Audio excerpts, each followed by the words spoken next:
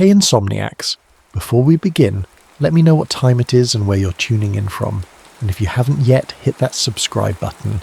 Now, let's begin. The Pacific stretched out like spilled mercury beneath the Malibu cliff house, catching the last light of day. Gabe Castell stood barefoot on Italian marble, watching ice melt in his untouched whiskey. Around him, beautiful people performed beautiful conversations, a carefully orchestrated symphony of laughter, gossip, and the soft electronic pulse of music that would never climb the charts, but somehow made everyone feel like insiders for recognizing it. Gabe, there you are. Eliza Sharp, his publicist, materialized at his elbow. Variety just arrived, and that Netflix exec keeps asking where you disappeared to. Gabe offered a smile he'd perfected over the last decade. Mysterious, slightly wounded, the smile of a man with depths you'd never plumb. Tell him I'm in the moment. Creative process. Eliza rolled her eyes. Your creative process cost $40,000 tonight. At least pretend to network. She wasn't wrong. Every week for the past 3 months, Gabe had been hemorrhaging money on these gatherings. The glass mansion rental alone was bleeding him dry. A modernist fever dream jutting from the coastline like a middle finger to gravity. But the algorithm was finally noticing. Gabe Castell and Castell Comeback had been trending twice this month. 4 years of industry exile were finally cracking. 4 years since Dorian King had stolen Silverdust and blackballed him from every studio. 4 years since Serena had walked away. A drone buzzed overhead, capturing calculated candids that would hit Instagram by morning. The swimming pool glowed cobalt, reflecting onto faces that had collectively spent millions altering their angles, their lighting, their reality. None of it was real. Not the conversations, not the connections, not the carefully dishevelled clothing that cost more than most people's monthly rent. But that was Hollywood, a dream factory built on beautiful lies. She's coming tonight, Eliza said quietly, eyes fixed on her phone. Her agent RSVP'd an hour ago. The glass in Gabe's hand stilled. Serena? With Dorian. Eliza's eyes met his. Gabe? Tell me this isn't all about her. But it was. Every party, every calculated social media post, every penny spent, all of it was scaffolding to rebuild what he'd lost, what Dorian had taken. Memory clawed at him. A threadbare apartment in Los Feliz 7 years ago. Serena's bare shoulders in morning light as she read his script aloud, voice catching on the dialogue. It's beautiful, Gabe, she'd whispered. This could be the one. Silverdust. His screenplay about a fading starlet who fakes her own death to escape fame, only to become obsessed with the mythology that builds around her ghost. Serena was meant to star in it. His words, her face. Before Dorian King had stolen both. They're here, Eliza murmured, nodding toward the entrance. And there she was, Serena Vale. Still impossibly luminous at 32, dark hair falling in waves past her shoulders. The face that had launched Gabe's career with his first short film, before everything imploded. Before the drinking, the spiral, the industry whispers, unstable, difficult, obsessive. Beside her stood Dorian King, 53 and powerful enough to end careers with a phone call. His arm wrapped possessively around Serena's waist, platinum Rolex catching the light. The 3-carat diamond on Serena's finger might as well have been a flag planted on conquered land. Smile, Eliza whispered. You're the host, remember? Gabe crossed the room, each step a performance of casual confidence. Faces turned to watch. This was the moment social media had been anticipating for weeks. Director Gabe Castell, the industry's beautiful disaster. Face to face with the man who'd destroyed him, and the woman he'd never stopped loving. Dorian, Gabe said, extending his hand. Glad you could make it. Dorian's handshake was brief, clinical. Quite the comeback tour you're staging. Just reconnecting with old friends. Gabe's eyes shifted to Serena. 7 years of history hung in the narrow space between them. "Gabriel," she said softly, using his full name the way only she ever had. "Serena," his voice caught on the edges of her name. "You look like everything I've ever written, like every dream I've failed to forget." "Well," he finished lamely. Something complicated moved behind her eyes. Recognition, regret, wariness.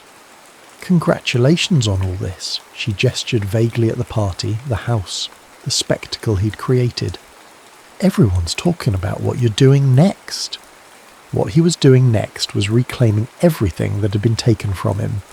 But he couldn't say that with Dorian's cold eyes tracking every micro-expression. "Just exploring options," Gabe said. "I hear congratulations are in order for you both." Serena's fingers unconsciously touched her engagement ring. "Thank you." "Summer wedding in Capri, I believe." Gabe smiled, letting them know he'd been paying attention. "I've seen every Instagram post, every interview, every red carpet where he parades you like a prize." "You should come," Dorian said, with the confidence of a man who knew the invitation would never be accepted. "For old time's sake." The conversation fractured into small talk, brittle and sharp-edged. When they finally drifted away into the crowd, Gabe retreated to the terrace overlooking the ocean. The night air felt thin in his lungs. His phone vibrated. A text from a number he hadn't deleted in 7 years. "Still finishing other people's sentences in your head? Some things never change. Meet me by the gazebo at 20. Alone." Gabe stared at Serena's message, heart pounding against his ribs like something caged and desperate. 20 minutes. After 7 years of silence, 20 minutes was nothing and everything. The gazebo sat at the property's edge, far from the party's orbit, close enough to the cliff's lip that the ocean's roar almost drowned out the distant baseline. Gabe arrived first, hands shoved deep in his pockets to hide their slight tremor. "I wasn't sure you'd come," Serena's voice emerged from the shadows moments before she did, a silhouette in midnight blue becoming flesh as she stepped into the faint light. "I wasn't sure you'd remember the gazebo was here," Gabe countered, watching her face for tells, the microsecond tightening at the corner of her mouth when she was constructing a lie. The almost imperceptible flare of her nostrils when something mattered more than she wanted to admit. "I did my research." She moved beside him at the railing, careful to maintain several inches of space between them. "This place belongs to Martin Kearns, doesn't it? You two work together on Lowlands. Before Dorian made sure my name was quietly removed from the final credits." Serena sighed. "Are we really starting there? Where would you prefer to start? Your engagement party?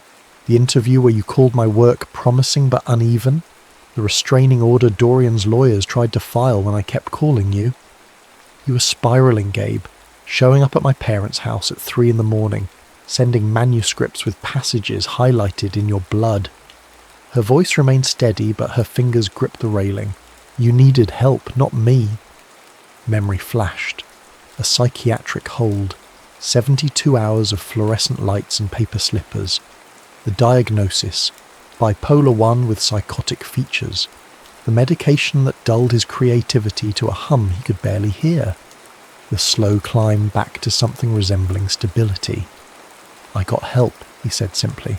2 years of therapy, medication, sobriety. A half-truth. He'd been sober exactly 11 days, just long enough to ensure he wouldn't slur his words when Serena finally saw him again. Her eyes softened. "I'm glad." "Why are you here, Serena?" "Officially? Because you're the industry's prodigal son and Dorian's production company is considering you for a limited series. And unofficially..."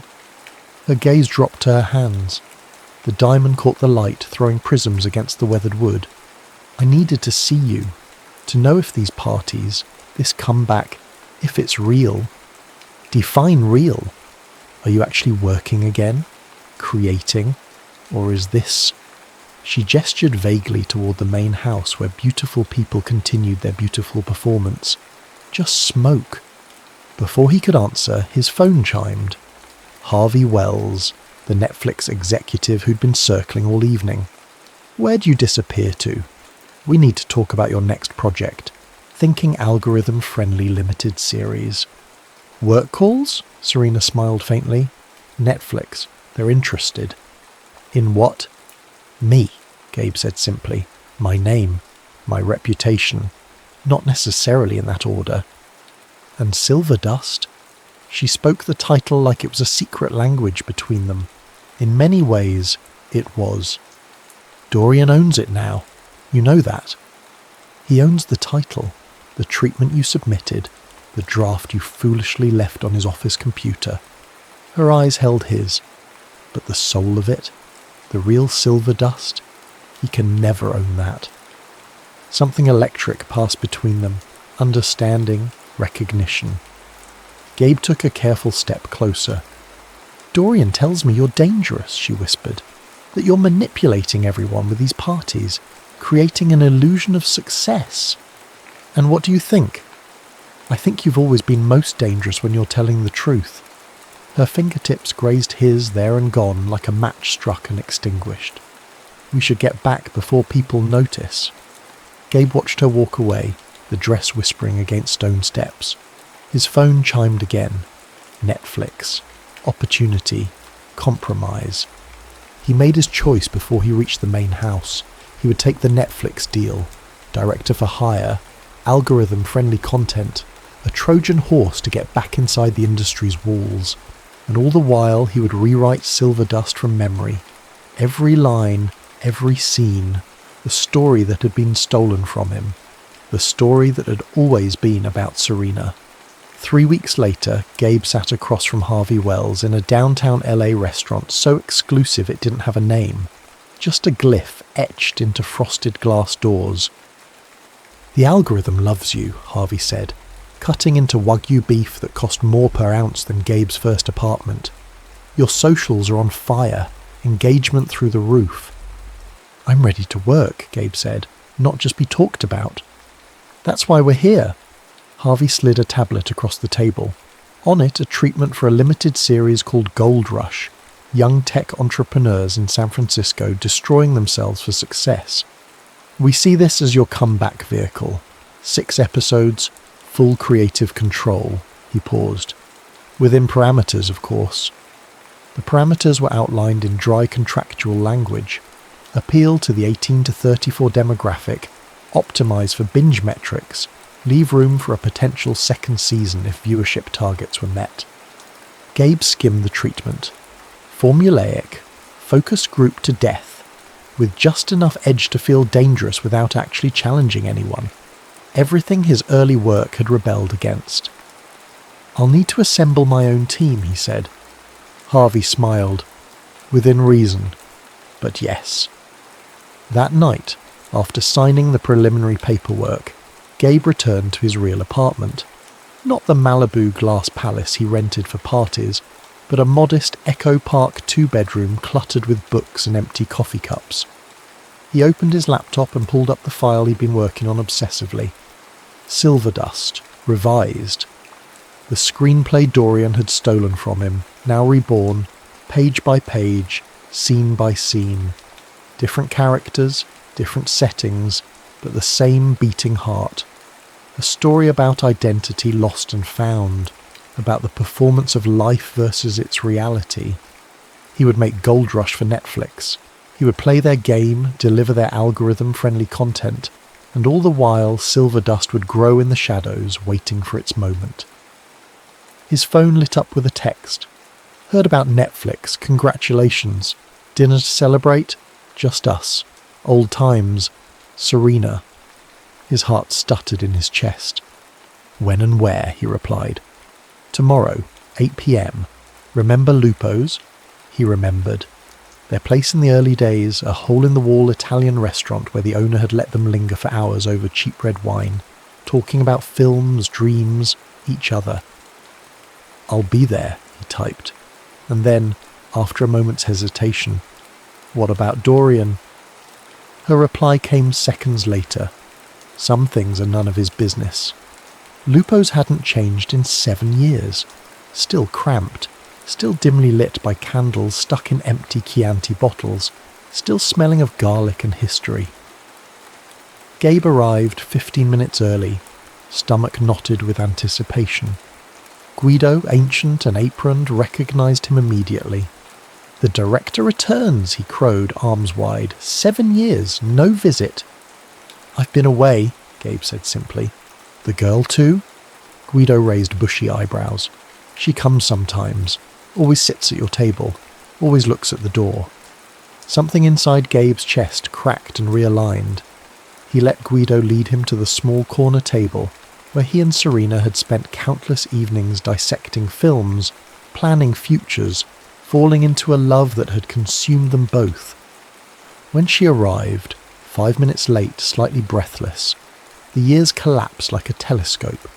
Serena in jeans and a simple black sweater, hair pulled back, minimal makeup.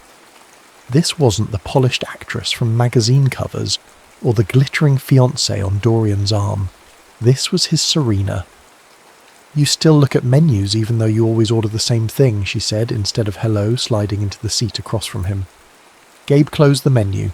Spaghetti alle vongole, with extra red pepper flakes. Her smile was soft, unguarded. Some things never change. "And some things do," he countered, nodding toward her engagement ring. Serena twisted it absently. "We should get that out of the way first." "Your engagement to the man who destroyed my career and stole my screenplay? Yes, let's." She winced. "It's not that simple." "Enlighten me." Serena glanced around, lowered her voice. When things fell apart, Dorian was there. He promised to protect me from the fallout. Your behaviour was becoming erratic, frightening. The industry was whispering that I was just as unstable for staying with you. So you traded up to someone stable, someone powerful. "I traded up to someone safe," she corrected. "You were brilliant, Gabe, but that brilliance was burning you alive, and me along with it. And now? Is Dorian King everything a girl could want? Private jets, production deals, your name above the title." "It's comfortable," she said after a moment. "Predictable." "You used to hate predictable." "I used to think chaos was romantic," she met his gaze. "Dorian doesn't challenge me creatively. He doesn't understand why I sometimes need to drive to the beach at 3 a.m. to watch the sunrise. But he never shows up at my door incoherent, having not slept for 4 days, convinced the industry has hidden cameras in his apartment." The waiter arrived, saving Gabe from responding immediately. They ordered their old usuals, vongole for him, arrabbiata for her, a bottle of the house red that was terrible and perfect. When they were alone again, Gabe leaned forward. "I was sick, Serena. Undiagnosed. Untreated. I know that now." Her fingers found his across the table, a brief electric touch. "But you've gotten help. You're making a show for Netflix." "I'm making algorithm fodder for Netflix," he corrected. "It's not Silverdust." Her eyes widened slightly. "Are you still fixated on that?" "Aren't you? The story was always about you. About us." "It was about a woman so desperate to escape fame she destroys herself," Serena said quietly. "It was about authenticity in a world of performance."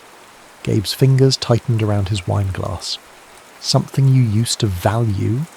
Silence stretched between them. In the background, Guido was arguing with someone in the kitchen, the familiar soundtrack of their past. "Tell me about your Netflix show," she said finally. "Tech bros destroying their souls for success. Familiar enough to be safe, edgy enough to feel dangerous. And you'll direct all episodes?" "And executive produce." He smiled wryly. "Hollywood loves a redemption story almost as much as it loves a downfall." The conversation shifted, flowing into safer channels. Films they'd seen, mutual friends, the changing landscape of the industry. By the third glass of wine, they were laughing about old memories. The time they'd snuck onto the Universal lot, the disastrous Thanksgiving with her parents, the puppy they'd rescued and then had to give away when they couldn't afford the apartment pet deposit. "Remember that night in the valley?" Serena said, eyes bright with wine and memory. When your car broke down and we walked 3 miles to that 24-hour diner. You were wearing my jacket because you were cold, Gabe recalled, and those ridiculous heels that gave you blisters. So you carried me the last half mile. And you recited the entire opening monologue from Sunset Boulevard to keep me entertained. Their eyes met across the table, something ancient and familiar passing between them. "I've missed this," she whispered. "Missed you." "Then why are you marrying him?" She looked away. "Because he's what I should want. Stability. Success. A partner who doesn't disappear into his work for days at a time."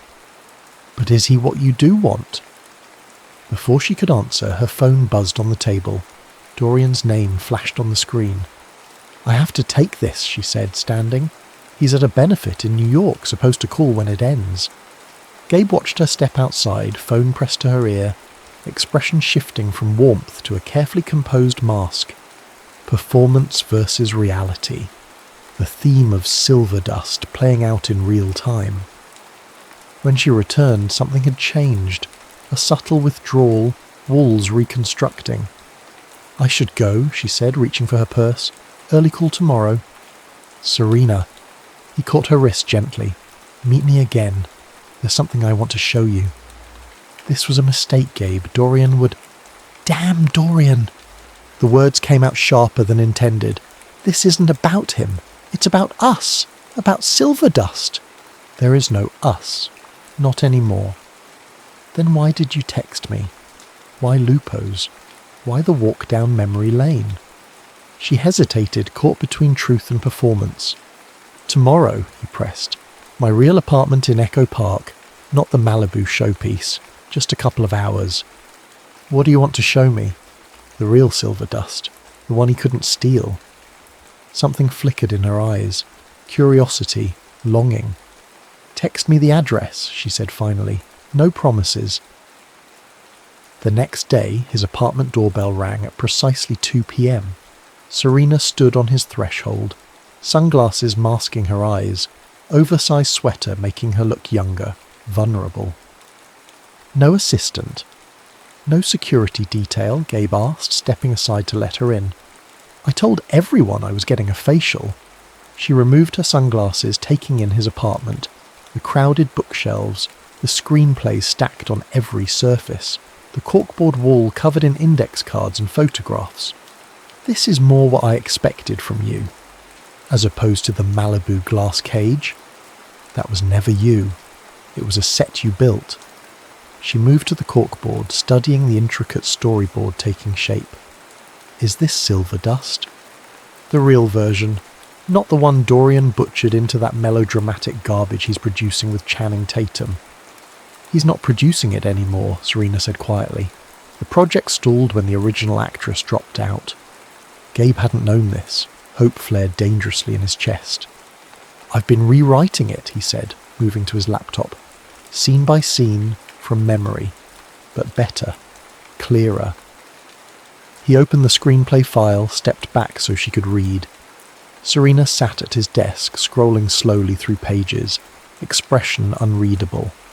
10 minutes passed in silence, then 20. "This is beautiful, Gabe," she finally whispered. "It's what it always should have been." "It was always about you," he said softly. "About us." She turned to face him, eyes glistening. "There was a photographer outside Lupo's last night. Someone spotted us." Gabe felt the floor tilt beneath him. "Dorian?" "His assistant sent him the alert this morning. We had a fight." "I'm sorry." "Are you?" Her gaze was penetrating.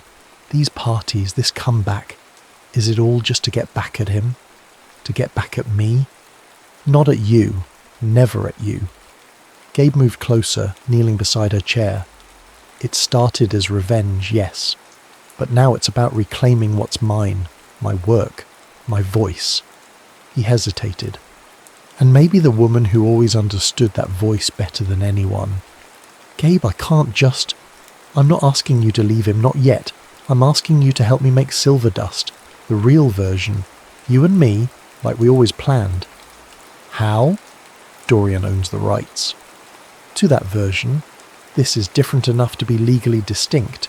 New title, new character names.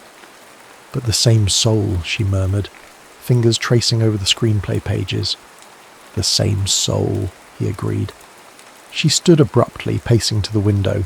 This is crazy. I have a contract with Universal, a wedding in 4 months, a life that doesn't include... Doesn't include what? Passion? Truth? The work that actually matters to you? Gabe followed her. When was the last time you took a role that scared you? That wasn't carefully calculated for market appeal. That's not fair. None of this is fair. Dorian stealing my screenplay wasn't fair. You walking away wasn't fair. I had to survive, her voice cracked. You were drowning, Gabe, and pulling me under with you. I'm not drowning anymore. He took her hands in his. I'm medicated, stable, clear. For how long? Until the pressure builds again. Until the voices come back. They never leave, he admitted. But I've learned to live with them. To use them.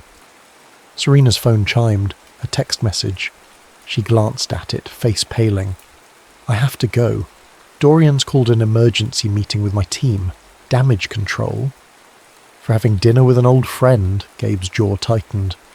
For having dinner with the unstable director I left for my current fiancé, who happens to be one of the most powerful men in Hollywood. She gathered her purse, movements jerky with anxiety. This was a mistake. Serena, wait. But she was already moving toward the door, the performance of composure crumbling at the edges. I'll call you, she said, not meeting his eyes, when things calm down. After she left, Gabe stood in the sudden emptiness of his apartment, the ghost of her perfume lingering. His phone buzzed with a text from his Netflix producer. Script revisions needed by Friday. Testing suggests darker tone for pilot. He ignored it, returning to his laptop where Silverdust glowed on the screen. Serena had left it open to a scene he'd written the night before, the protagonist realizing her entire identity had become a performance so convincing she no longer recognized her true self beneath it. Art imitating life.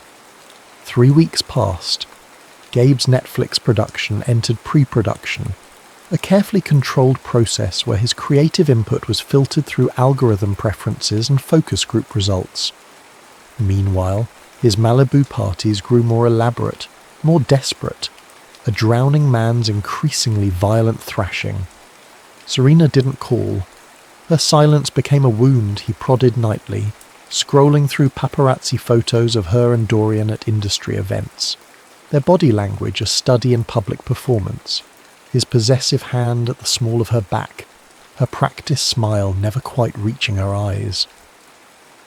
The tabloid narrative crystallized around them, Hollywood's power couple weathering the brief return of her unstable ex, Dorian, magnanimous and understanding, Serena, apologetic and loyal.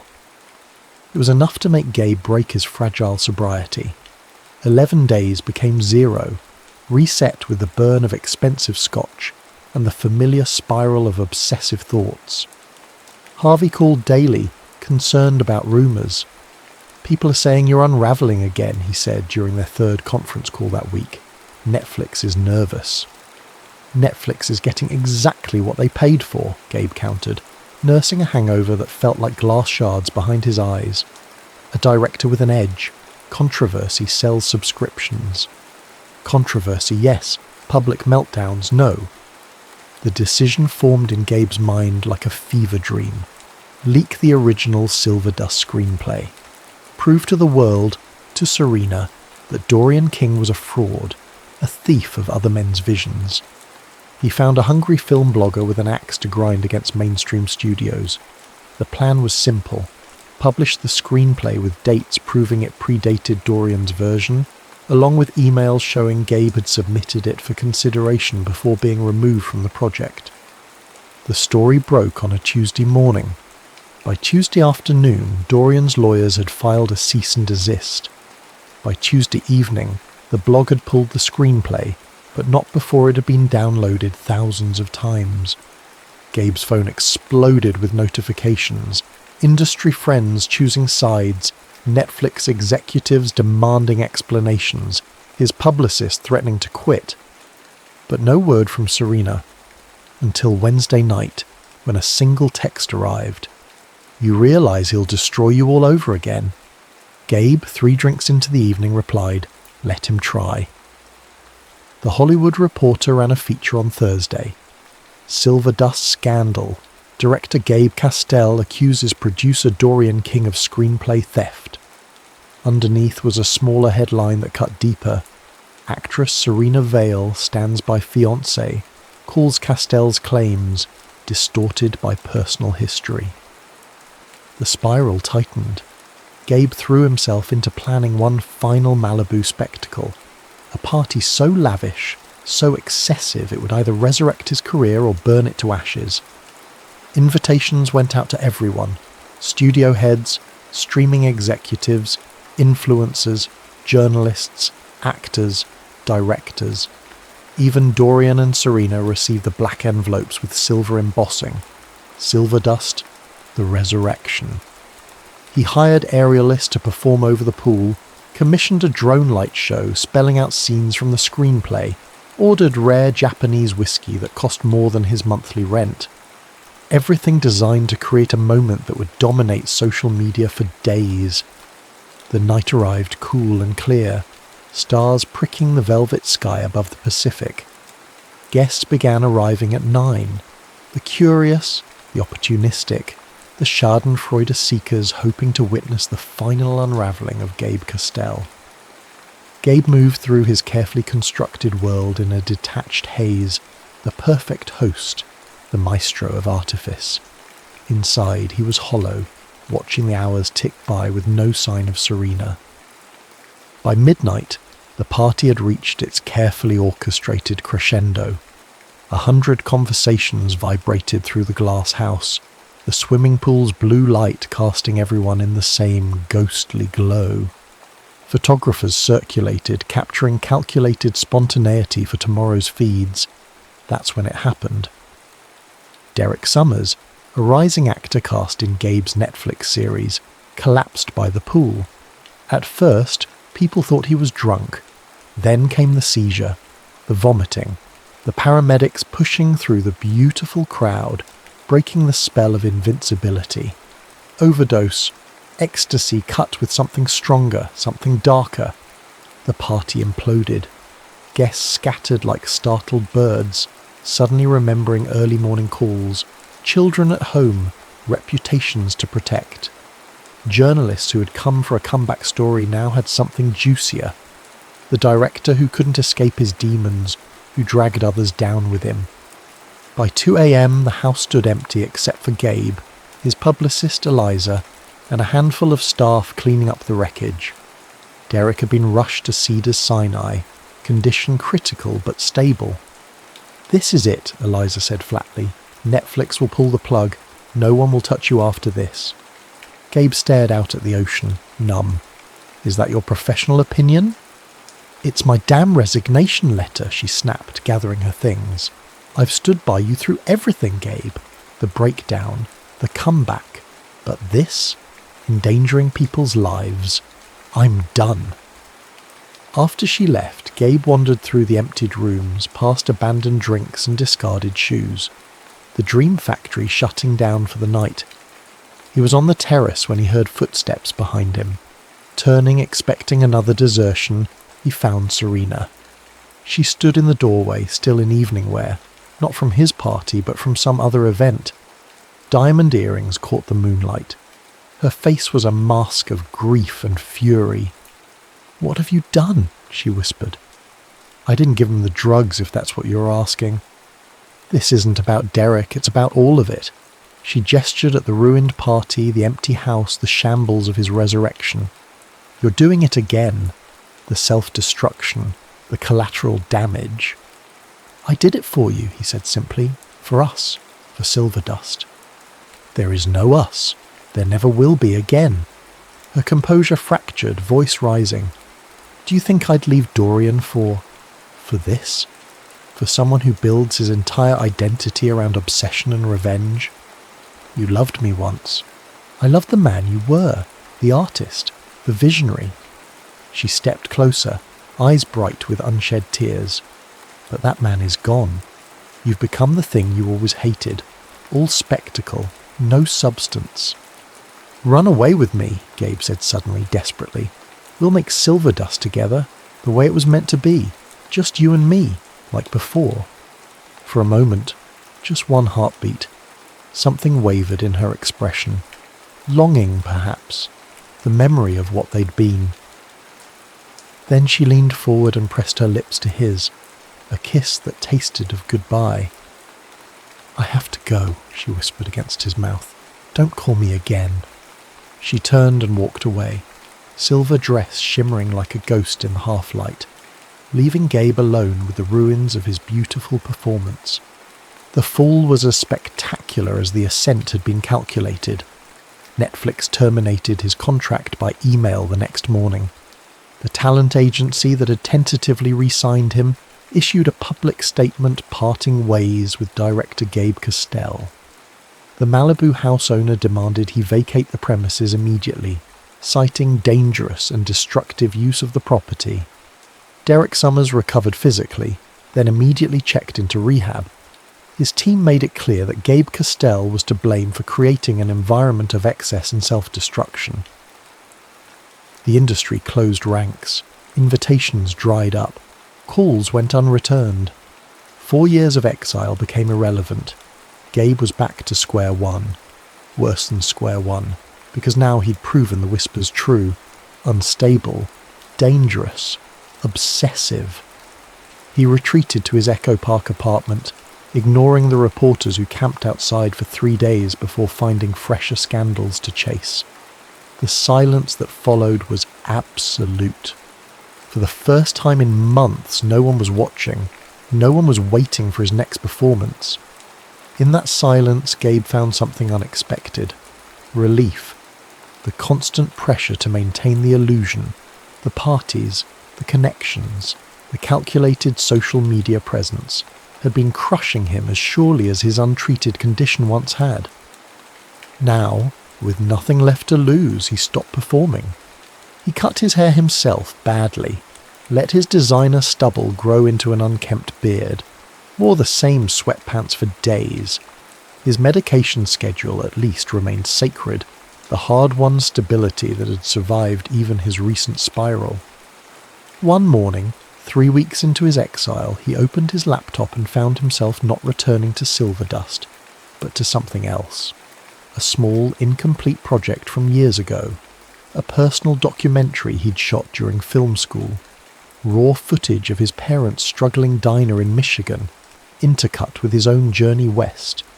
No commercial prospects, no algorithm-friendly hooks. Just truth, unvarnished and intimate.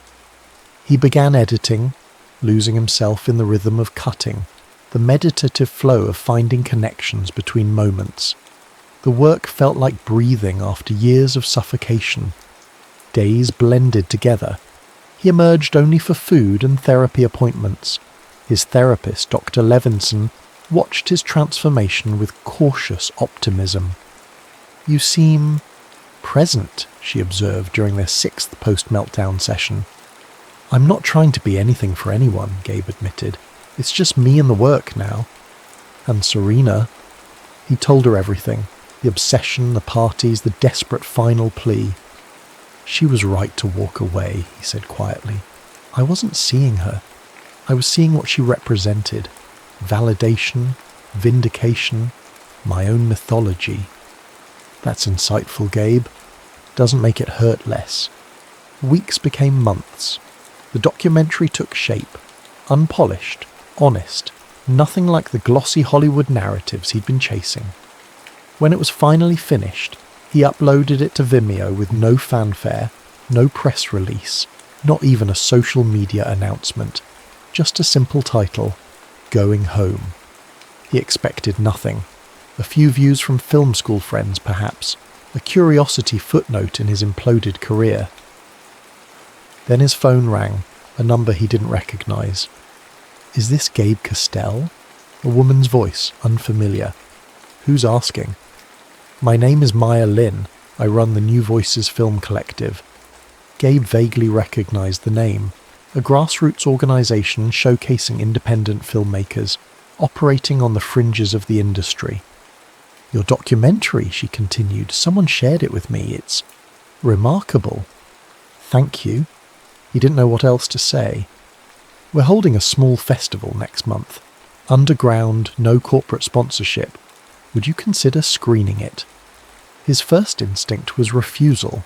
Public appearance meant performance, meant expectations, meant the possibility of seeing Serena and Dorian, meant... "Just the film," Maya said, as if reading his thoughts. "No press, no red carpet, just filmmakers sharing honest work." Something in her voice, earnest, unpolished, resonated with the person he was trying to become. "Send me the details," he said. The New Voices Film Collective operated out of a converted warehouse in downtown LA, far from the Hollywood Hills and Malibu mansions. The festival audience consisted mostly of film students, indie directors, and the occasional industry outlier drawn to authentic storytelling. Gabe arrived alone, bearded and in a simple black sweater, unrecognizable to most. He sat in the back row as his documentary played to a room of strangers, watching their reactions instead of the familiar footage. They laughed at unexpected moments, grew quiet during scenes he thought mundane.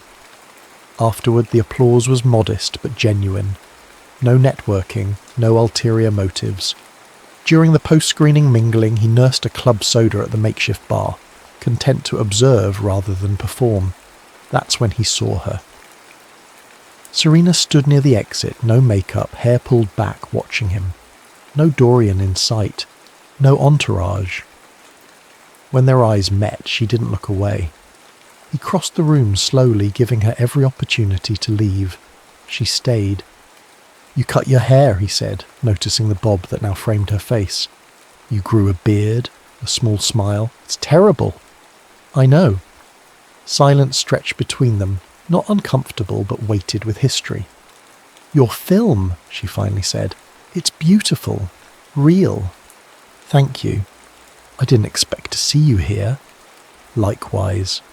He studied her face, searching for signs of the anger from their last encounter, finding none. "Is Dorian—" "We're taking a break," she interrupted, "indefinitely." Gabe absorbed this, careful not to reveal the hope flaring in his chest. "I'm sorry." "Are you?" "Yes," he said, surprising himself with his sincerity. "I never wanted to hurt you." "Didn't you?" Her gaze was direct, unflinching. "Wasn't that the point of everything? The parties, the screenplay leak, the spectacle?" "I thought I wanted revenge," he admitted. "But I was really just trying to get back to you. To us. To who I was when you believed in me." She looked away, blinking rapidly. "I'm directing now," she said, changing the subject. "Small projects. Nothing commercial yet." That's amazing, Serena." "It's terrifying," a genuine smile now. "But it feels right." They moved outside, the cool night air a relief from the crowded warehouse. For an hour they walked and talked, not about the past but about their current projects, films they'd seen, books that had moved them. No performance, just conversation. When they reached her car, Gabe finally asked the question that had been hovering unspoken. "Why are you here tonight? Really?" Serena leaned against her car door, considering. "I saw your film online. It reminded me of who you were when we met, before everything." "I'm trying to find that person again," Gabe said quietly. "I think you're succeeding." She reached out, her fingers briefly touching his bearded cheek. "I'm proud of you, Gabe. Not for making a comeback or proving anyone wrong, just for making something true." "Will I see you again?" She smiled, a little sad, a little hopeful. "I don't know. Maybe. When we're both ready." They embraced, a long moment of connection without expectation. When they separated, something had shifted. Not reconciliation exactly, but a gentle closing of one chapter and the possible opening of another. "Goodbye, Gabriel," she whispered, using his full name one last time. Goodbye, Serena. He watched her drive away, feeling not devastation but a strange, peaceful clarity. For 7 years he'd been chasing a ghost, not just Serena, but the man he'd been with her, the artist he'd believed himself to be. The real work would be finding that man again without her as his mirror. 1 year later, a small independent theatre in Silver Lake hosted the premiere of a film called Stardust, written and directed by Gabe Castell, shot on 16mm film, featuring unknown actors. The story was familiar yet transformed. A filmmaker loses everything and must discover who he is without his career, his muse, his carefully constructed identity. No algorithm-friendly plot points, no focus-grouped ending, just raw human truth about performance versus reality. The theatre was only half full, but among those present was Dorian King, sitting in the back row, watching with inscrutable eyes the film that had evolved from the screenplay he'd stolen years ago. And in the middle row, quietly observing, sat Serena Vale. Not as Gabe's date or his muse, but as a fellow artist. They had spoken occasionally over the past year, professional conversations, cautious friendship rebuilding from the ashes of obsession. As the final scene played out, the protagonist standing alone on a cliff overlooking the ocean, whispering to himself, none of it was real, until now. Gabe watched Serena's reflection in the darkened screen. A small smile played on her lips, recognition perhaps, or approval. When the lights came up and modest applause filled the theatre, their eyes met briefly across the rows of seats. She nodded once. Acknowledgement, respect, maybe even pride. It wasn't the Hollywood ending he'd once scripted for them. There was no dramatic reconciliation, no running away together to make movie magic. But it was real, and after a lifetime of performance, real was enough.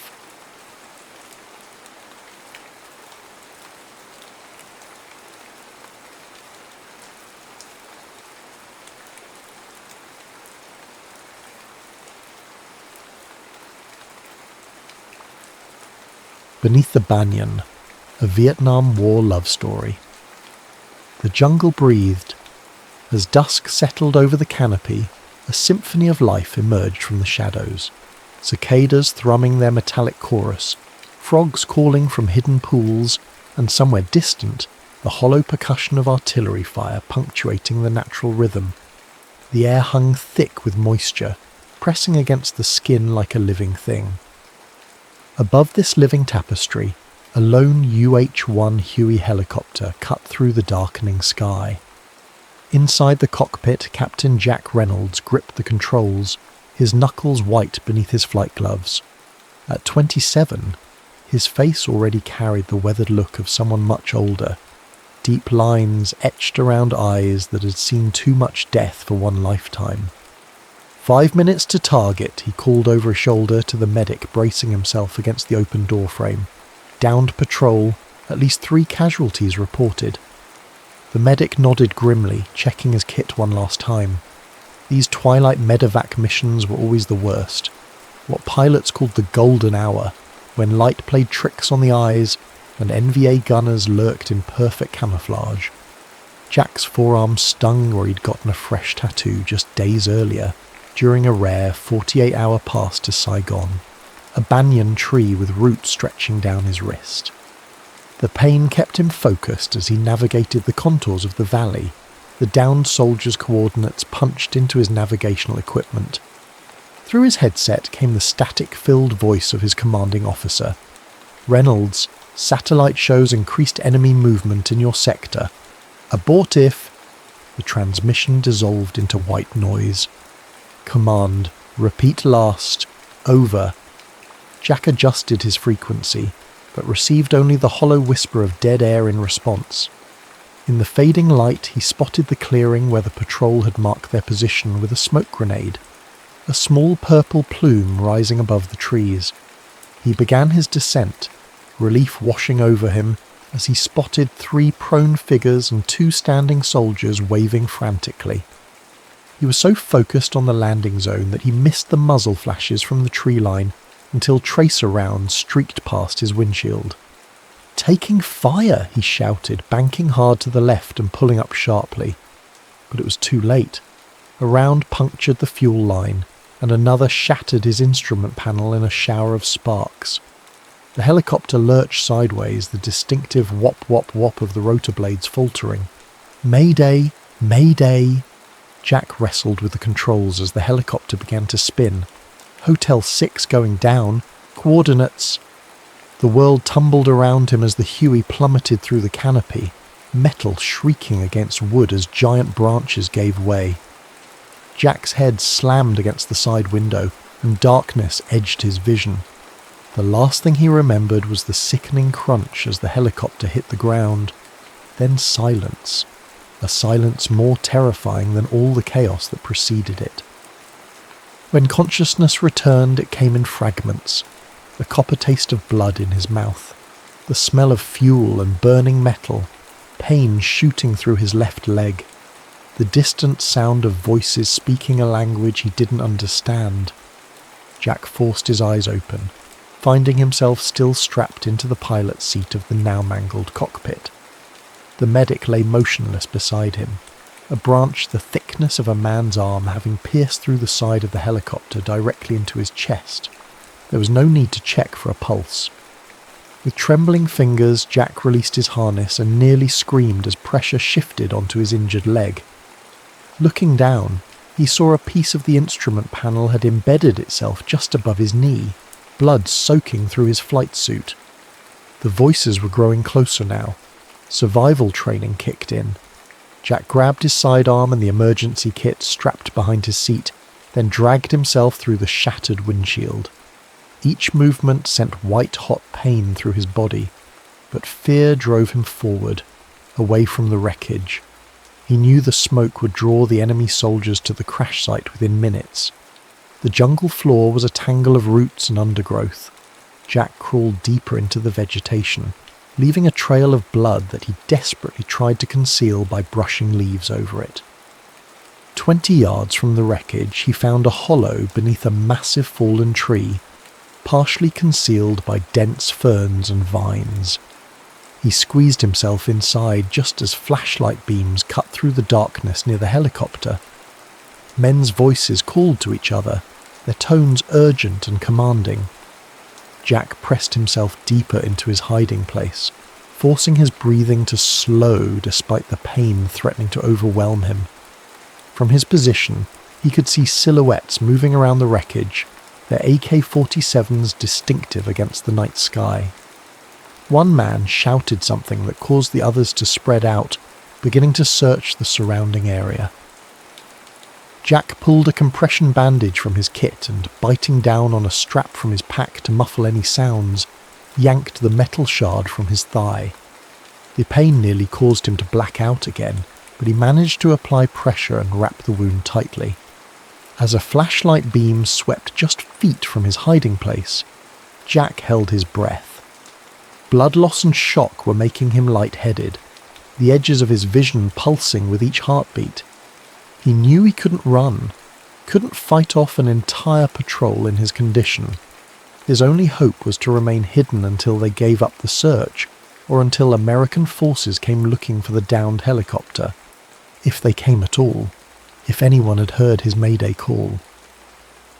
The voices and flashlights eventually moved deeper into the jungle, but Jack dared not move. Night fully descended, bringing with it a chorus of unfamiliar sounds and the distant rumble of bombings miles away.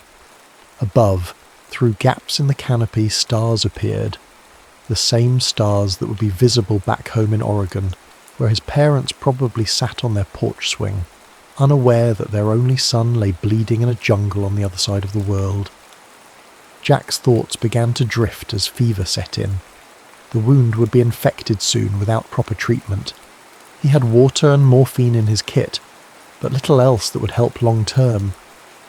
In the darkness, as consciousness began to slip away once more, he realized with stark clarity that he might die here, alone, beneath an alien sky. His last coherent thought before surrendering to the darkness was of the Banyan tattoo on his arm. How fitting that he might end his life beneath the jungle roots, like the ink that marked his skin. Dawn broke over the jungle, light filtering through layers of mist and leaves to create beams that seemed solid enough to touch. Nguyen Mai Lin moved silently through the undergrowth, her slight figure barely disturbing the morning dew that clung to every surface. At 22, Lin carried herself with the quiet dignity of someone who had known suffering intimately. Her dark hair was pulled back in a practical braid, and her hands, small but strong, clutched a woven basket already half filled with medicinal plants and fungi. She was the youngest daughter of the village healer, and had spent her life learning which leaves calmed fevers, which roots stopped bleeding, which barks eased pain. After completing her official training with the Vietnamese Red Cross, she'd returned to her village when many others fled, determined to care for those who couldn't, or wouldn't, leave their ancestral homes despite the war raging around them. This morning she was searching for a particular fungus that grew on fallen logs after heavy rain. The village elder had developed a persistent cough, and Lin's mother needed the fungus to prepare a remedy. But her thoughts were elsewhere, troubled by news that had arrived the previous night. Her cousin's village 20 miles south had been bombed, leaving few survivors. This war had already taken too much. 3 years earlier, her brother Van had been killed by an American bombing while working in the rice fields. She still kept his blood-stained shirt, unable to wash away the last physical connection to him. The memory of identifying his broken body remained vivid, a wound that never fully healed. A distant sound pulled her from her thoughts, metal groaning against wood, unnatural in the organic symphony of the jungle. Lin froze, listening. It could be a patrol from either side, and neither would be welcome. The villagers existed in a precarious balance, suspected by both sides of aiding the enemy. Curiosity and caution warred within her. She slowly moved toward the sound. Through a break in the vegetation she spotted it, the crumpled remains of an American helicopter, its olive-green fuselage now wrapped in vines as if the jungle were already reclaiming it. Lin crouched lower, scanning the area for soldiers. Finding none, she crept closer, basket tucked against her side. The aircraft had clearly crashed the previous night. Scorch marks blackened the metal, and broken branches still showed fresh green wounds where the helicopter had torn through the canopy. She reached the wreckage and peered inside, holding a hand over her nose against the smell of fuel and death. A body remained strapped in one of the seats, but the pilot's chair was empty, its harness hanging loose. Blood stained the controls and floor. Someone had survived. Years of training as a healer overcame her instinctive fear of Americans. A wounded person, even an enemy, needed help.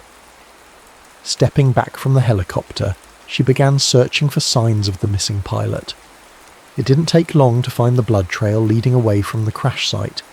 It was partially concealed but obvious to someone who knew what to look for. Lin followed it slowly, ears straining for any sound that might indicate danger.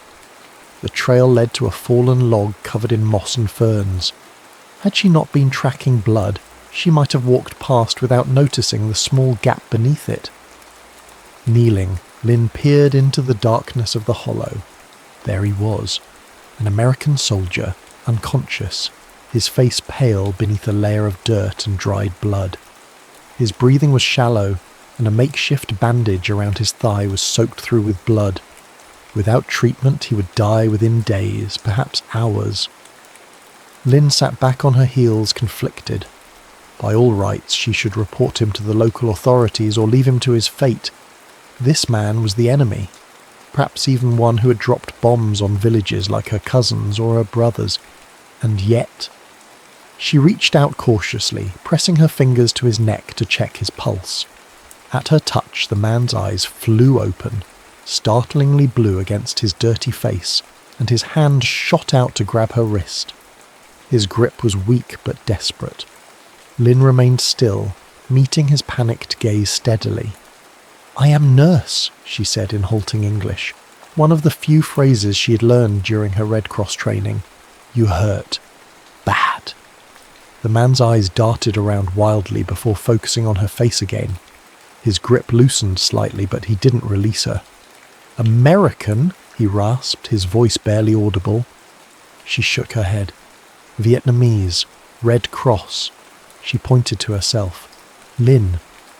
He studied her face, confusion and pain evident in his expression.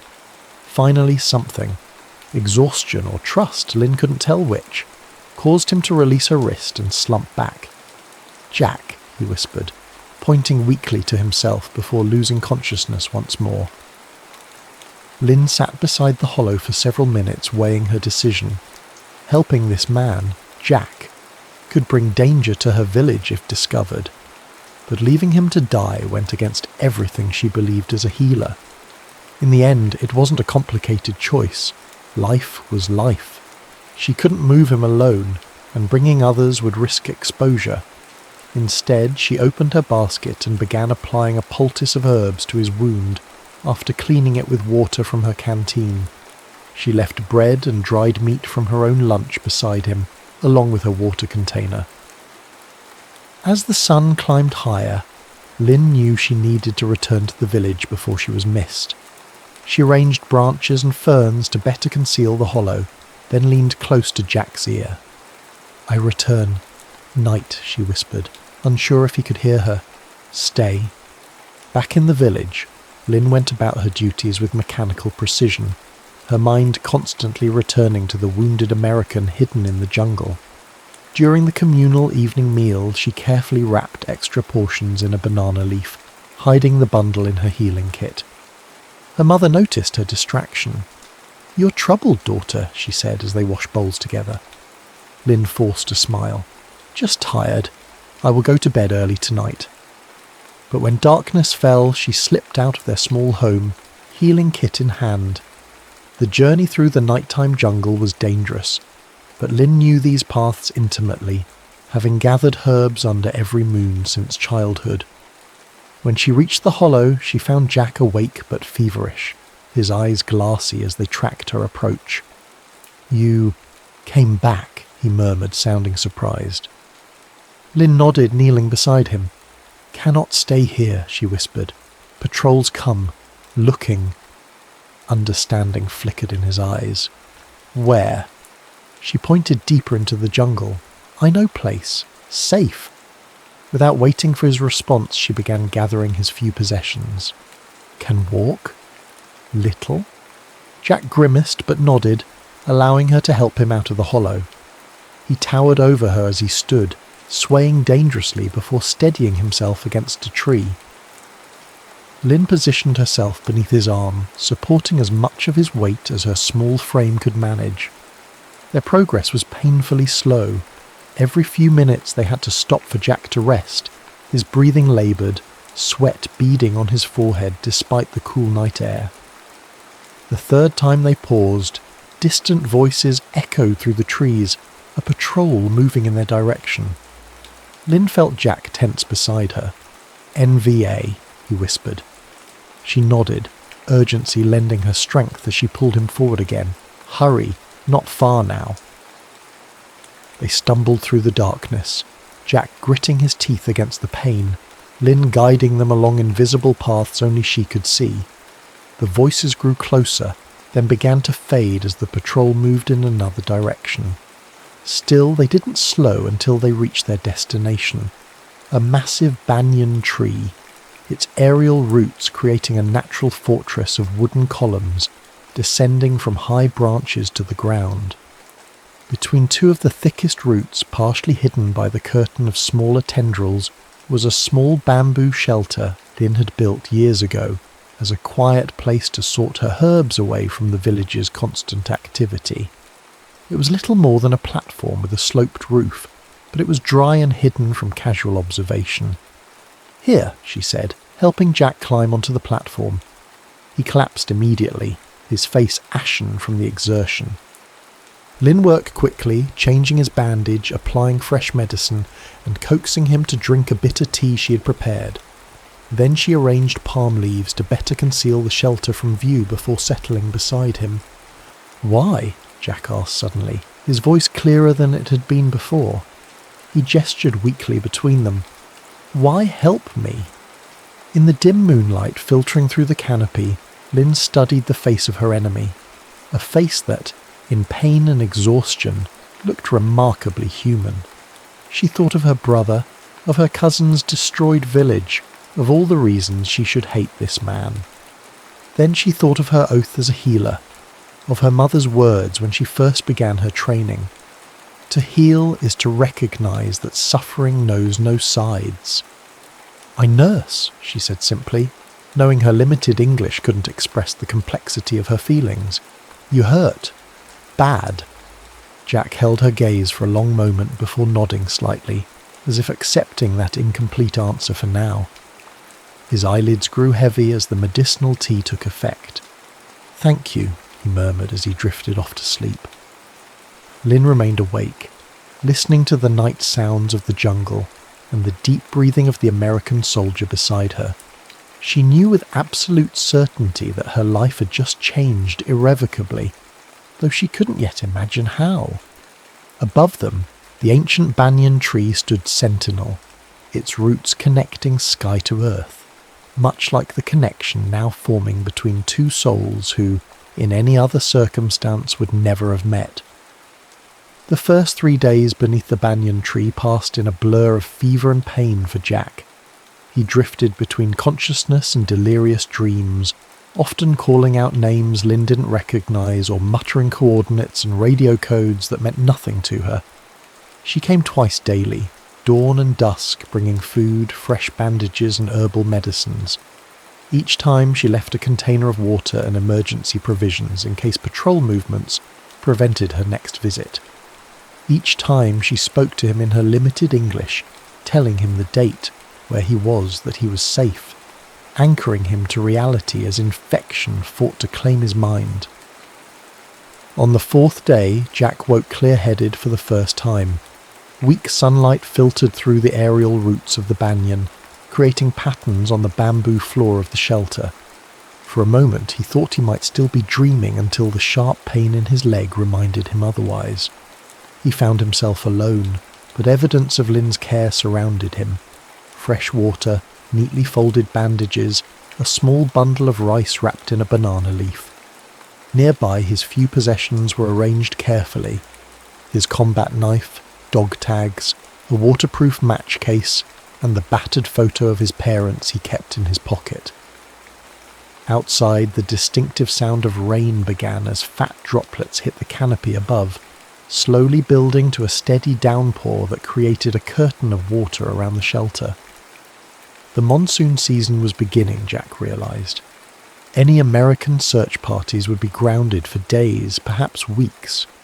He was stranded, at the mercy of a Vietnamese nurse who had every reason to hate him. When Lin appeared through the rain that evening, she froze momentarily upon seeing Jack sitting up, alert and watching her approach. A cautious smile spread across her face. "You better," she stated, setting down her basket and kneeling to examine his wound. "Thanks to you," Jack replied, wincing slightly as she removed the bandage. The angry red infection around the gash had receded, though the wound itself remained serious.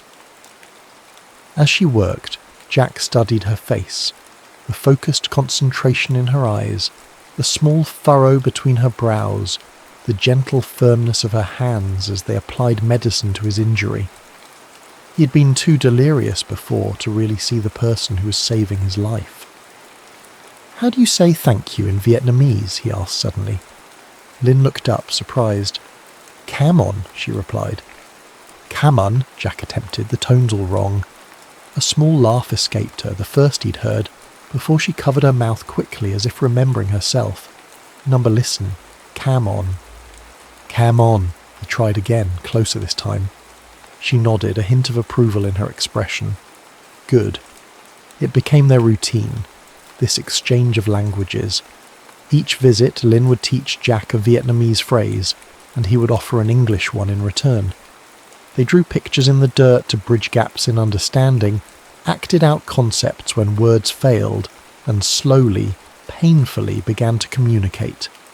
From her he learned jiao, pain, nuok, water, and eat. From him she learned helicopter, pilot, Oregon. The words were lifelines thrown across the chasm of war that separated them. On the 7th day, as monsoon rains continued unabated, Lynn arrived at midday, something she had never done before. Her clothes were soaked, her expression troubled. "Patrols," she explained, making a sweeping motion with her hand. "Many, looking for American pilot." Jack nodded grimly. His leg was healing, but he still couldn't put much weight on it. Couldn't run if discovered. "Dangerous for you," he said slowly, choosing words he knew she would understand. "To help me?" Lynn shrugged, the simple gesture conveying a complexity of emotion her English couldn't express.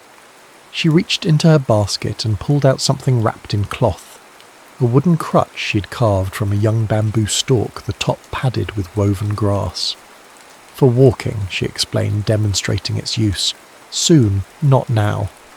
The care evident in the craftsmanship, the smoothed handle, the perfectly sized height, struck Jack deeply. This woman had not only risked her safety to heal him, but had devoted precious time to ensure he could eventually move independently. "Why?" he asked. The same question he had posed that first night, but now with more force behind it. "Why help enemy?" Lynn hesitated, searching for words.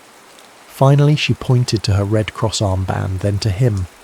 "Not enemy, person." She placed a hand over her heart. "Here, no war." Rain drummed on the shelter's roof as they sat in silence, the weight of her words hanging between them. Eventually Lynn sighed and began unpacking her basket. More food than usual, extra bandages, and a worn deck of playing cards. "I stay," she said. "Today. Rain too much." They spent the afternoon playing simple card games, Lynn teaching Jack a Vietnamese game called Tien Len, and Jack showing her how to play war. The language of cards became another bridge between them, filled with laughter and exaggerated sighs of defeat. As daylight began to fade, Lynn lit a small smokeless candle she had brought, its flame casting warm light within their shelter, while rain continued to isolate them from the world outside. In that gentle illumination, Jack told Lynn about his life before the war, about his family's small farm in Oregon, about studying engineering in college, about being drafted just 3 credits short of graduation. He spoke slowly, using simple words and gestures, unsure how much he understood, but needing to share himself with someone after months of keeping everything locked inside. When he finished, Lynn was quiet for a long moment. Then, haltingly, she began her own story. She told him about her training as a healer, about her village, about her brother Van who had died in an American bombing 3 years earlier. Jack's stomach twisted with guilt at this revelation. For the first time, the war became real to him, in a way that flying high above the jungle had never allowed. Here was the human cost sitting across from him with eyes that somehow held both grief and compassion. "I'm sorry," he said, knowing the words were wholly inadequate. "For your brother, for this war." Lynn looked down at her hands. "You drop bombs?"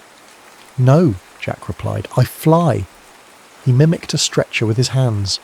"Wounded soldiers. Save them." She nodded slowly, absorbing this information. "Same," she said eventually, pointing to herself. "Same work."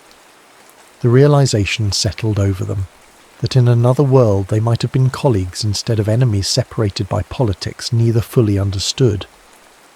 The candle burned lower as night deepened outside. Soon Lynn would have to return to her village despite the rain, but neither moved to end this rare moment of connection. "Teach me," Jack said suddenly, pointing to her, then to his mouth. "Your name. Full name." "Nguyen Mai Lin," she pronounced carefully. Jack tried, stumbling over the unfamiliar tones, making Lynn smile despite herself. Again and again he attempted it, each effort bringing him closer until finally he managed a recognizable approximation. "Nguyen Mai Lin," he said, meeting her eyes directly. "Beautiful name." Something shifted in that moment. A boundary crossed without either fully acknowledging it. Lynn broke their gaze first, busying herself with gathering her things as the candle flickered its last light. "Tomorrow," she said, standing to leave, "I bring book, English learning book, from before war." Jack nodded, suddenly reluctant to see her go. "Be careful," he said. "Patrols." She paused at the edge of the shelter, rain still falling beyond the protective roots of the banyan. "Always careful," she assured him, then hesitated as if wanting to say more. Instead, she reached out and briefly touched his hand, a fleeting contact that felt monumental in its deliberateness. Then she was gone, a shadow dissolving into the rainy darkness. Jack lay back on his makeshift bed, listening to the rhythm of the downpour, feeling the phantom warmth of her touch on his skin. He knew he should be planning his escape, figuring out how to reach American forces once he could walk again. It was his duty as a soldier. Instead, he found himself looking forward to tomorrow, to Lynn's return, to learning more Vietnamese phrases and sharing more of himself with her. It was dangerous, this connection forming between them, more dangerous perhaps than the patrols searching for him. Yet as sleep claimed him, his last thoughts were not of escape, but of dark eyes that held no hatred, of gentle hands that healed rather than harmed, and of a voice carefully pronouncing English words as if each one were a gift rather than a necessity. Outside, the ancient banyan stood unmoved by the deluge, its roots reaching deep into soil that knew no allegiance to any flag or cause, only to life itself. By the third week, Jack could stand with the help of the crutch Lynn had made. His first tentative steps around the shelter left him exhausted but triumphant. The wound had closed, leaving an angry red scar that pulled tight when he moved but no longer threatened his life. "Soon," Lynn said, watching him practice walking in increasingly wider circles around the banyan tree. "Soon you walk to American zone." She pointed south, where they both knew American forces controlled territory about 30 miles away. Jack nodded, but without enthusiasm. The prospect of leaving, of returning to the war, to his unit, to being Captain Reynolds instead of just Jack, filled him with a strange reluctance he couldn't articulate even to himself. Their time together had taken on a dreamlike quality, isolated from the conflict that raged beyond their small sanctuary. With Lynn's English textbook and Jack's patient teaching, their conversations had deepened beyond simple exchanges. They spoke of families and dreams, of favourite foods and childhood memories. In the evenings, when Lynn could stay longer, they sat shoulder to shoulder, watching fireflies dance among the aerial roots of the banyan. Neither acknowledged the growing tension between them, the lingering glances, the way their hands would brush when passing objects, the comfortable silences that communicated more than words ever could. Until the night everything changed. Lynn arrived after sunset, her face taut with worry. "Soldiers come to village," she said without preamble. "Ask questions about American pilot." She mimicked someone looking around suspiciously. "They watch me." Jack felt cold fear settle in his stomach. "Someone saw you coming here?" She shook her head. "Not think so, but..." She hesitated, struggling for words. "They know someone helps American. They search jungle tomorrow." She gestured to the surrounding areas. Everywhere. The implication was clear. His time in the sanctuary was over. "I'll leave tonight," Jack said immediately. "Go south. You've shown me the way." He began gathering his few possessions. "You've risked too much already." Lynn caught his arm, stopping him. "Number night dangerous. Many patrols." She pointed to his leg. "Not strong enough." "I can't stay," Jack insisted. "They'll find me, and then they'll find you helped me." The thought of what would happen to her if that occurred was unbearable. I have plan, Lynn said. Tomorrow I take you part way, no safe path. She spread a rough map she had drawn on a piece of bark. Here, old temple. You hide one day. Next night, go this way. Her finger traced a route along a river. 3 days walking, find Americans. Jack studied the map, recognizing the logic in her plan while hating the danger it placed her in. Come with me, he said suddenly, looking up to meet her eyes. Lynn froze, surprise evident on her face. What? Come with me, he repeated, taking her hand. To the American zone. I can protect you there. She pulled her hand away slowly, sadness replacing the surprise in her expression. My family here. Mother, younger sisters. Village needs healer. She shook her head. America not my place. After the war then, Jack pressed, knowing he was being irrational but unable to stop. When it's over, I'll come back for you. Lynn's smile was gentle but tinged with something like pity. War not end soon. Years, maybe.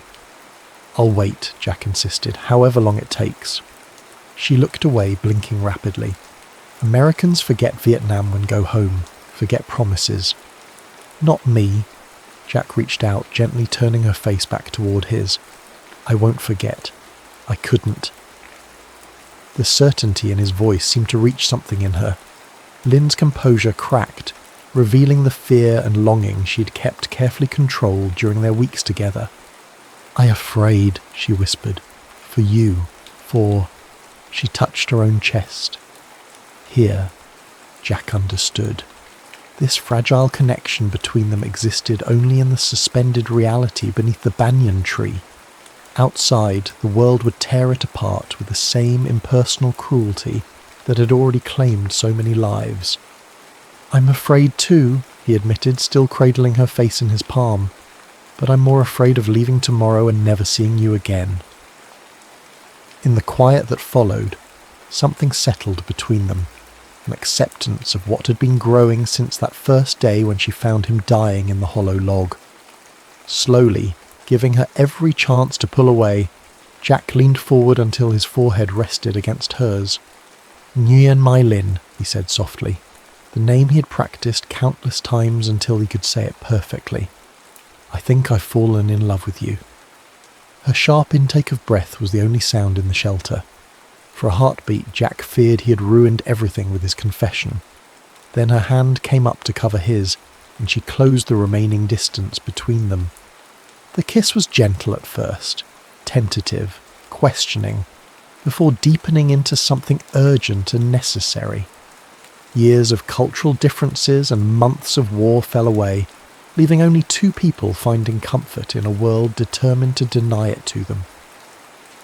When they finally separated, Lynn's eyes shimmered with unshed tears. Not fair, she whispered, to find you now, like this.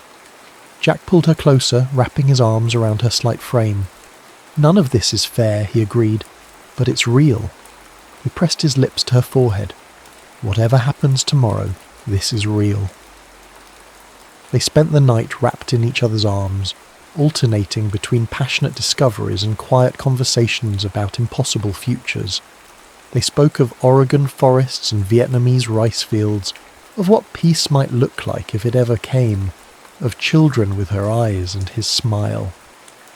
As dawn approached, casting soft light through the banyan roots, they lay facing each other, memorizing features they might never see again. I leave something with you, Lynn said suddenly, reaching for her bag. From it she withdrew a simple leather cord with a small jade pendant, a family heirloom her grandmother had given her for protection. To keep you safe, she explained, tying it around Jack's neck, until war end. Jack touched the pendant reverently, then removed his dog tag, separating one from the chain. So you'll remember my full name, he said, placing it in her palm, when I come back for you. Lynn clutched the metal tag tightly before tucking it into a small pouch she wore beneath her clothes, next to her heart. I not forget. The sound of distant voices shattered their cocoon of intimacy. A patrol moving through the jungle earlier than expected. Lynn leapt to her feet, instantly alert. We go now, she said urgently, helping Jack up and passing him the crutch. "Different way than planned." They slipped out of the shelter and into the morning jungle, moving as quietly as Jack's injury would allow. Lynn led the way, choosing paths only she could see, freezing occasionally as sounds of the patrol drifted toward them. After an hour of tense progress, they reached a small clearing dominated by the ruins of what must have been the temple Lynn had mentioned. Ancient stones covered in vines, partially reclaimed by the jungle. "Hide here," Lynn instructed, showing Jack a concealed space beneath fallen stones. "I bring food, water later, when safe." Jack grabbed her hand before she could leave. "If you can't come back, if it's too dangerous, I'll understand. I'll find my way." Lynn's eyes flashed with determination. "I come back," she promised. "Tonight." Their goodbye kiss was brief but fierce, laden with all the words they didn't have time to say. Then Lynn was gone, disappearing into the undergrowth with the silent efficiency that still amazed Jack. He settled into his hiding place, crutch beside him, hand reflexively touching the jade pendant at his throat. Now there was nothing to do but wait, and hope, and remember every detail of the night they had shared beneath the banyan tree. Lynn never returned to the temple ruins. Jack waited through the day, listening to every sound in the jungle with increasing anxiety as hours passed without any sign of her. When darkness fell, he convinced himself she was simply being cautious, waiting for deeper night when patrols would be less active. By midnight, dread had settled into his bones with more certainty than the dampness that seeped through his clothes from the stone floor. Something had happened, something that prevented her from coming back as promised. With the first light of dawn, Jack made his decision. He couldn't leave without knowing. Using the crutch and every ounce of strength he had regained during his recovery, he began the painful journey back toward the banyan tree, following landmarks he had carefully memorized during their escape the previous day. The jungle felt different without Lynn guiding him, more hostile, full of unseen eyes tracking his clumsy progress. Every snapping twig beneath his feet sounded like a gunshot, every bird call like a warning. Still, he pressed on, drawn by a need stronger than self-preservation. When he finally reached the vicinity of the banyan tree, instinct made him stop and listen before approaching. A familiar acrid smell reached his nostrils. Smoke, not from cooking fires, but from destruction. Moving with greater caution, Jack circled until he found a vantage point through the vegetation. What he saw made his blood run cold. A squad of NVA soldiers moved through the area, methodically searching. The underbrush around the massive banyan had been cleared by fire, black scorch marks climbing halfway up the aerial roots. The bamboo shelter where he and Lynn had spent those precious weeks was gone, reduced to ashes and twisted remains. Among the soldiers, Jack spotted a figure that made his heart lurch. Lynn, her hands bound behind her back, being led roughly toward a waiting truck on a nearby dirt track. Even from a distance he could see the defiant tilt of her chin, the straight line of her back refusing to bend despite whatever had happened during the hours she'd been in custody. Without thinking, Jack started forward, hand reaching for a sidearm that was no longer there. A nearby soldier turned at the movement, raising his rifle. The crack of the shot sent birds scattering from the canopy. Jack felt white-hot pain tear through his right shoulder, spinning him backward into the undergrowth. Through a haze of shock, he witnessed Lynn's head whip around at the sound, her eyes scanning the tree line before a soldier shoved her roughly into the truck. "No!" The shout tore from Jack's throat, but it was lost amid the sudden flurry of activity as soldiers converged on his location. Survival instinct took over. Abandoning the crutch, Jack forced himself upright and ran, adrenaline temporarily masking the agony in both his leg and freshly wounded shoulder. He crashed through vegetation, zigging and zagging to make himself a difficult target as bullets splintered tree trunks around him. A ravine appeared suddenly in his path. Without hesitation, Jack threw himself into it, tumbling down the steep slope in a controlled fall until he hit the shallow water at the bottom. He dragged himself beneath an overhanging bank, pressing his body into the mud as voices shouted in Vietnamese above. For hours he remained motionless as the search continued. Eventually the voices receded, but Jack stayed hidden until nightfall, using scraps of his shirt to bandage the bullet wound in his shoulder. The round had passed clean through, missing bone but leaving him weakened from blood loss. When darkness provided cover, he pulled himself from the ravine and oriented himself southward, toward the American zone that now represented his only chance for survival. Each step was a study in agony, each mile a testament to human endurance driven by something beyond physical strength. 4 days later, delirious, feverish, more crawling than walking, Jack stumbled into an American patrol. The soldiers initially raised their weapons at the wild-eyed, filthy figure lurching from the jungle until one recognized the remains of a flight suit beneath the caked mud and blood. "Captain Reynolds?" The young sergeant lowered his M16 in shock. "Holy shit, sir! We thought you were dead!" Jack collapsed into waiting arms, managing only 2 words before consciousness fled. "Help her."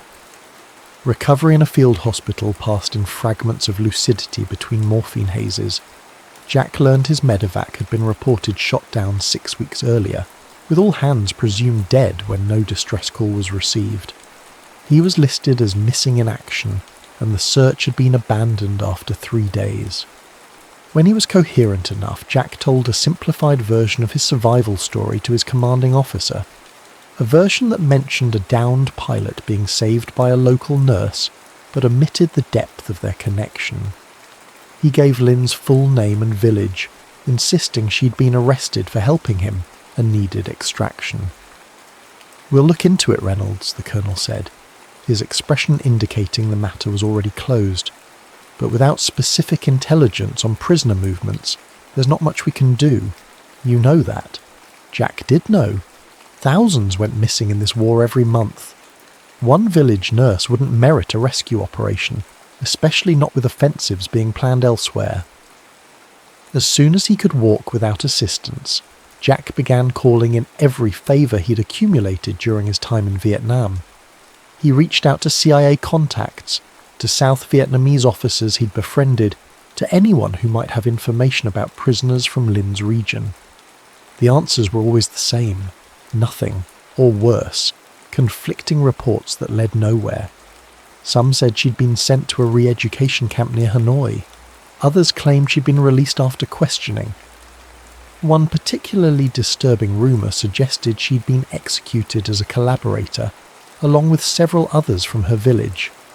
Jack refused to believe the worst.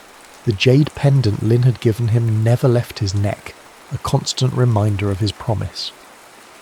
When his wounds healed enough for flight duty, Jack requested assignment to any mission that would take him over the region where Lynn's village had been. From the air he saw the landscape transformed by war. Bomb craters where rice fields had been, forests defoliated into skeletal remains, villages abandoned or razed to the ground. The banyan tree remained standing, a solitary giant amid destruction, its aerial roots like arms reaching for something forever beyond grasp. Jack's tour of duty ended in late 1970. He was given medals he didn't want for a survival story he couldn't fully tell, then sent home to an America that had little use for returning pilots, except as symbols in an increasingly divisive debate about the war. He tried to readjust to civilian life, completing his engineering degree and taking a job with a construction firm in Portland. But Vietnam and Lynn haunted his dreams. The jade pendant remained his most treasured possession, worn beneath his shirts like a talisman against forgetting. In letters to former comrades still in country, he always included the same question: any news of Nguyen Mai Linh? The answers, when they came, were always negative. When Saigon fell in 1975, Jack watched the chaotic evacuation on television with a hollowness in his chest. The war that had brought them together and then torn them apart was officially over, But the country Lynn had refused to leave was now permanently beyond his reach. Still, he refused to give up hope. When diplomatic relations slowly warmed in the late 1980s, Jack was among the first Americans to apply for a humanitarian visa to Vietnam. His stated purpose, to help rebuild infrastructure damaged during the war, was accepted by authorities on both sides. Landing in Ho Chi Minh City, formerly Saigon, in 1989, Jack felt like he'd entered a time warp. Nearly 20 years had passed since he'd last set foot on Vietnamese soil. His hair had greyed at the temples, lines had formed at the corners of his eyes, but the humidity, the sounds, the smells, they all triggered memories so vivid they were almost hallucinations. From the city, he travelled north to the region where Lynn's village had been. The journey took days, over roads still bearing the scars of war, and through communities still rebuilding from decades of conflict. When he finally reached the area, he found little he recognised. The village itself had been relocated several miles from its original location. New construction stood where bamboo homes had once clustered beneath protective trees. Children who had never known American soldiers stared curiously at the tall foreigner with his halting Vietnamese phrases. Jack sought out the village elders, showing them a faded photograph of himself in uniform that he'd brought along with a hand-drawn map of where the original village had stood. One ancient woman squinted at the image, recognition dawning slowly in rheumy eyes. "Bak Si Mai," she said. American doctor, the closest translation she could find for his role as a medevac pilot. Lu Lam Roy. Long time ago. "I'm looking for Nguyen Mai Lin," Jack said carefully, using the pronunciation Lin had taught him all those years ago. She was a nurse here during the war. The old woman's face changed, something like caution replacing curiosity. She spoke rapidly to a younger man beside her, who turned to Jack with a guarded expression. "Why you look for her?" he asked in accented English. Jack hesitated, unsure how much to reveal. "She saved my life during the war," he said finally. "I wanted to thank her." The man translated for the elder, whose eyes narrowed further. After a lengthy exchange, the man turned back to Jack. "You come tomorrow," he said. "Maybe someone can help you." Jack spent a restless night in the village's modest guest house, hope and anxiety warring within him.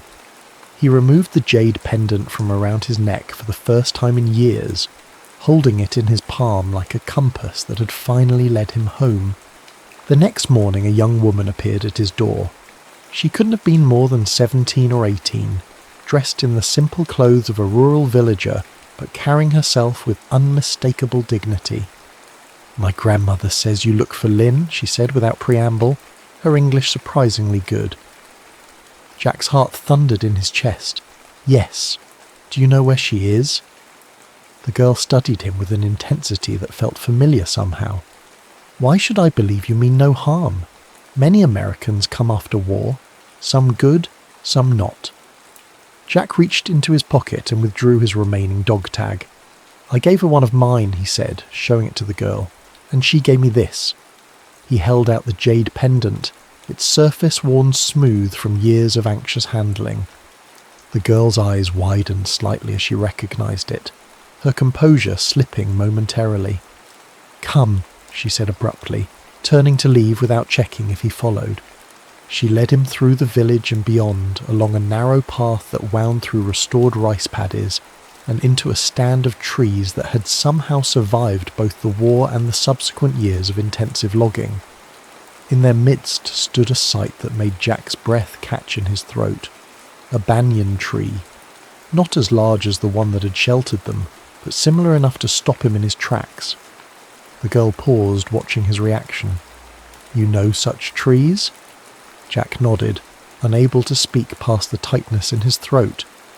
Beneath the banyan stood a simple wooden structure, not quite a house, not quite a shrine, its entrance facing east toward the rising sun. The girl gestured for Jack to wait, then disappeared inside. Long minutes passed. Jack's hands trembled as he struggled to prepare himself for whatever might come next. Joy, disappointment, or the final confirmation of loss he had refused to accept for nearly 2 decades. When the door opened again, a woman emerged slowly into the dappled light beneath the banyan. She was thin, her once black hair now streaked with silver, her face bearing lines etched by years of hardship. But her eyes, those eyes that had looked upon him with compassion when he was an enemy, with tenderness when he became something more, remained unchanged. "Jack Reynolds," Lynn said softly, her hand rising to touch something at her throat. The missing half of his dog tags, worn on a simple cord just as he wore her jade pendant. The distance between them vanished. Jack couldn't remember moving, but suddenly she was in his arms, solid and real and alive, her tears dampening his shirt as his own fell into her hair. "You came back," she whispered against his chest. "I promised I would," he replied, his voice breaking. "I never stopped looking." Later, seated beneath the banyan tree that so resembled their first sanctuary, they pieced together the years of separation. After her arrest, Lynn had been imprisoned briefly, then released when the local commander decided she was more valuable as a healer than as a prisoner. Her family had been relocated to this new village, where she continued her work as a nurse through the remaining years of the war and beyond. She had married briefly, a union arranged by her family in the aftermath of the war, when they feared for her future as a woman suspected of American sympathies. Her husband, a kind man much older than herself, had died 5 years after their marriage, leaving her with one daughter. That daughter had grown up, married, and given Lynn a granddaughter, the same intense young woman who had led Jack to her. "Van Lee," Lynn called to the girl who sat at a respectful distance, "come meet your namesake properly." The girl approached cautiously, her eyes never leaving Jack's face. Namesake. Lynn smiled, the expression transforming her face to one Jack recognised from memory. "Yes, Van for my brother who died in the war, and Lee ... She looked at Jack.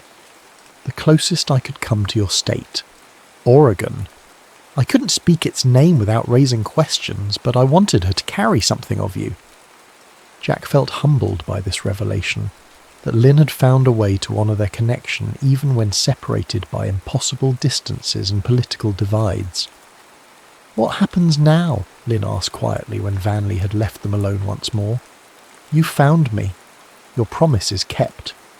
Jack reached for her hand, weathered now like his own, but fitting perfectly against his palm just as it had 20 years earlier. "Now," he said, "we make a new promise. If you want to." Lynn's eyes searched his face. "Your home is America. Mine is here." "Home is where you are," Jack replied simply. "It took me 20 years and half the world to figure that out, but I know it now. Whether that's here in Vietnam, back in Oregon, or somewhere else entirely, I don't care. I just don't want to lose you again." Lynn closed her eyes briefly, tears slipping from beneath her lashes. When she opened them again, they held the same certainty he remembered from their first night together, beneath another banyan tree. "I kept something for you," she said, reaching into a pocket of her simple dress. From it she withdrew a folded piece of paper, worn thin with age and multiple readings. Jack unfolded it carefully, recognising his own handwriting despite the years that had passed. It was the letter he had written the morning they parted, the one he assumed had been lost when the shelter was burned.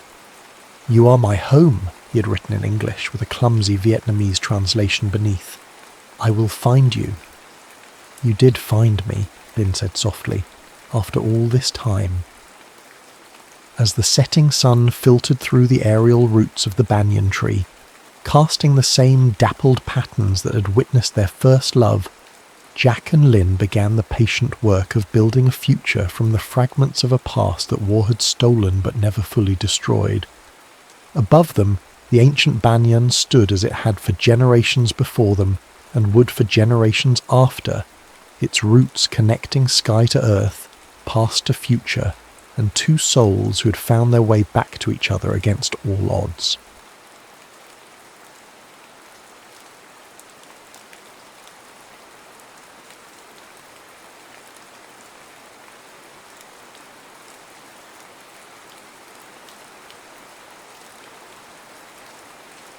Naburishtar's knuckles whitened as he gripped the edge of the stone observation platform.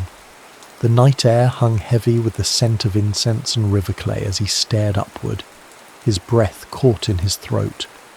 There, against the black canvas of night, Mars glowed with unnatural ferocity, and trailing behind it, a comet of deep crimson streaked across the heavens like a wound. "No," he whispered, checking his tablets again. "It cannot be." But the calculations were unambiguous. This was the 9th celestial omen in a sequence he had been tracking for months. 9, the number of completion, of finality. The blood comet of Nergal, crossing the path of passing in conjunction with Mars during the month of Tashritu. In the ancient texts, such a sign heralded one thing only: the fall of kings, the fall of Babylon itself. At 45, Naburishtar had served as royal astrologer to 2 kings. Silver threaded his black beard now, and the lines around his eyes had deepened from decades of night observations. He had earned his position through precision and honesty, qualities increasingly rare in Babylon's fractured court. "Master?" A voice interrupted his thoughts. Kalani, his apprentice, climbed the final steps to join him. Slender and quick-minded, she carried additional calculation tablets. "I brought the ephemeris you requested, but the temple archivist asked why we needed the error prophecies. They're restricted texts." "Because the archivists guard knowledge as if it were gold, when it should flow like water," Nabur replied, more sharply than intended. He softened his tone. "What do you see, Kalani?" She followed his gaze upward, her expression shifting from curiosity to concern. "The warrior and the messenger of flame, together in Tashrutu. It's unusual." "It's unprecedented in our lifetime," Nabur corrected. "The last recorded sighting was during the fall of Nineveh." The implication hung between them. Nineveh, the mighty Assyrian capital, had fallen nearly a century ago, its destruction so complete that it passed into legend. "You believe this foretells destruction for Babylon?" she asked, her voice carefully neutral. Nabur gathered his tablets. "I believe in what the heavens reveal, not what men wish to see. This is the 9th sign, Kalani, not in isolation, but as culmination." Their conversation was interrupted by the sound of sandaled feet on stone. A palace messenger appeared, his bronze pectoral gleaming in the torchlight. "Royal astrologer," he bowed stiffly, "your presence is required at court, immediately." Nabur exchanged a glance with Kalani. "Prince Belshazzar holds court at this hour." "The emergency council has been convened," the messenger replied. "News has arrived from the east." The east, where Cyrus of Persia had been steadily consuming territories, his empire expanding like a flood across the known world. For years, Babylon had observed with detached confidence, protected by its massive walls and the reputation of invincibility built over centuries. As they descended the ziggurat stairs, Kalani whispered, "Will you tell them about the omen?" "Truth is my obligation," Nabur answered, though uncertainty gnawed at him. "But truth at court requires careful presentation." The last time he had delivered unwelcome celestial news, a decade ago during a partial eclipse, his warning had been misconstrued. Markets panicked, grain hoarding began, and people starved needlessly. King Nabonidus had nearly stripped him of his position. The throne room buzzed with tension. Belshazzar, son of the absent King Nabonidus, reclined on the lesser throne, jewel-encrusted goblet in hand. At 30, the Prince Regent embodied Babylon's excesses, brilliant but capricious, educated but impatient. Around him clustered the city's power brokers, General Riat Adu with his war-weathered face, merchants in fine linens, and Belatu Shumu, the high priest of Marduk whose elaborate headdress marked him as the god's earthly voice. "Ah, our star reader arrives," Belshazzar announced, silencing the murmurs. "Perhaps the heavens have prepared us for this news." Nabur bowed. "What news comes from the east, my prince?" General Riat Adu stepped forward. Cyrus has crossed the Diyala River with an army larger than any previously reported. Sippar has surrendered without resistance. Shocked voices erupted. Sippar lay barely 2 days' march from Babylon. Impossible! Belatushumu's voice cut through the chaos. Sippar houses the temple of Shamash himself. The sun god would never permit. The sun god apparently found Persian terms acceptable, the general interrupted dryly. Their priests surrendered the city gates at dawn. Belshazzar silenced them with a raised hand. Naburishtar, what say the stars of this Persian advance? Surely Marduk would warn his chosen city. All eyes turned to the astrologer. Nabur felt the weight of each gaze, the general's skepticism, the priest's hostility, the prince's desperate hope for reassurance. The heavens speak clearly tonight, my prince, Nabur began carefully. I have observed a conjunction that appeared only once before in our recorded histories. And what did this conjunction herald? Belshazzar leaned forward. The fall of Nineveh, Nabur answered truthfully. The room fell silent. Then Belatushemu laughed, the sound echoing artificially against the painted walls. Astrologer, you overstep, the high priest said. Your discipline deals with agricultural timing and festival dates, not matters of state. Marduk's temples have received no such omens. Because you haven't looked, Nabur replied evenly. This is the 9th celestial warning. The previous 8. Enough! Belshazzar's voice cracked with strain. Babylon has stood for 1,000 years. Our walls are impenetrable. The Euphrates itself guards our gates. General Riat Adu cleared his throat. With respect, my prince, Cyrus has conquered 16 cities previously thought impenetrable. The army requires direction. If we believe the city threatened, you would have us panic based on a comet, Belatushemu interrupted, create chaos in our markets, undermine confidence in our king's return. I speak only of what the skies reveal, Nabur insisted. The patterns are consistent with your interpretation, the priest countered. An interpretation, I remind the council, from the same astrologer whose eclipse prediction caused needless suffering a decade ago. The old wound deliberately reopened. Nabur felt heat rise in his face. That was a misapplication of my warning, not an error in reading. Yet people starved all the same, Belatushemu smiled thinly. Belshazzar rubbed his temples. General, double the western garrisons. Priest, ensure the temples perform the appropriate rituals.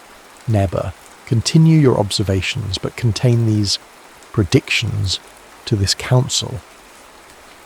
As the gathering dissolved, Nabur felt a presence at his elbow. General Riat Adu, stone-faced but with eyes that missed nothing. Walk with me, astrologer. They moved through columned hallways where their footsteps echoed against alabaster and lapis lazuli. You believe what you saw, the general stated rather than asked. The heavens don't lie, General. Men do. And yet you presented this omen knowing it would be rejected. Riat Adu stopped, studying Nabur's face. You're no political fool, despite what Belatushemu implies. Truth is my duty, regardless of its reception. The general laughed without humour. Truth is luxury in wartime, Nabur Ishtar. What we need now is advantage. He lowered his voice. Come to my villa tomorrow. Bring your observations, all of them. Perhaps together we can determine what action these stars of yours truly demand. As Riat Adu walked away, Nabur felt a prickling sense of being watched. Turning, he glimpsed a figure retreating into the shadows. Not a guard or courtier, but someone moving with deliberate stealth. The blood comet had been seen by others, and in Babylon's court knowledge was never neutral. It was power, wielded like a blade. Dawn broke over Babylon like molten copper spilling across the sky. From the royal observatory, Nabur watched the city awaken. Smoky cook fires, merchants arranging their wares beneath awnings of striped cloth, water carriers balancing clay vessels on strong shoulders. How many of these people, he wondered, had any notion that their world teetered on the edge of cataclysm? You didn't sleep, Kalani observed, appearing with bread and figs. The stars demanded attention, Nabur replied, accepting the food gratefully. In truth, he'd been consulting obscure texts, forbidden ones, smuggled from the restricted archives by a sympathetic scribe. The Enuma Anu Enlil tablets spoke of similar conjunctions during the fall of Ur and the Gutian invasions, pattern upon pattern, confirmation upon confirmation. You're troubled by more than stars, Kalani noted, her perceptiveness occasionally unsettling. Despite being half his age, she possessed an uncanny ability to read human intentions, perhaps more skillfully than celestial ones. General Rihat Adu has summoned me to his villa, Nabur admitted. He seems unusually interested in my observations. Kalani's expression remained neutral, but something flickered in her eyes. The general is a practical man. If he believes your warnings, perhaps others will follow. Or perhaps he seeks to control the narrative. Nabur studied his apprentice. What do you know of him?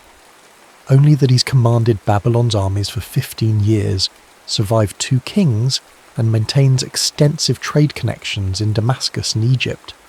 She paused.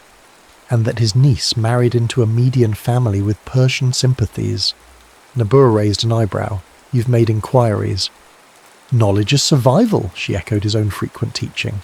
Especially now. As Nabur gathered his tablets for the meeting, a commotion erupted from the street below. A crowd had formed around a man in dusty robes who gestured wildly, his voice carrying upward in fragments. Waters run backwards, walls of air where stone should stand. Cyrus approaches with demons at his command. Palace guards pushed through the gathering, seizing the man roughly. One struck him across the face, silencing his proclamations. Fear spreads faster than truth, Nabur murmured. Is it only fear? Kalani challenged quietly. Or does he see what others refuse to acknowledge? The question hung between them, unanswered. General Riat Adu's villa occupied a privileged position in Babylon's administrative district, close enough to the palace for convenience, yet removed enough for privacy. Unlike the ostentatious homes of merchants or priests, it presented a facade of military simplicity. Clean lines, minimal ornamentation, strategic sight lines. A servant conducted Nabur through an inner courtyard where a fountain played musically over carved stone. The general waited in a sparse reception room, a map-covered table before him. Astrologer, he nodded, dismissing the servant. Your punctuality honours me. Your invitation offered little choice, General. A hint of amusement crossed Riat Adu's weathered face. Direct as always, it's why I requested you personally when Nabonidus sought a new court astrologer. This was news to Nabur. I believed my appointment came through the temple. The temple provided candidates. I provided perspective. The general gestured to the tablets Nabur carried. You've brought your observations? For the next hour, Nabur detailed the 9 omens, beginning with subtle shifts in planetary positions months earlier, culminating in the Blood Comet. The general listened without interruption, occasionally making notations on a wax tablet. And these signs, Riat Adu finally said, convince you that Babylon will fall? They indicate a profound change in governance, Nabur answered carefully. Whether through conquest or internal collapse remains unclear. Yet you specifically reference Nineveh in council. The patterns most closely resemble those recorded then, yes. The general rose, pouring 2 cups of wine. And if I told you we have reports of Persian engineers studying the Euphrates for weeks, measuring depths, calculating flow? Nabur accepted the wine but didn't drink. I would say the heavens and earth align in their warnings. Balatushumu would call it coincidence.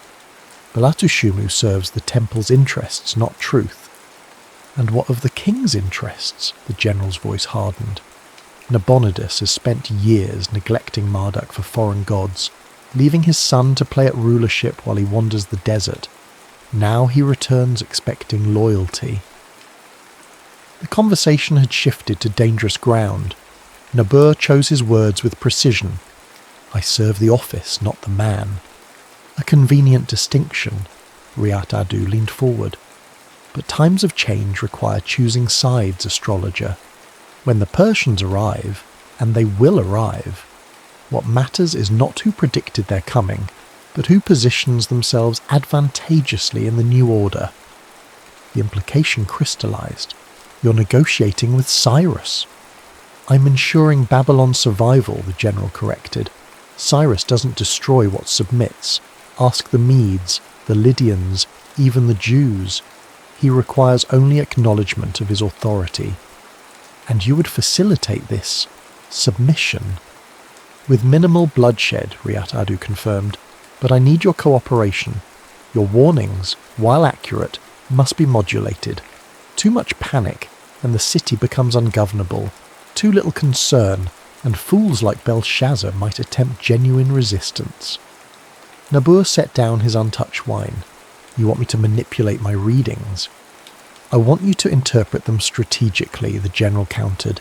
The stars speak, but men determine what their words mean. Do they not? Before Nabur could respond, a discreet knock interrupted them. The servant reappeared, whispering something to Riat Adu, whose expression darkened. It seems we must continue this discussion later, the general said. The king's caravan has been sighted. Nabonidus returns to his troubled city at last. As Nabur gathered his tablets, the general added, Consider carefully where your stars lead you, astrologer. Not everyone survives transitions of power, but those who help navigate them can flourish beyond imagination. The threat and promise hung in the air like incense.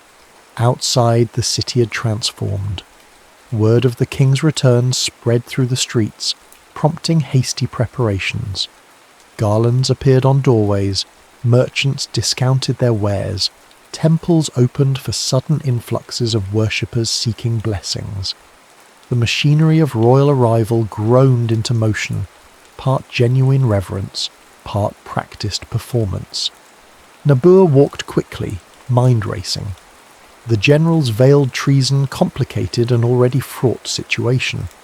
If Riat Adu controlled the army and had opened channels to Cyrus, Babylon might already be lost regardless of celestial warnings. So absorbed was he in these thoughts that Nabur failed to notice the followers until he turned into a less populated street. 3 men in nondescript clothing, maintaining exact distance, their eyes never leaving him. Not palace guards or temple servants, something else entirely. Nabur cut through a marketplace, winding between stalls of copper pots and dyed textiles. The men adjusted course smoothly. Professionals then, but whose? A narrow alley offered temporary concealment. Nabur ducked into it, pressing himself against the rough brick. Footsteps approached, hesitated, then moved past. He released a held breath, and felt cold metal against his throat. Nabur Ishtar, a voice murmured behind him, reader of stars and keeper of omens, someone very important wishes to speak with you about your recent observations. The palace can summon me officially, Nabur managed, the blade pressing uncomfortably against his pulse. A dry laugh. If it were the palace, would we meet in such informal circumstances? The blade withdrew slightly as a scented cloth pressed against Nabur's face. He struggled briefly as sweet-smelling darkness overwhelmed his senses, his last conscious thought a realization. The Ninth Omen wasn't just about Babylon's fall, it was about his own. Consciousness returned in fragments. First came sound, water dripping steadily onto stone, then sensation, cold floor beneath him, hands bound, finally sight, a windowless chamber lit by a single oil lamp, walls lined with clay tablets in wooden shelves. An archive room, but not the royal archive he knew intimately. This collection seemed older, the tablets darker with age, their arrangements following an unfamiliar system. He wakes, a voice observed. Nabur blinked away lingering disorientation. 3 figures regarded him from across the small room. two were clearly guards, their posture betraying military training despite civilian clothes. The third, a slender, aging man in austere robes, studied Nabur with clinical detachment. "Forgive the theatrical nature of your invitation," the robed man said. "Discretion was essential." "Kidnapping a royal astrologer lacks discretion," Nabur replied, testing his bonds. "Tight but not painful, restraint rather than punishment." "Merely borrowing," the man corrected. "I am Shubshi Mashra Shakan, keeper of the old archive." The name triggered recognition. The old archive, a semi-mythical collection maintained by traditionalists who believed the royal library had been corrupted by political influences. They preserved texts purged from official records during dynastic transitions. "You risk much for a conversation," Nabur observed. "We risk everything for truth," Shubshi Mashrashakan gestured, and one of the guards cut Nabur's bonds. "Your blood comet observation has created ripples in certain circles." "The conjunction is undeniable," Nabur rubbed his wrists. "Its interpretation is precisely why you're here." The archivist moved to a recessed shelf, retrieving a tablet so ancient its edges had worn smooth. "This records identical celestial phenomena before Ur's collapse, with one critical difference you've overlooked." He placed the tablet before Nabur, who leaned forward with professional interest despite his situation. The cuneiform was archaic, but decipherable. Astronomical observations in the left columns, interpretations on the right. As Nabur read, his breath caught. According to this ancient record, the blood comet heralded not just political upheaval, but rebirth. Destruction followed by renewal, an ending that contained a beginning. "This contradicts nothing in my reading," Nabur finally said. "Change comes to Babylon, catastrophic change." "But not necessarily final change," the archivist pressed. "The stars speak of transition, not termination. Cyrus is not the doom of civilization, but its inheritor." Understanding dawned. "Your Persian sympathizers." "We're knowledge preservers," Shubshi Mashrashakan corrected sharply. "For 2 centuries we've watched Babylon's ruling houses distort history to serve their narratives. Nabonidus neglects Marduk for foreign cults. Belshazzar drains the treasury for pleasure palaces while infrastructure crumbles.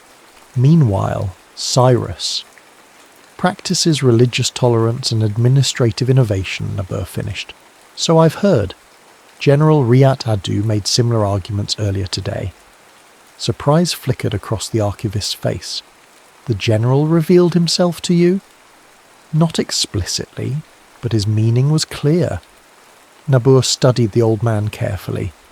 "You coordinate with him?" A careful pause. "Let us say our interests temporarily align, but where the general seeks political advantage, we seek cultural preservation." "And what role have you assigned me in this preservation?" The archivist signalled, and the guards retreated to the corridor outside, closing the heavy door.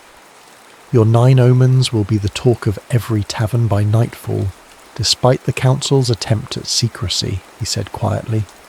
"Belatu Shumu already positions himself to declare your reading heretical. The only question is whether panic or repression prevails when Nabonidus arrives."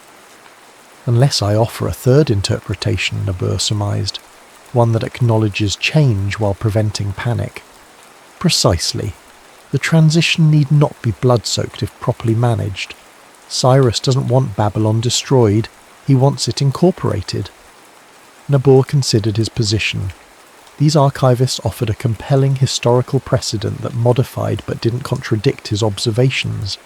If he emphasized the renewal aspect of the omen. "And if I refuse?" Shubshi Mashrashakan smiled sadly. "Then events proceed without your guidance. The blood comet becomes a tool for those like Belatu Shumu, who would rather see Babylon burn than change. And historians, if any survive, will record that the greatest astrologer of the age failed his final test.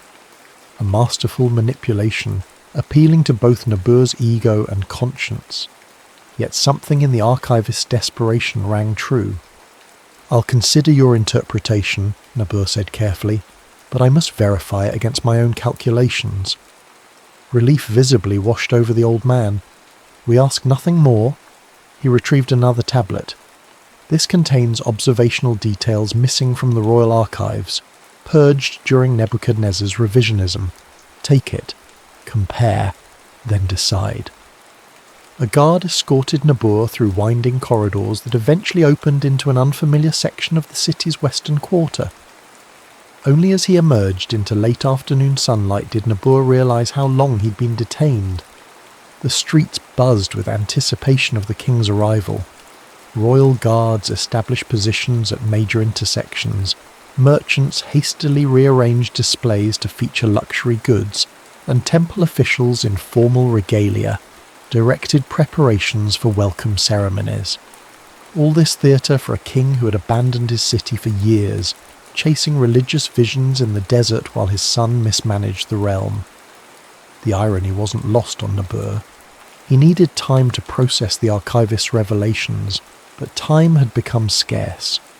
The Royal Observatory would already be preparing for tonight's ceremonial observations, traditional star readings to mark the king's return. His absence would be noted. As Nabur hurried through increasingly crowded streets, a hand suddenly grasped his arm, pulling him into a recessed doorway. He tensed, preparing for another abduction. "Master Nabur," Kalani's urgent whisper, "where have you been? The palace has searched everywhere. They're saying you fled after delivering false omens." "What? Who's saying this?" "Belatu Shumu. He's convinced Prince Belshazzar that your blood comet reading was deliberately provocative, designed to create panic before the king's arrival." "Of course." The high priest had moved quickly to undermine him. "I was consulting alternative sources," Nabur explained, showing her the ancient tablet. "There may be more to the Ninth Omen than I initially understood." Kalani's eyes widened as she recognized the tablet's age. "Is that from—" "Ask me no questions about its provenance," Nabur cut her off. "We must return to the observatory immediately. Tonight's ceremonial reading becomes crucially important." As they navigated the thickening crowds, Kalani moved with unusual tension. Twice she glanced over her shoulder, her hand repeatedly touching a pouch at her waist. "Something troubles you beyond my absence," Nabur observed. She hesitated before responding. "While you were consulting, I received a visitor at the observatory, a trader from Damascus who asked pointed questions about Persian astronomical techniques." "A spy?" "Almost certainly, but his knowledge was genuine. He spoke of observational methods I've never encountered, ways of calculating planetary positions with remarkable precision." "Did he offer names, contacts?" "Better." Her hand went to the pouch. "Star charts, Persian calculations for the next 50 years. Nabur nearly stopped walking. Kalani, possessing such documents, could be called treason, she finished, or could be called scientific exchange. The difference depends entirely on who prevails in coming days. The implication stunned him. His own apprentice had independently established connections with Persian sympathizers, but for scientific purposes or political ones. "You must be careful," he said finally. "Very careful. The court fractures along multiple fault lines now." She studied him with unsettling directness. "And where do you stand, Master? With Nabonidus? With the priests? With the general's pragmatism? Or perhaps with those who prioritize knowledge above transient rulers?" Before he could answer, they reached the ziggurat's base where palace guards immediately surrounded them.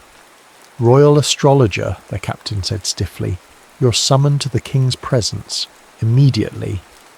"Nabonidus has arrived?" Nabur asked. "Within the hour. The welcome procession approaches the Ishtar Gate." The captain hesitated, then added with pointed emphasis, "The king expects a favourable reading." The implicit threat hung in the air as they were escorted upward. Tonight's stars would determine more than royal fortunes. They would determine Nabur's own. The royal procession wound through Babylon's central avenue like a bejewelled serpent. Thousands lined the processional way, some from genuine loyalty, others from calculation. most from simple curiosity. Gold flashed in the late afternoon sun as Nabonidus' personal guard marched in perfect formation, their polished armour proclaiming Babylon's wealth more effectively than any treasury count. From a balcony overlooking the route, Nabba watched with divided attention. Part of his mind registered the pageantry, the flag-bearers, the incense carriers, the chanting priests. But his thoughts primarily grappled with the ancient tablet from the old archive and its controversial interpretation of the blood comet. If Shubshi-Mashra Shakan spoke truly, the omen foretold change but not destruction, transition, not obliteration. The difference seemed academic when Persian forces gathered beyond the horizon, yet it might mean everything in how Babylon faced its approaching crisis. "The king looks unwell," Kalani murmured beside him. Nabur focused on the royal litter now passing below. Nabonidus sat stiffly beneath a golden canopy, his face unnaturally pale despite desert exposure. At 60-something, his exact age a court secret, the king had always maintained vigour unusual for his years. Today, however, something vital seemed diminished in him. 10 years in the desert changes a man, Nabur replied, even a king. The desert? Or what he found there? Kalani's tone suggested deeper knowledge. Before Nabur could question her, a palace attendant appeared at his elbow. "The king requests your immediate presence in the throne room. You're to bring your observation tablets and celestial instruments." The throne room had transformed since yesterday's council meeting. Haste-arranged opulence now draped every surface. Fresh flowers, gold vessels, precious textiles displayed as casual decoration. Courtiers in their finest garments created carefully orchestrated groupings, each positioned to catch the king's eye without appearing to seek attention. Nabonidus occupied the great throne, fingers drumming restlessly on its golden arms. Prince Belshazzar stood nearby, his forced smile betraying tension. General Riat Adu maintained a warrior's stillness by the military standards, while Belatu Shumu positioned himself prominently among his priests. "Astrologer," the king's voice cracked with disuse. "Approach!" Nabur moved forward and prostrated himself formally. "My king honours me with his attention." "Rise." Nabonidus's eyes held a feverish intensity. "I am told you've observed unusual celestial activity during my absence." Carefully Nabur rose. "The heavens have indeed shown remarkable patterns, Majesty." "Patterns some interpret as ill omens," Belatu Shumu interjected smoothly, "though such readings always contain ambiguities." The high priest's implied challenge hung in the air. Nabur measured his response, acutely aware of competing factions observing this exchange. The general wanted strategic ambiguity. The archivist wanted emphasis on transition rather than destruction. The priest wanted Nabur discredited entirely. And the king, what did Nabonidus want? "I have observed 9 significant celestial events culminating in yesterday's blood comet," Nabur stated plainly. "Such sequences appear rarely in our records, most notably before periods of profound change." "Change," Nabonidus repeated, leaning forward. "Speak plainly, astrologer. Do the stars foretell my doom?" Direct royal questions demanded direct answers, yet multiple interpretations now competed in Nabur's mind. His original reading, the archivist's historical precedent, political expediency. "The stars foretell transformation, Majesty. Whether that transformation brings suffering depends not on celestial decree, but on human response." Nabonidus's eyes narrowed. "Clever equivocation, but I didn't spend a decade communing with Sin to accept diplomatic half-truths now." Sin, the moon god. The deity Nabonidus had elevated above Marduk during his religious reforms, outraging traditionalists. "While in the desert," the king continued, "I experienced visions, powerful messages from Sin himself. In the most recent, I saw Babylon's rivers turn to stone while fire rained from heaven. The city neither fell nor stood, but changed, transformed. His gaze bore into Nabur. Does this align with your Ninth Omen? The room stilled. Nabonidus had just described, with unsettling accuracy, elements of the ancient tablet's interpretation of the Blood Comet, an interpretation supposedly purged from official records centuries ago. Such a vision, Nabur said carefully, shows remarkable consonance with certain alternative readings of the present celestial signs. Alternative readings not found in the royal archives, Balatu Shumu noted with dangerous softness. Not all knowledge resides in sanctioned repositories, High Priest, Nabur countered. The stars themselves keep the oldest records. Enough cryptic exchanges, Nabonidus declared. Tonight, astrologer, you will conduct a formal reading from the Ziggurat summit. All Babylon will witness what the heavens truly portend. He raised his voice to address the court. I have returned to guide this city through its transformation, whatever form that takes. As the formal audience concluded, Nabur found himself cornered by Balatu Shumu near a column of lapis lazuli. You've aligned yourself with dangerous factions, astrologer, the high priest murmured. The old archive should have remained buried in obscurity where Nebuchadnezzar wisely left it. So the priest knew of Nebu's consultation. The temple's intelligence network apparently rivaled the palace's own. Knowledge serves no faction, High Priest. It simply is. A philosopher's naivety, Balatu Shumu smiled thinly. Knowledge always serves those who possess it. Tonight's reading determines whether you retain that privilege. He leaned closer. Choose your interpretation with care. The king's mind balances on a blade's edge between revelation and madness. As the priest glided away, Nabur felt a different presence at his back. He's right about one thing, General Riat Adu said quietly. Tonight's reading matters more than you know. Everyone seems remarkably concerned with my astronomical interpretations today, Nabur observed dryly. Because astronomy is no longer merely science, the general replied. It's become policy. Cyrus marches while Nabonidus dreams, and Babylon's fate hangs on whether its people face that truth with dignity or denial. The general's gaze shifted to activity across the hall, where Prince Belshazzar huddled with his sycophants. Tonight, I position my most loyal units at strategic points throughout the city, ostensibly for the king's protection. And actually, Nabur dared to ask. Riat Adu's weather-lined face revealed nothing. Insurance against foolish resistance when the inevitable occurs, he straightened. I won't tell you what to read in your stars, astrologer, but know that blood is easily spilled and impossible to return to the vessel. The warning delivered, he departed, leaving Nabur increasingly isolated in the swirling court currents. Evening approached with unsettling swiftness. Nabur sequestered himself in the observatory, reviewing his calculations one final time. The blood comet's position remained unambiguous. Its meaning, that had become the battleground. Kalani entered, carrying ceremonial robes for the public reading. Her usual composure seemed fractured, tension evident in her movements. You've made your decision, she asked. I've reviewed all possible interpretations, Nabur answered carefully. Historical precedent suggests multiple valid readings. But you can only present one tonight, she set down the robes. Master Nabur, before you choose, there's something you should know. Her voice dropped. The Persian advance guard has already entered the city. Nabur froze. Impossible.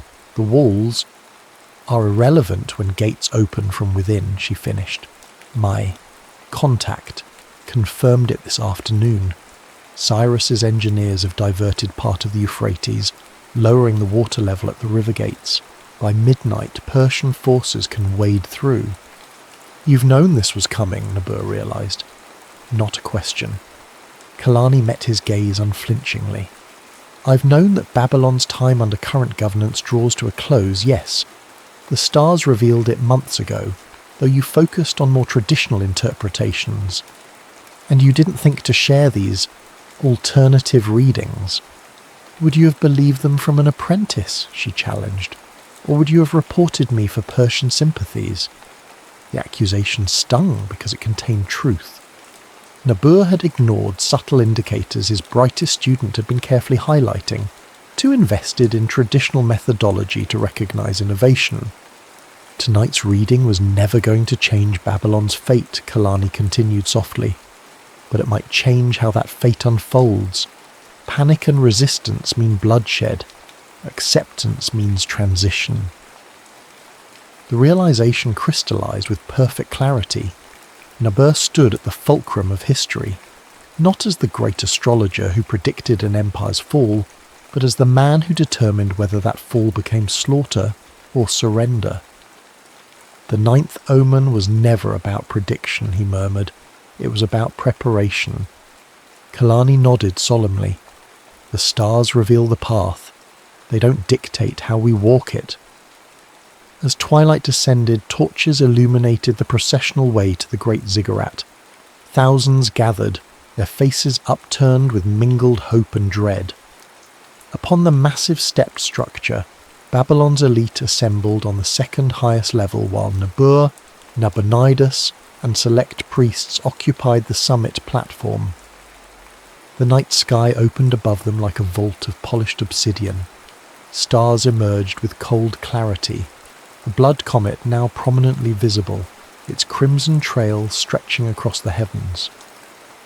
Nibbur stood before his astronomical instruments, quadrant, astrolabe, and calculation tablets, the culmination of a lifetime's devotion to celestial truth. Yet truth, he now understood, contained multitudes. The stars spoke clearly. Interpretation transformed their message into either salvation or destruction. "People of Babylon," he began, his voice carrying across the hushed gathering. "The heavens manifest signs for those with wisdom to read them. For months, the celestial spheres have shown patterns of increasing significance, patterns now culminating in the Ninth Omen."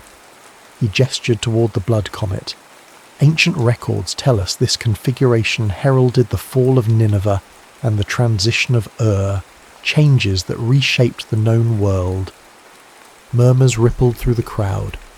Nibbur saw Belatushunu tense, preparing to intervene, while Nabonidus leaned forward with feverish intensity. "But those who see only destruction misread the heavens," Nibbur continued, "for the ancients recognized what we have forgotten, that endings contain beginnings.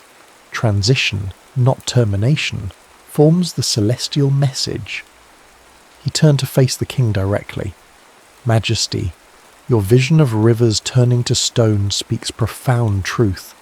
Change comes to Babylon, inevitable as the stars' progression.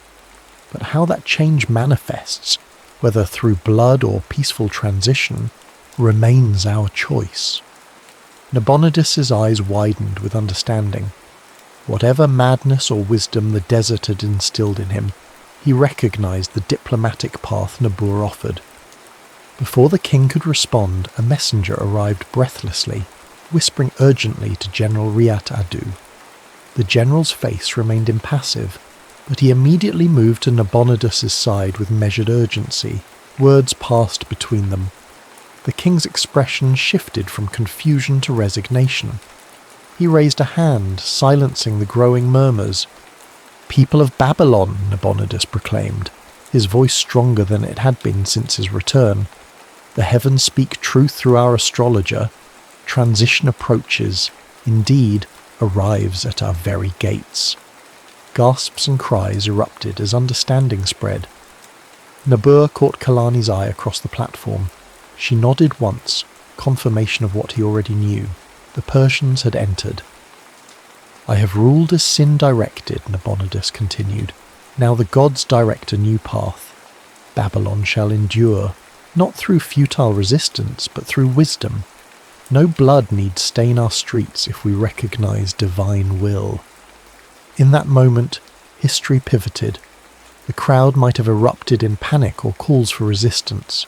Instead, a strange calm descended, the acceptance of inevitability guided by celestial authority. Belatushunu stepped forward, seizing the narrative with political instinct.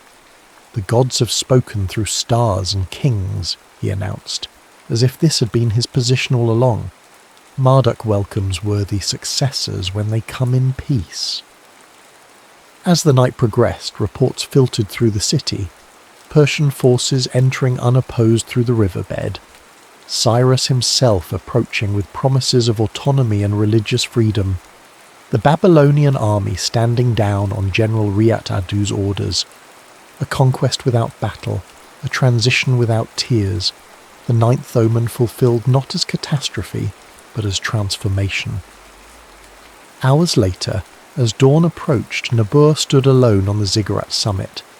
The blood comet had faded with night's passing, its message delivered. "You chose well," Kalani said, joining him in the liminal light. "I chose truth," Nippur replied, "one of several possible truths. The one that preserved life," she observed. "History will remember you for it." "History remembers what victors inscribe on tablets," he said wryly. "My name may vanish like the comet itself." "Perhaps." She held out a small clay tablet. "Which is why I've prepared this. Your observation record, complete with interpretations. I have contacts who will preserve it in places even conquerors don't think to look." Nippur accepted the tablet, oddly moved by his apprentice's foresight. "You've surpassed your teacher, Kalani. Only because you taught me to see beyond the obvious." She gazed toward the eastern horizon where the sun now crested, painting Babylon's towers gold. "Cyrus offers me a position in his new observatory. He values Babylonian astronomical knowledge." "You should accept," Nippur said without hesitation. "The stars remain, regardless of who rules beneath them. And you? Will you serve the new king?" Nippur considered the question as dawn's light transformed the city. Babylon stood as it had yesterday, its walls intact, its towers proud, its people alive. Yet everything had changed. "My time as royal astrologer ends with Nabonidus's reign," he decided. "But perhaps I might find purpose in the old archive, preserving knowledge for those who come after us." In the distance, trumpets announced a new arrival. Cyrus the Great, conqueror of nations, entered Babylon not as destroyer, but as successor. The Ninth Omen completed its arc across history's sky, leaving Babylon transformed but unbroken, a transition written in stars and fulfilled by human wisdom. 6 months passed since Babylon's bloodless submission. Summer heat shimmered above the city, distorting its towering silhouette against cloudless skies. From his modest quarters near the old archive, Nippur observed the subtle transformations reshaping the ancient metropolis. Persian administrative efficiency revealed itself in small, meaningful changes. Aqueducts repaired after decades of neglect, standardized weights and measures in marketplaces, multilingual proclamations ensuring Persian edicts were understood by all citizens. Cyrus had kept his promises of religious tolerance, restoring Marduk's primacy in Babylon while honouring local traditions throughout his expanding empire. Nabonidus lived in comfortable exile, granted an estate in distant Carmania, where he could pursue his religious contemplations without political consequence. Prince Belshazzar had not fared as well, attempting a futile rebellion that ended with his execution, the only significant bloodshed of the transition. Nippur ran weathered fingers over the clay tablets surrounding him. His new position as senior archivist satisfied his scholarly nature in ways court astronomy never had. Here, amid the accumulated wisdom of centuries, he could trace patterns across civilizations, celestial observations from Akkadians, Sumerians, and early Babylonians, each culture building upon its predecessor's knowledge. The archive door swung open, admitting Shubshi Mashra Shakan. Age had further bent the old archivist's shoulders, but his eyes remained sharp. "Our Persian friends request more astronomical calculations," he announced, setting down a sealed tablet. "It seems their road-building projects require precise seasonal predictions." Nippur broke the seal. The request came through official channels but bore Kalani's distinctive notational style. As Cyrus's newly appointed chief astronomer, she maintained discreet connections with her former mentor. "They trust our calculations more than their own," Nabur observed. "They're practical enough to recognize superior methodology," Shubshi Mashrashakan replied. "Conquest doesn't equate to superiority in all domains." Together they worked through the calculations, combining Babylonian precision with Persian innovations Kalani had introduced. The synthesis created something new, a methodology neither purely Babylonian nor Persian. "You predicted this," the old archivist remarked, watching Nabur inscribe the final figures. "Not just Babylon's transition, but this blending of knowledge." "I observed possibilities," Nabur corrected. "The stars suggested patterns. Humans determined their manifestation." "A distinction increasingly lost in popular accounts," Shubshi Mashrashakan said dryly. "In taverns, they already call you the prophet of Babylon, who foretold Cyrus's coming. Some claim you've been granted divine sight by Sin himself." Nabur grimaced. Such myth-making undermined everything he valued about astronomical science. "Dangerous nonsense. I observed a conjunction and applied historical precedent." "History becomes legend, becomes myth," the old man shrugged, "which is why preservation of accurate records matters so profoundly." After completing the calculations, Nabur walked through the city, observing its resumed rhythms. Babylon under Persian governance functioned remarkably like Babylon under Babylonian rule. Merchants haggled, priests conducted rituals, children played in side streets. Ordinary life continued beneath changed authority. Near the central market, a freshly painted building caught his attention.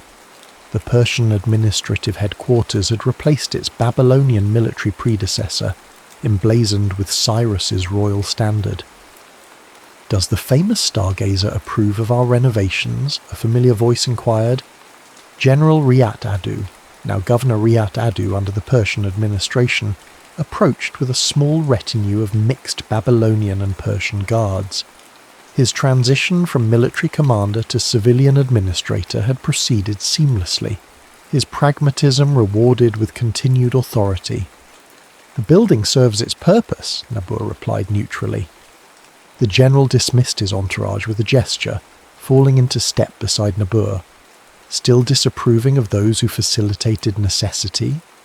"I neither approve nor disapprove of political calculations, Governor. They exist outside my domain." "Yet your astronomical calculations made political outcomes possible," Riyat Adu countered.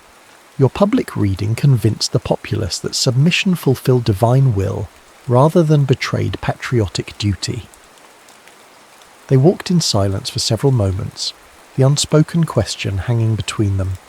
Had Nabur manipulated celestial interpretation to serve political ends? Or had he simply recognized truth in its complex totality? "The stars revealed transition," Nabur finally said. "I offered an interpretation that minimized suffering. Whether that served Babylon, Cyrus, or your ambitions matters less than the blood not spilled." Riyat Adu laughed softly. "We're not so different, astrologer. We both read patterns others miss and act accordingly." "With different motivations," Nabur noted, "but similar results." The governor paused as they reached a newly constructed Persian fire altar. "Cyrus returns next month for the autumn equinox ceremonies. He requests your presence. Apparently your reputation has reached imperial ears." "I've retired from court astronomy," Nabur demurred. "This isn't a request for professional services," Riyat Adu clarified. "Rather recognition of historical significance.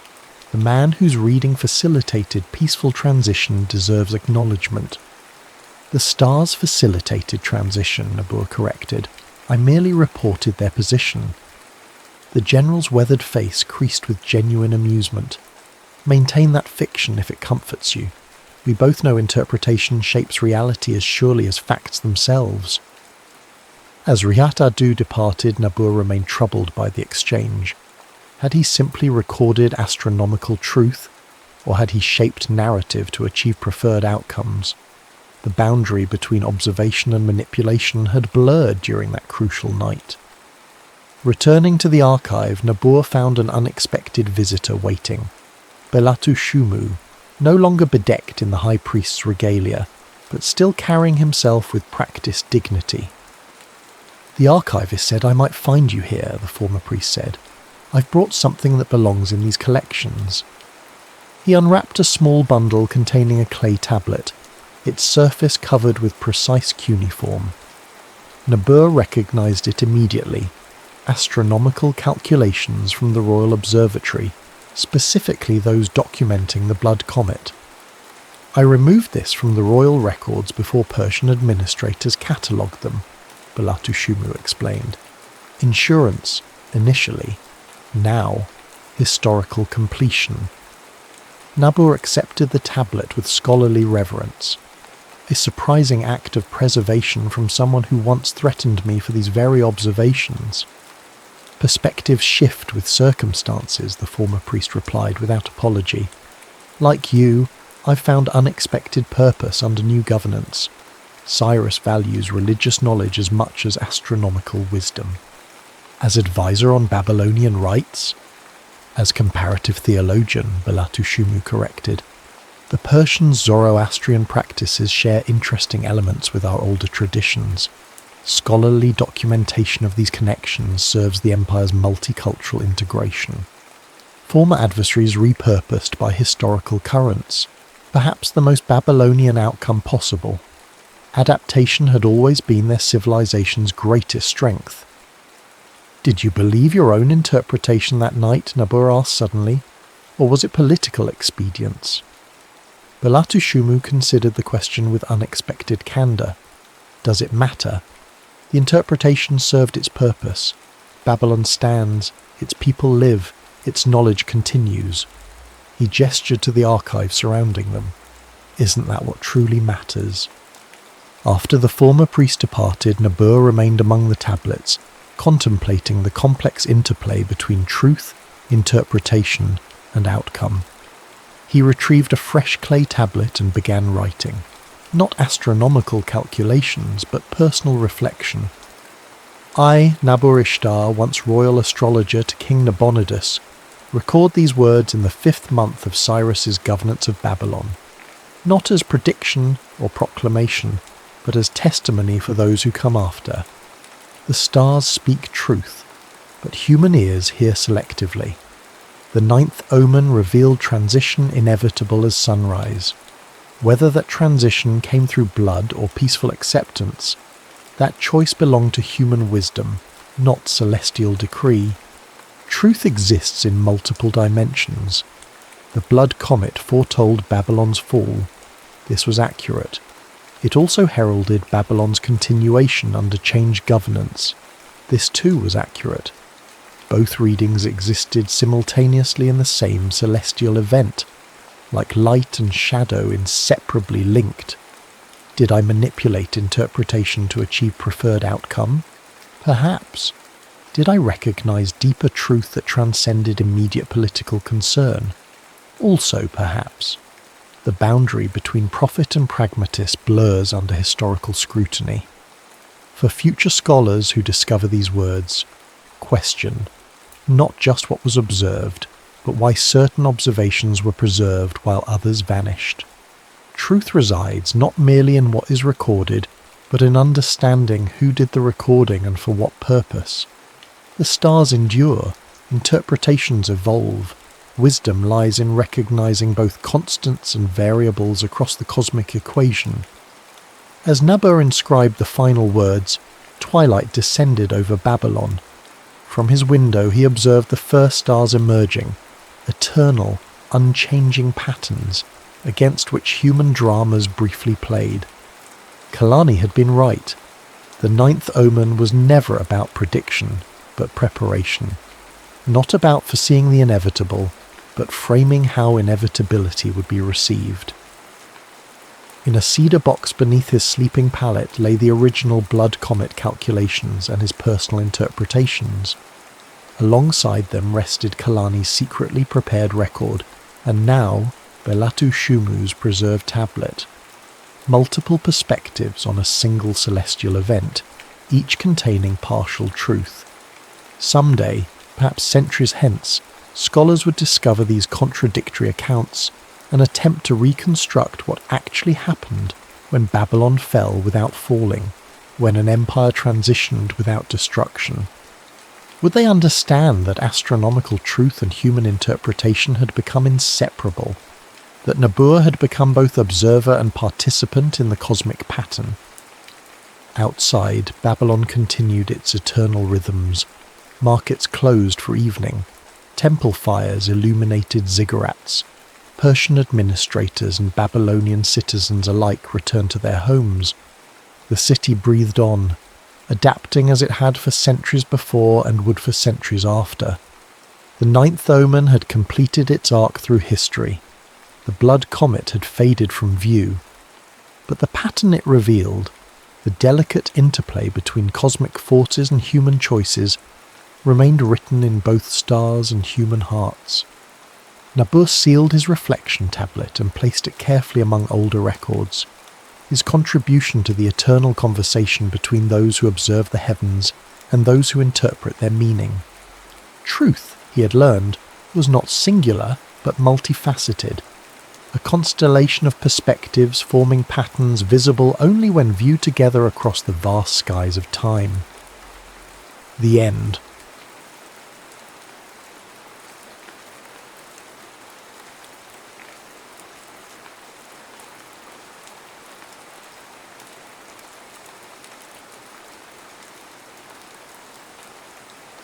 The train station promise. Claire Bennett had always been good at disappearing, not the magic trick kind, though sometimes she wished she possessed that power, but the art of fading into backgrounds, of being present but unseen. At 16, she had mastered the ability to move through the halls of Riverside High like a ghost, clutching her worn leather journal to her chest like armour. It wasn't that she wanted to be invisible. Rather, invisibility had become a comfortable habit, like the way she tucked her feet under her when she wrote, or how she always chose the window seat on buses so she could press her forehead against the cool glass and pretend she was somewhere else, somewhere where quiet girls who filled notebooks with half-finished stories weren't overlooked. The morning of the field trip dawned grey and drizzly, perfect weather for disappearing. Claire sat alone on the bus, watching raindrops race down the window while her classmates chattered about the museum they were headed to in the city. She barely noticed when they pulled into the train station, too absorbed in sketching out a scene in her journal about a girl who could walk through walls. "Everyone stay together," Mrs. Patterson's voice cut through the humid air as they filed onto the platform. "The train arrives in 10 minutes. Claire hung back from the group, breathing in the peculiar mix of metal and moisture that seemed unique to train stations. The platform was nearly empty at this hour, save for a few hurried commuters and... Her breath caught. A boy sat on one of the wooden benches hunched over a sketchbook. His dark hair fell across his forehead as his pencil moved across the page with quick, sure strokes.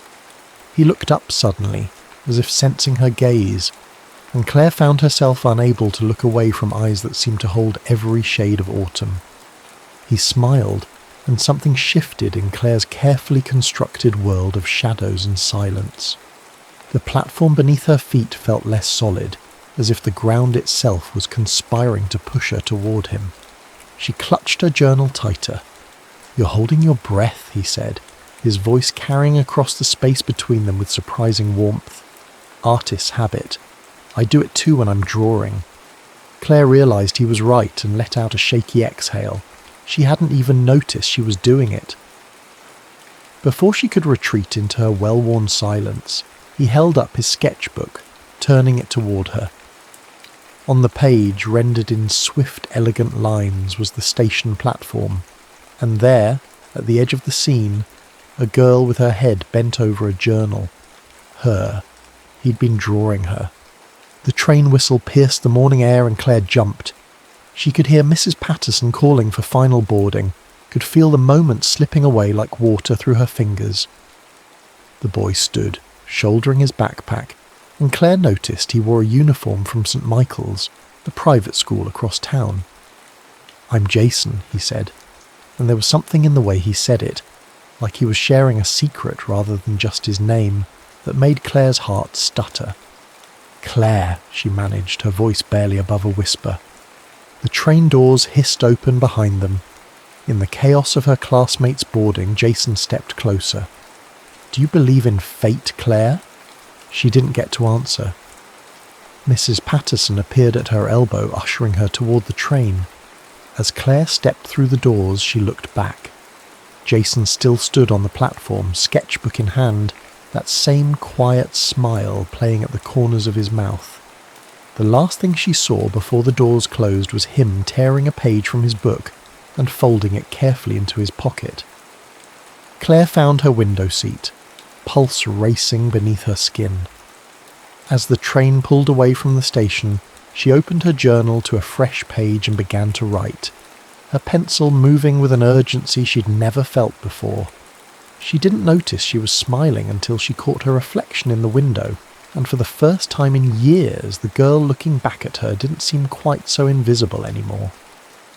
The museum field trip passed in a blur of Renaissance paintings and marble sculptures, but Claire's mind kept drifting back to the boy from the train station.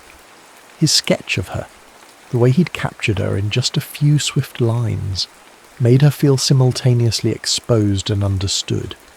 She found herself writing fragments of their brief encounter in her journal, trying to preserve every detail before it faded like a dream. She never expected to see him again on the return journey, but there he was, sitting on the same bench, as if the morning had rewound itself. This time, when their eyes met, Claire didn't look away. Instead, she did something that surprised even herself. She walked toward him. "You're back," he said, closing his sketchbook. "So are you." Claire's voice was steadier now, though her heart wasn't. Jason patted the space beside him on the bench. "I have a confession to make. I might have memorized your school's field trip schedule from the station bulletin board last week." "You planned this?" He shrugged, but there was a hint of nervousness beneath his casual demeanour. "I've seen you here before, you know, writing in your journal, lost in your own world. I wanted to know what stories you were creating." Claire clutched her journal tighter, but not from fear this time. "They're not very good stories." "I doubt that." He pulled the folded paper from his pocket, the sketch from this morning. "Here, trade you? A drawing for a story?" The platform around them bustled with afternoon commuters, but Claire felt suspended in a bubble of possibility. Slowly, she opened her journal to the story she'd been working on during the museum tour. "It's about a girl who can see people's memories in photographs," she said, her voice barely audible above the station noise. "But she can't remember her own past." Jason leaned closer to read, his shoulder brushing hers. The contact sent a shiver through her that had nothing to do with the cool spring air. "This is beautiful," he said after a moment. "The way you describe memory like water slipping through her fingers." He looked up at her. "You're really good, Claire." For once she believed it. They talked until the shadows lengthened across the platform. Jason shared his own creative struggles, how his mother worried about his focus on art, how he sketched in margins of his textbooks during class. Claire found herself telling him about the weight of her parents' expectations, the suffocating pressure to be practical, to be perfect. "Sometimes I feel like I'm living someone else's life," she admitted, "like the real me is still waiting to begin." "Maybe this is the beginning," Jason said softly. He reached for her hand, his fingers brushing against her palm. The touch was electric, terrifying in its possibility. The station clock chimed 5, startling them both. Claire's heart sank. Her train would arrive in minutes, and she could see Mrs. Patterson gathering the group. "I don't want this to be the end," Jason said, standing. There was an urgency in his voice that matched the pounding in Claire's chest. "Meet me here again. 1 year from today, same time, same bench. Promise me." Claire's mind raced with all the reasons she shouldn't. Her parents' disapproval, the distance between their schools, the ridiculous romance of it all. But for once the practical voice in her head was drowned out by the thundering of her heart. "I promise," she whispered. Jason pulled out his sketchbook, tore out a page and quickly wrote something. He folded the paper and pressed it into her hand. "Don't read it until you're on the train." The arrival whistle pierced the air. In the chaos of boarding, Claire barely had time to look back. Jason stood watching, his expression a mix of hope and something else. Was it fear? She wanted to run back, to ask for his phone number, his email, anything more concrete than this ethereal promise. But the doors were closing and the moment slipped away. Only when the train lurched into motion did Claire unfold his note. Inside was a small sketch of their bench, and below it, in hurried handwriting, "Some people spend their whole lives waiting for magic, but magic isn't found, it's made. You make ordinary moments magical just by being you. 1 year from today, we'll make some more." -J. Claire pressed the note to her chest, feeling the weight of everything unspoken between them. Outside her window, the station receded into the gathering dusk, taking Jason with it. But his words echoed in her mind, a promise and a warning wrapped in one. Magic, like love, required a leap of faith. She opened her journal and began to write, pouring out all her hopes and fears about the year ahead. The last line gave her pause. What if this is the beginning of my real story? What she didn't write, couldn't bring herself to acknowledge, was the whisper of doubt that threaded through her excitement. In fairy tales, promises made at train stations always came true. But this wasn't a fairy tale, and Claire knew better than most how stories could take unexpected turns. 1 year could feel like forever or like no time at all. For Claire, it was both. She arrived at the station 30 minutes early, her heart drumming against her ribs. The wooden bench, their bench, stood empty. Spring sunlight filtered through the station's high windows, casting long shadows across the platform. Claire ran her fingers over Jason's note, now worn soft at the creases from countless readings. 4:45 p.m, the same bustling crowd of commuters, no Jason. 4:55 p.m. A train arrived, disgorging its passengers. None of them had autumn-coloured eyes. 5 p.m. The station clock chimed, each bell strike echoing in Claire's chest like an accusation. 5:15 p.m. She couldn't feel her fingers anymore. They'd been clutching her journal so tightly. 5:30 p.m. The sun had shifted, throwing different shadows. Still no Jason. By 6 p.m, Claire's hope had curdled into something bitter and sharp. She'd been so stupid, believing in train station promises and boys who drew girls in journals. She thought of all the stories she'd written over the past year, filling pages with fantasies of this moment. None of them ended with her sitting alone, fighting back tears while strangers hurried past. The next morning, Claire did what she'd spent a lifetime perfecting. She disappeared. She threw herself into AP classes and college applications, into being the daughter her parents always wanted. She packed away her journal, telling herself stories were for children who still believed in magic. But she couldn't stay away from the station. Every few months she found herself drawn back, sitting on their bench, watching faces in the crowd. Each time she told herself it would be the last. Each time she returned. Years passed. Claire went to college, graduated, started writing again. Not stories about magic anymore, but quiet, aching pieces about loss and time and the weight of unspoken words. Her first published story was about a girl who made a promise she couldn't keep. She never mentioned it was autobiographical.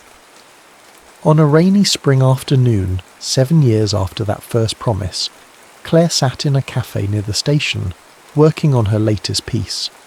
The cafe was new, one of many changes to the area, but the view of the platform remained the same.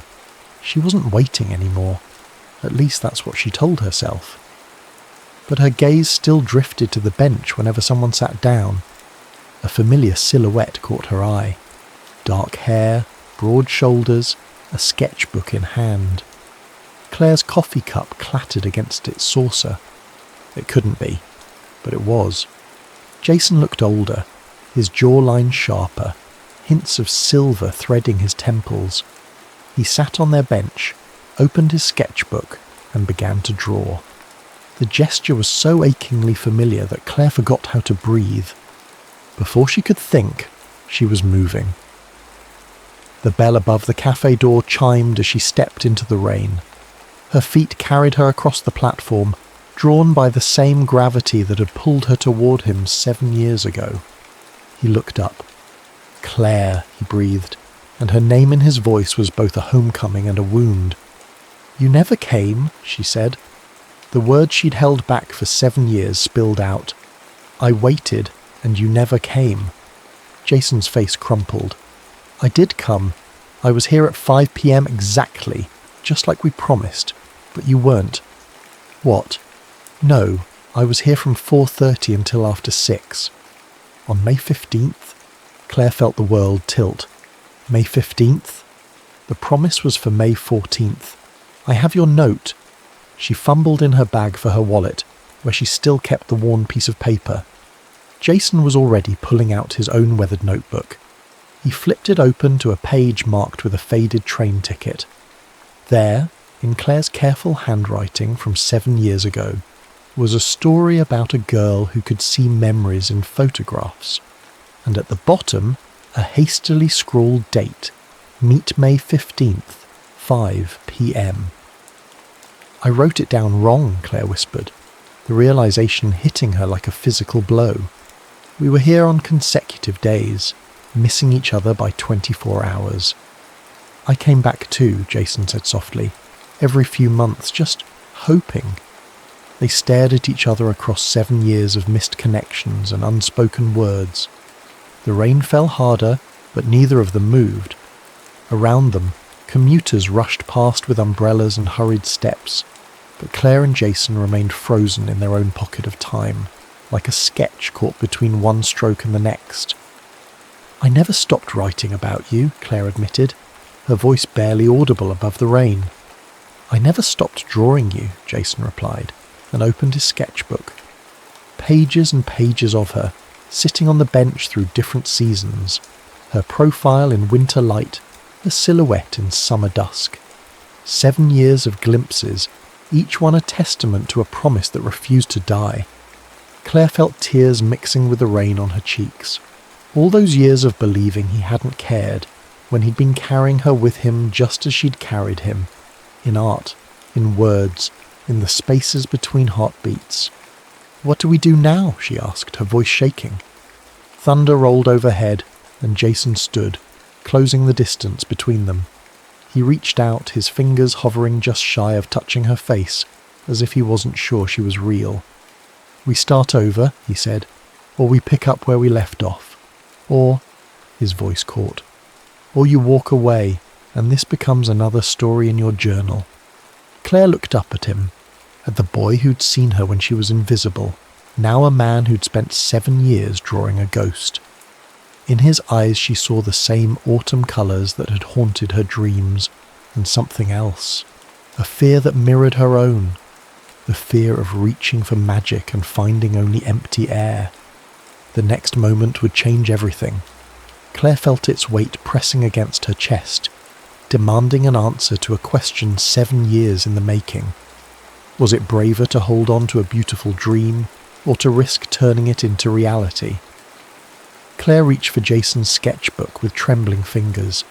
"Show me," she whispered. "Show me everything I missed."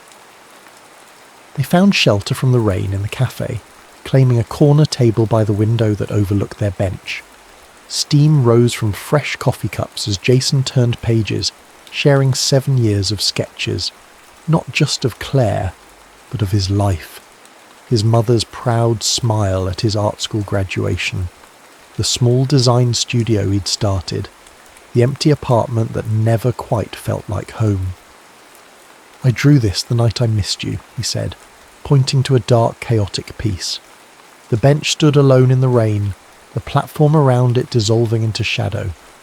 I was so angry at myself for not double-checking the date, for not getting your number, for... He broke off, running a hand through his rain-damp hair.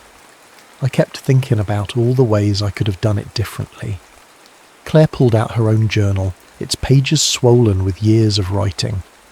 I did the same thing, wrote hundreds of versions where we got it right. She opened to a dog-eared page.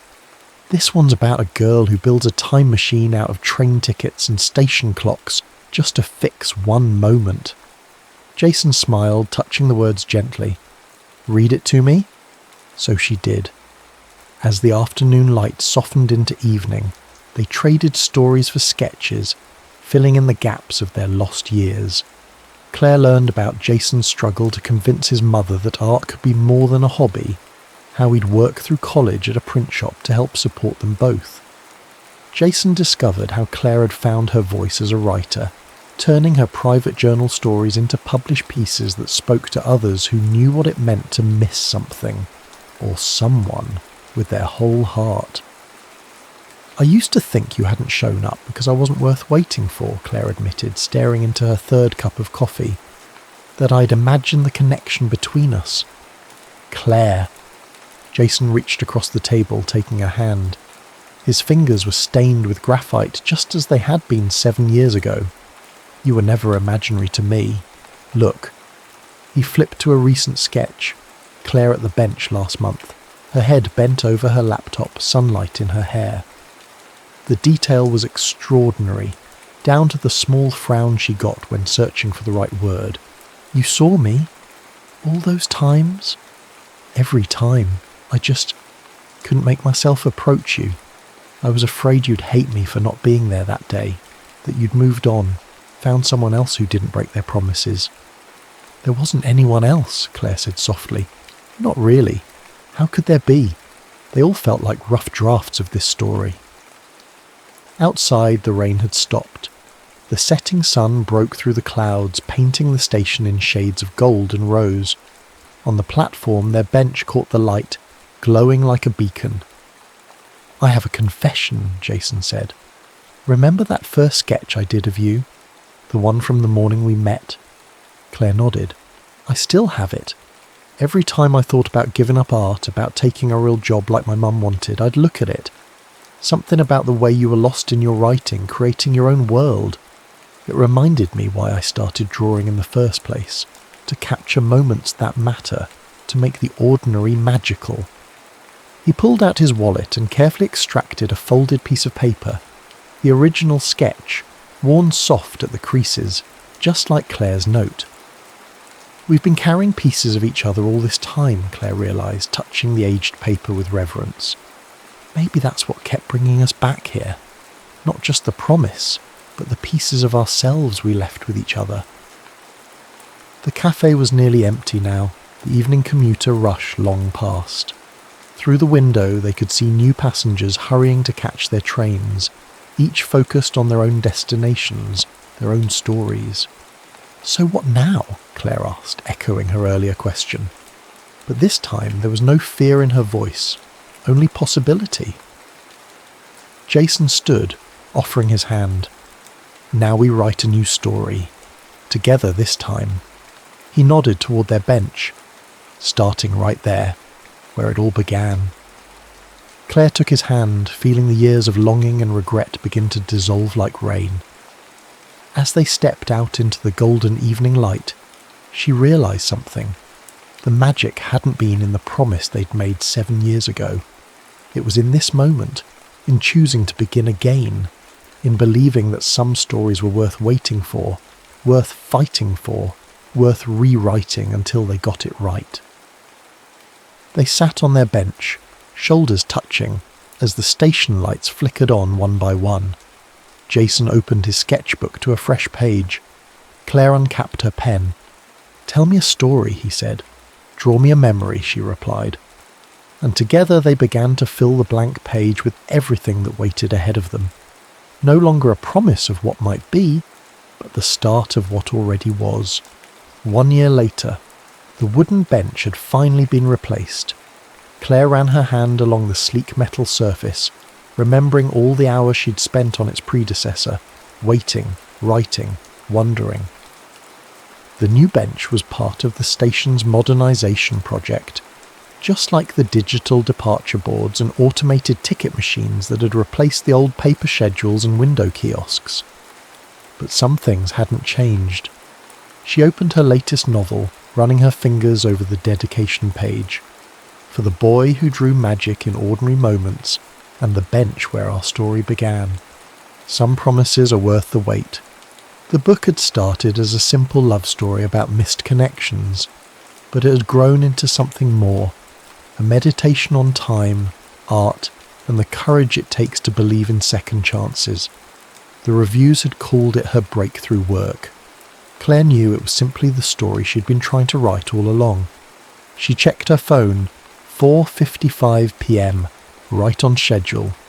Jason arrived with his portfolio case slung over his shoulder, grinning when he spotted her. Even after a year of seeing him every day, that smile still made her heart skip. "Ready?" he asked, settling beside her. Claire nodded, pulling out 2 paper train tickets. Not the efficient digital passes most commuters use now, but proper cardboard tickets, like the ones they'd had 7 years ago. She'd specifically requested them from the ticket office, earning a puzzled look from the clerk. "It's today, isn't it?" Jason asked softly, taking his ticket. "The day we were supposed to meet. The actual date." "May 15th, Claire confirmed. "I thought we could finally keep that promise. Better late than never." They sat in comfortable silence as the 5 p.m. train pulled in. Around them, the station hummed with life. Students with backpacks, business people with briefcases, tourists with cameras. Claire wondered how many of them were starting their own stories right now, making promises they hoped to keep. "I have something for you," Jason said, opening his portfolio. He pulled out a large framed piece, a triptych of sketches. The first panel showed Claire at 16, writing in her journal on the old wooden bench. The middle panel captured her at 23, alone and waiting in the rain. The final panel was them together on the new bench, Claire reading from her novel while Jason sketched. "Past, present and future," he explained, "though I suppose they're all past now." "Not all of them," Claire said. She reached into her bag and retrieved a small wrapped package. "I have something for you too." Jason unwrapped it carefully. Inside was a leather-bound journal, its cover embossed with an intricate design of train tracks and constellations. "Open it," Claire urged. The first page held a handwritten note for the next chapter of our story. This time, we'll write it together. The rest of the pages were blank, waiting to be filled. "I thought we could use it to plan the wedding," Claire said quietly. "A proper story needs a proper ending, after all." Jason's smile widened as he pulled a small velvet box from his jacket pocket. "Funny you should mention that." Claire's breath caught. "Jason, I was going to wait until dinner, but..." He glanced around the station, his eyes soft with memory. "This feels right. Where else would I ask you to spend the rest of your life with me, if not here?" He slid off the bench and knelt before her, opening the box to reveal a ring.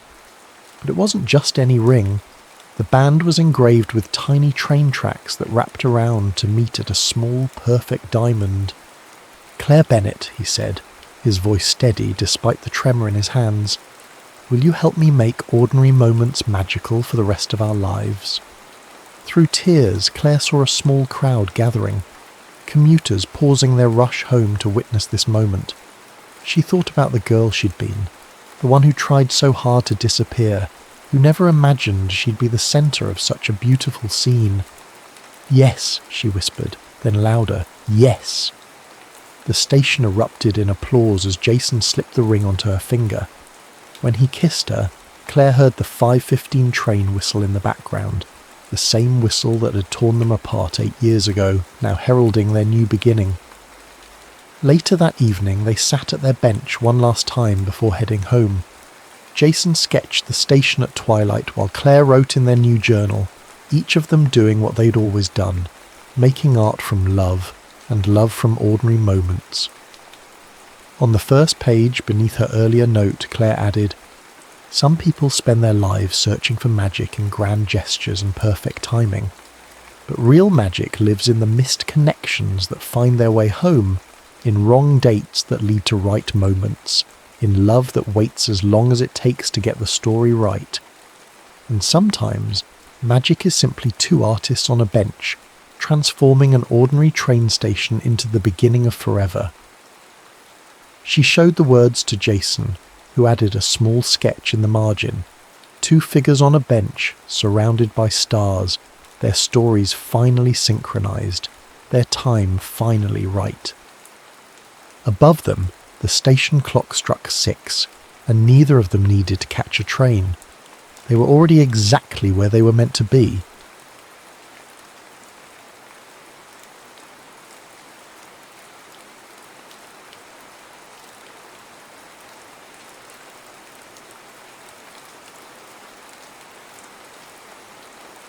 Mop and Redemption. The mop slid across the linoleum in long practiced arcs, back and forth, the squeak of rubber soles against freshly cleaned floor, the scent of industrial cleaner hanging in the air. For Marcus Mac DeLeon, this rhythm had become a meditation, one that kept the other sounds at bay, the remembered screams, the gunshots, the begging. Mac arrived at Lincoln Heights High School each morning at 4:30 a.m., a full 3 hours before the first bleary-eyed teacher would stumble through the doors clutching coffee. These pre-dawn hours were sacred. Just him and the empty halls, the building settling and sighing around him like an old friend keeping secrets. Today marked 5 years since he'd taken this job, 5 years of invisibility, of penance. "You're just the janitor," Principal Simmons had told him during his hiring interview, not unkindly but matter-of-factly. "Keep the bathrooms clean, the floors mopped, and don't interact with the students more than necessary. We've had incidents before." Mac had nodded, grateful for any opportunity. When you've spent 8 years in prison for aggravated assault and conspiracy charges tied to the Eastside Diablos, employment options narrowed considerably. His parole officer had pulled strings to get him this interview. Mac wasn't about to squander it by mentioning that at 26, he'd been the youngest lieutenant in the Diablo's bloody history. The school bell rang, jarring him from his thoughts. First period. He wheeled his cart toward the East Wing bathrooms, always a disaster after homeroom. As he passed the bank of lockers near the art room, he noticed a student slumped against the wall, hood pulled low over his face. Truancy wasn't Mac's problem. He kept walking. Hey janitor man." Mac paused, considered ignoring the call, then turned slowly. The kid, 15, maybe 16, was watching him with narrowed eyes. Something in that gaze was unsettlingly familiar. "Got a name?" the boy asked, chin tilted in challenge. "Mac," he answered, voice rusty from disuse. "Shouldn't you be in class?" The boy shrugged. "Shouldn't you be emptying trash cans instead of asking questions?" The disrespect didn't bother Mac. Nothing much did anymore. But something about this kid caught his attention. The defensive posture, the too cool facade hiding something vulnerable, the fresh bruise blooming on his right cheekbone. "What happened to your face?" Mac asked before he could stop himself. The boy's hand flew to his cheek, then dropped quickly. "Nothing." "That's one hell of a nothing." A beat of silence stretched between them. Then, "Jordan Cruz," the boy finally offered. "That's my name." Mac nodded once, then continued pushing his cart down the hallway. He could feel Jordan's eyes on his back. Later that afternoon, Mac was cleaning graffiti off the boy's bathroom wall when Jordan appeared in the doorway. The tag was fresh, still tacky under Mac's chemical-soaked rag. 3 interlinked diamonds with a crown above them. Mac recognized it immediately. The Royal Diamonds, rivals to his former gang. They'd been recruiting heavily in this neighborhood. "Nice technique," Jordan commented, watching Mac work. "You're not scrubbing hard enough, though." "I know what I'm doing," Mac replied, deliberately gentling his strokes. "Hard scrubbing damages the paint underneath, creates a shadow that's harder to clean next time." Jordan leaned against the sink. "There's always a next time." "Doesn't have to be," Jordan snorted. "In this neighbourhood, please." Mac turned to look at the boy directly. "You draw this?" "What if I did?" "I'd say you've got talent, but this," Mac gestured to the wall, "this marks you, makes you visible to people you don't want seeing you." Something flickered in Jordan's expression. Surprise, maybe respect. Before he could respond, shouting erupted in the hallway. 3 older boys appeared in the doorway, blocking the exit. "Cruz," the tallest one called out. "We've been looking for you, little man. Andre says you owe him for protection this week." Jordan's posture changed instantly. Shoulders hunched, eyes darting for escape routes. Mac recognized the look of cornered prey. "I'll pay tomorrow," Jordan mumbled. "Nah, today. Unless you want to end up like your buddy Miguel." The threat hung heavy in the air. Mac stood perfectly still, calculating. Every instinct told him to stay out of it. Keep his head down, stay invisible. That was the deal he'd made with himself. But then the tallest boy grabbed Jordan by the collar, slamming him against the bathroom stool, and something in Mac, something he thought long buried, snapped awake. His mop handle swept in a perfect arc, catching the bully behind the knees.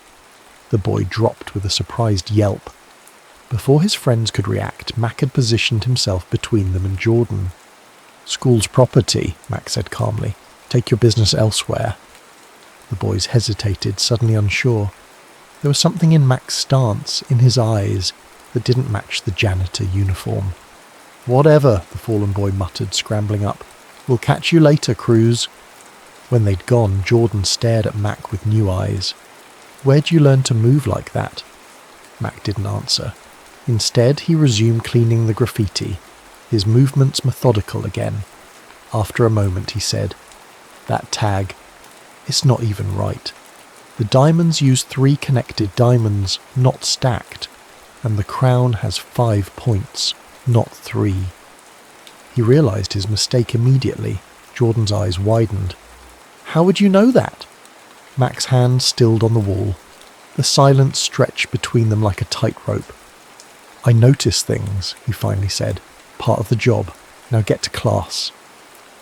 As Jordan reluctantly left, Mac stared at his reflection in the bathroom mirror.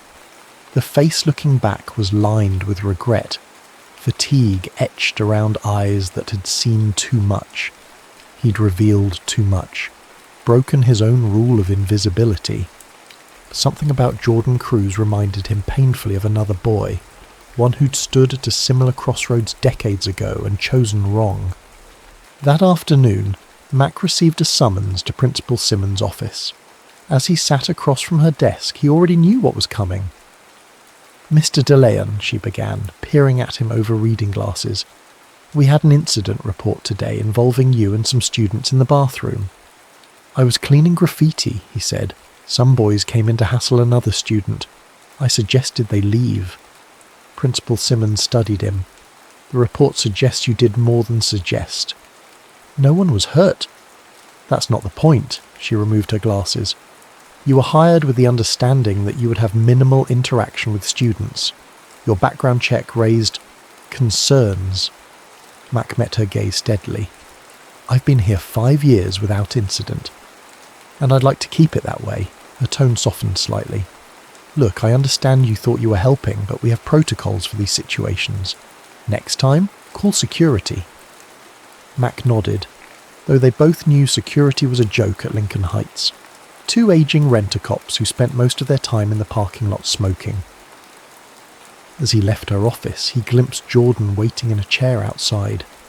Their eyes met briefly before Mac looked away.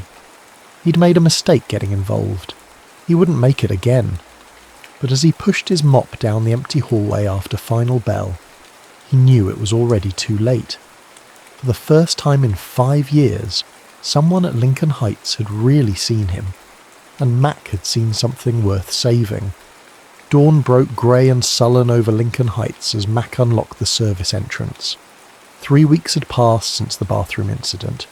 3 weeks of deliberate avoidance, of taking different halls when he spotted Jordan, of ignoring the boy's occasional attempts to engage him. Better this way. Safer. But the graffiti had been getting worse. More diamonds tags, more territorial markings. Something was building in the neighbourhood. Mac recognised the signs from his former life. Rival gangs establishing boundaries, recruiting drives, the pressure cooker of the streets heating up. He was buffing the main hallway floor when Jordan appeared, seemingly from nowhere. "You've been dodging me," the boy said, hands stuffed in his pockets. Mac kept the buffer moving. "Not my job to talk to students." "But it is your job to step in when someone's getting beat down in the bathroom," Jordan challenged. Mac shut off the machine. The sudden silence amplified his sigh. "What do you want, Jordan?" "I want to know how you knew about the diamonds tag. How you moved like that with the mop. You're not just some janitor, are you?" "Yes, I am," Mac's voice hardened. "And you need to focus on being a student instead of tagging walls and getting into trouble." Jordan's laugh was bitter. "Yeah, because a diploma's going to change everything, right? Make the diamonds leave me alone, pay my mum's medical bills, get us out of the projects." Mac studied the boy. The bruise on his cheek had faded, but new tension lined his young face. Dark circles shadowed his eyes. "You're not sleeping," Mac observed. Jordan shrugged. "Diamonds have been coming around our building, recruiting hard. My cousin joined up last year. They expect me to follow." "And what do you want?" The question seemed to catch Jordan off guard. He looked away. "Doesn't matter what I want." "Always matters," Mac said quietly, even when it seems like it doesn't.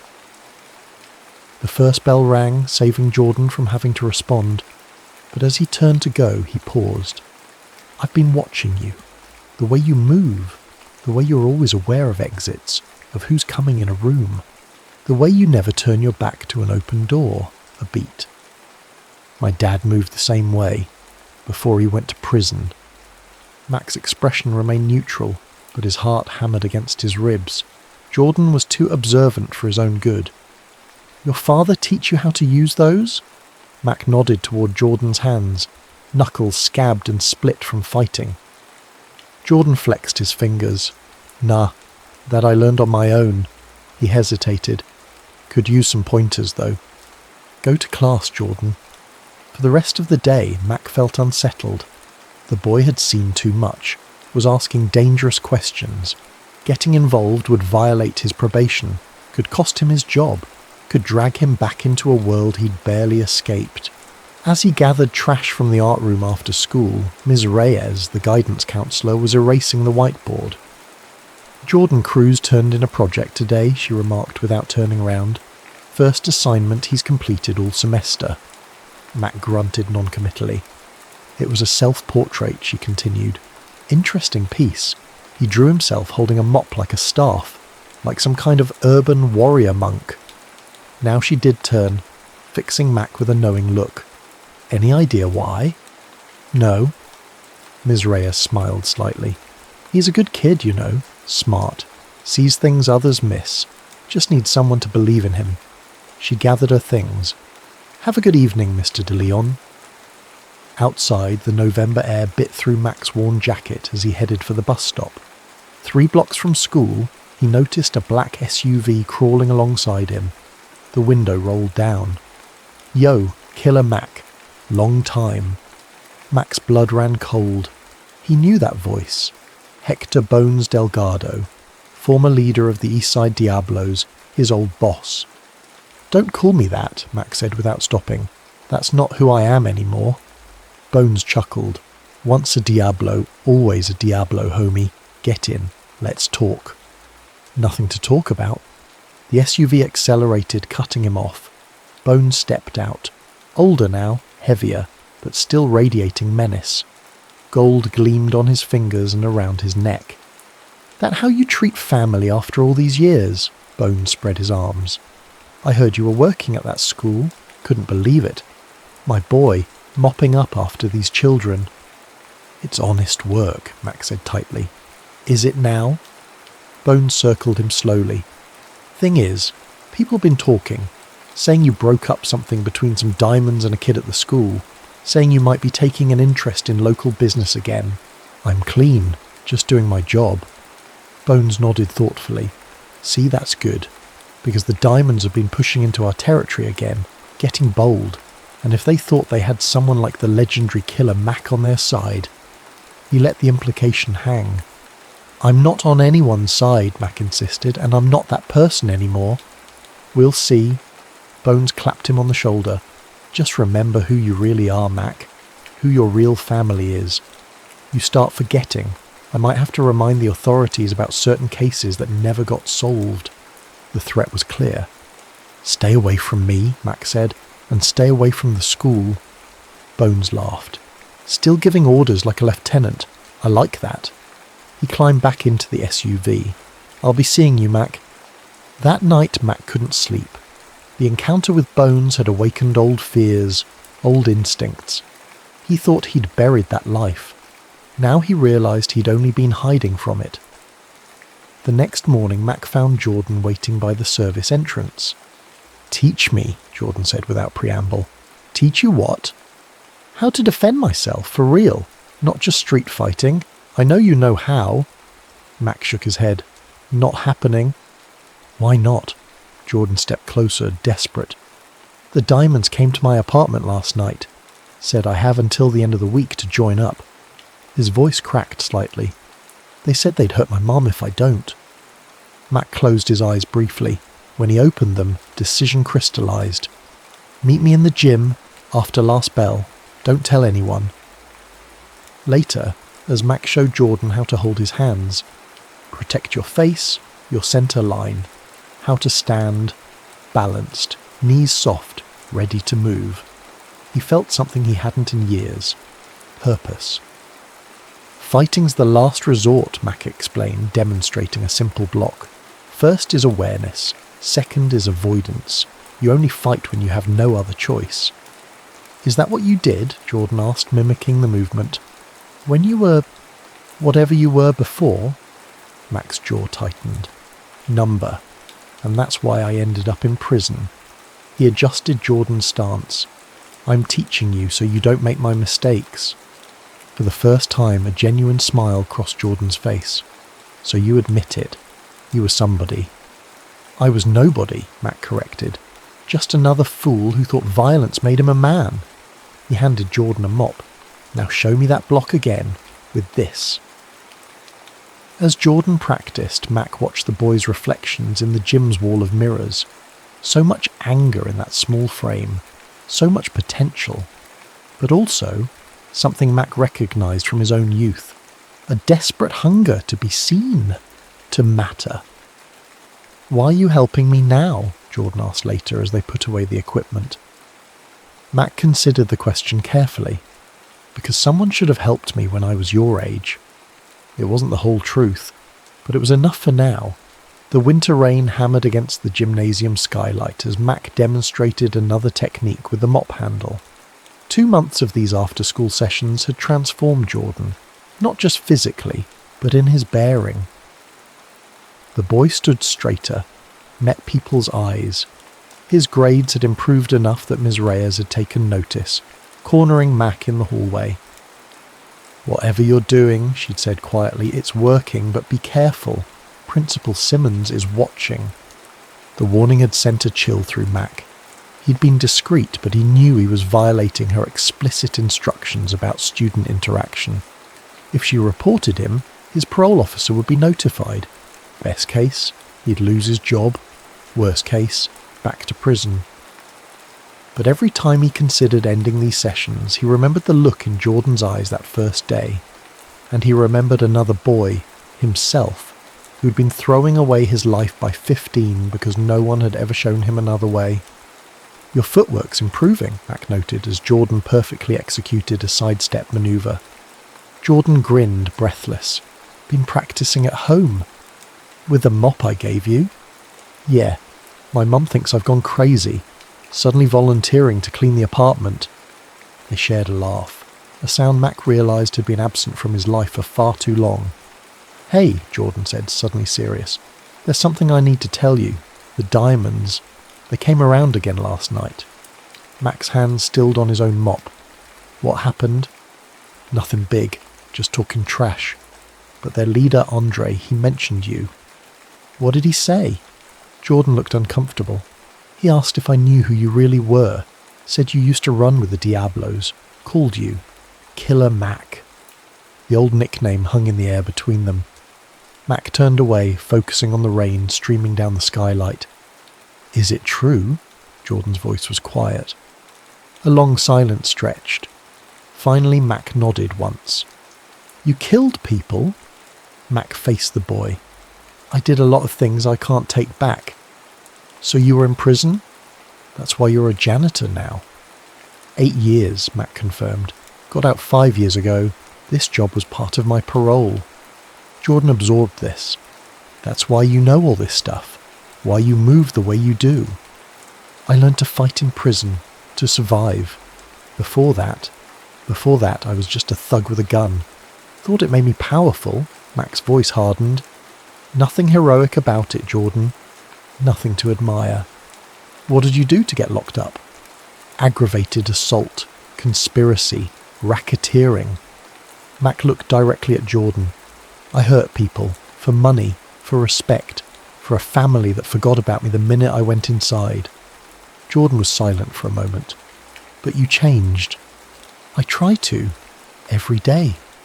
Jordan picked up his mop again, twirled it absently. "My dad got 10 years. Armed robbery. Mum says he'll be out next year, but..." He shrugged.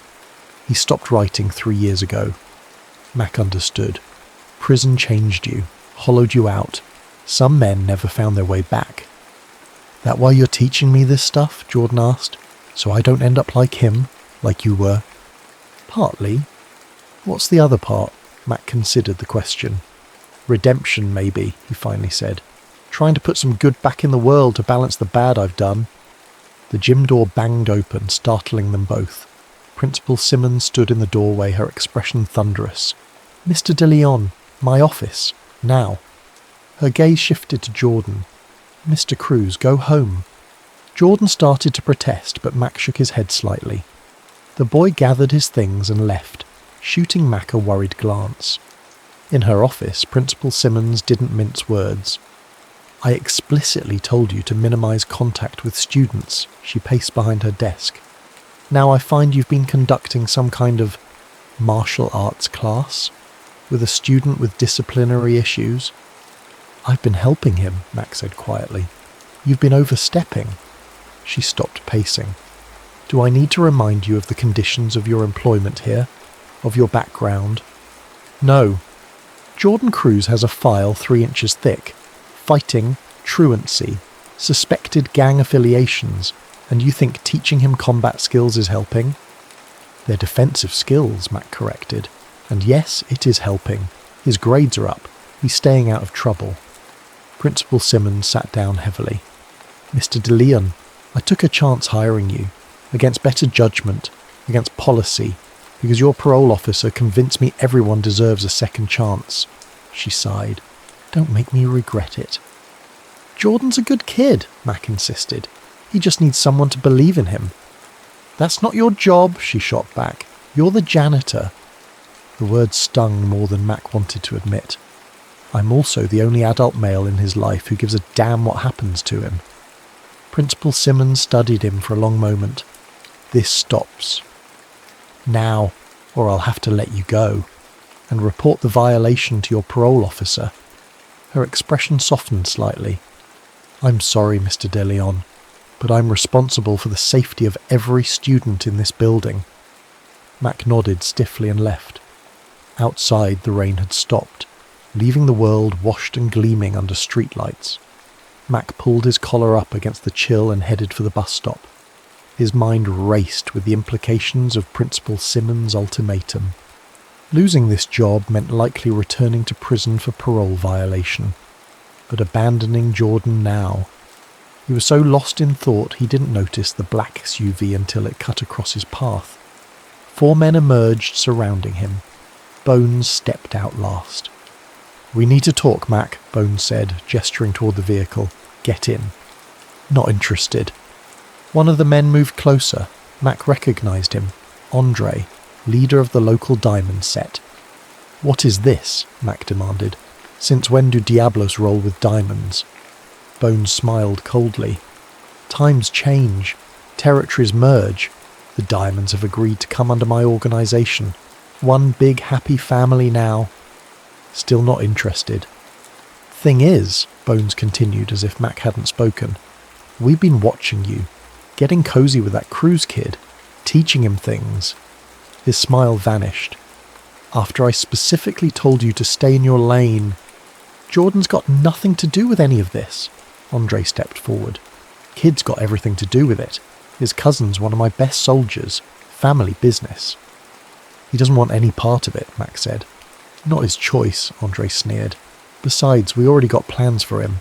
Special first assignment all picked out." Something in Andre's tone made Mac's blood run cold. "What assignment?" Bones and Andre exchanged glances. "Let's just say there's a certain school janitor who's been causing problems. Needs to be dealt with." Bones spread his hands. "Poetic, right? The kid takes out the man trying to save him. He won't do it." "He will when his mama's life depends on it," Andre said casually.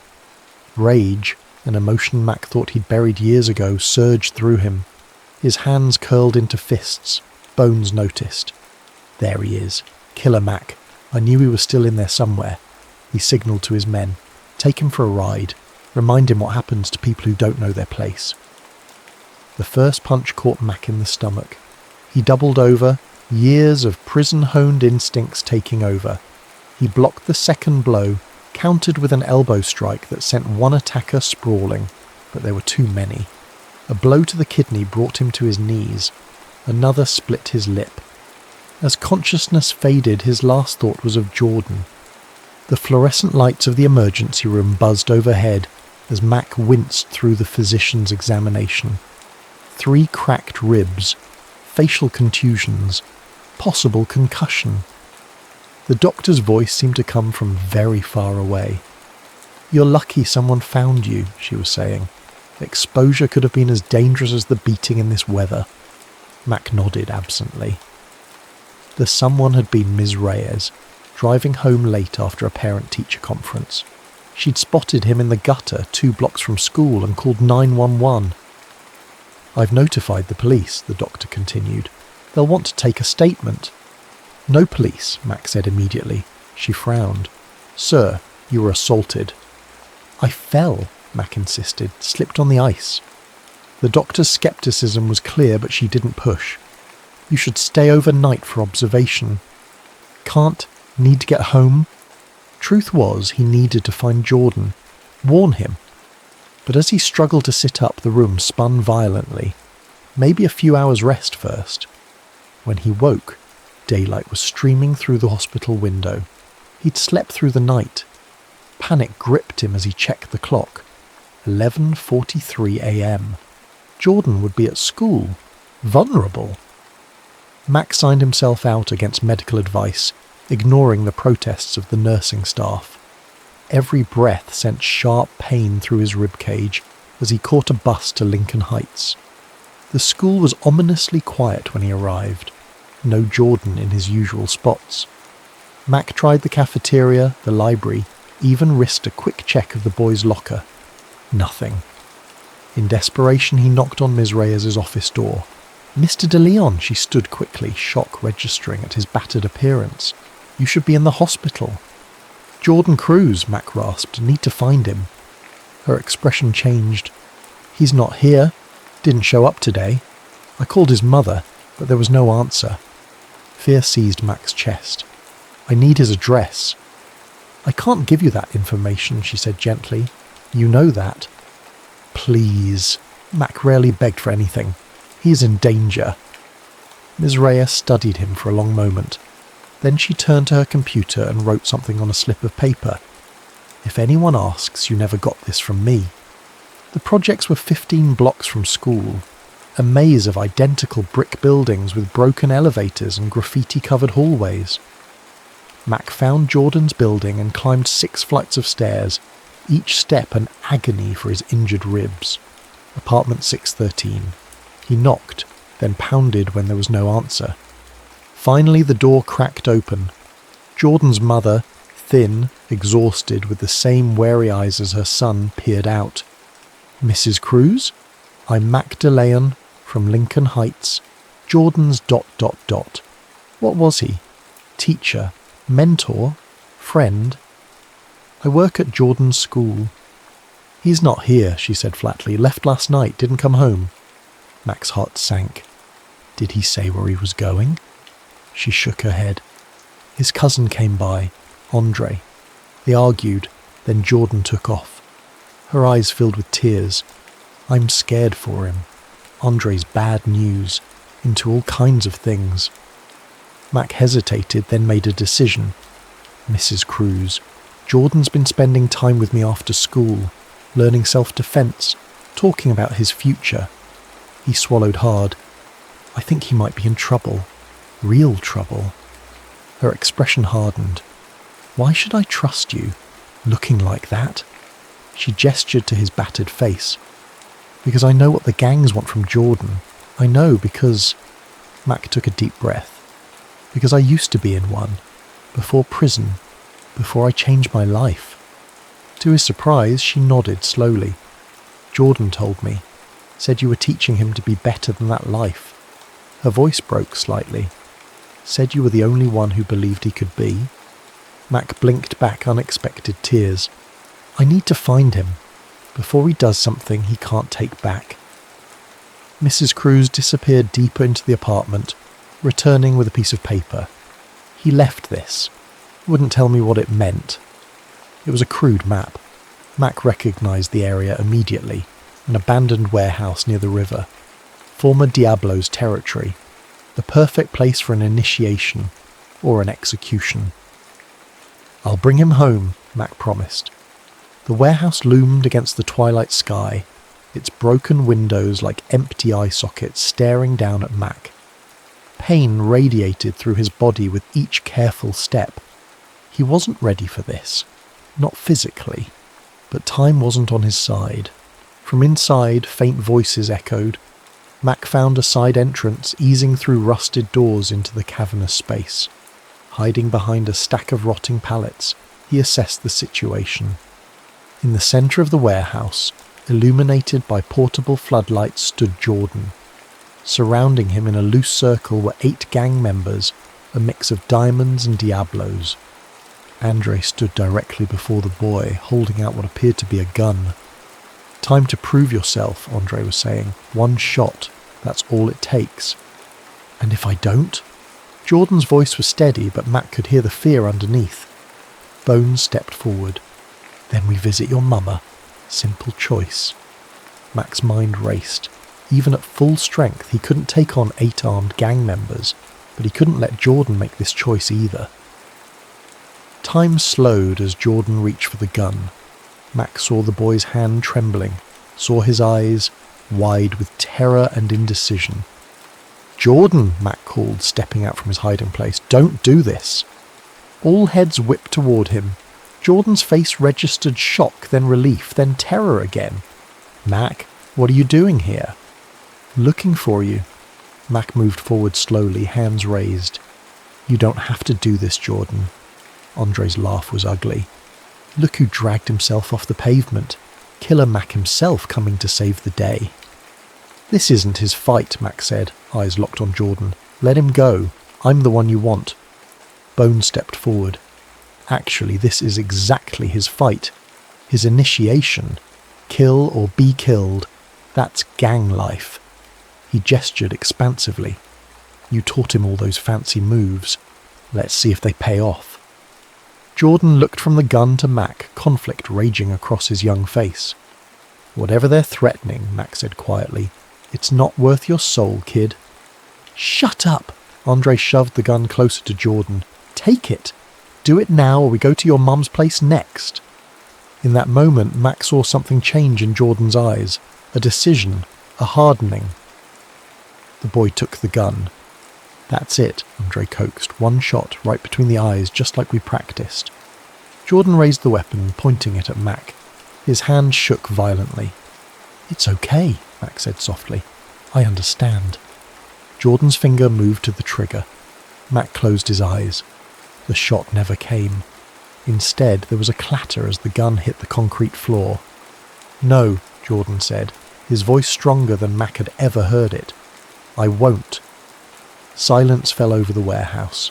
Then Andre lunged for the dropped weapon. Before he could reach it, Jordan executed a perfect sidekick, just as Mac had taught him, catching Andre in the chest. The gangbanger stumbled back, wheezing. Chaos erupted. 2 diamonds rushed Jordan while Bones and the others turned on Mac. Despite his injuries, prison-honed instincts took over. Mac blocked a wild swing, countered with an elbow strike to the throat, dodged another attacker, used his momentum to send him crashing into a stack of crates. Through the melee, he glimpsed Jordan holding his own against Andre, blocking, countering, just as they'd practiced in the gym. Pride surged through Mac, followed immediately by terror as he saw Bones pull a knife. Jordan, look out! The warning came too late.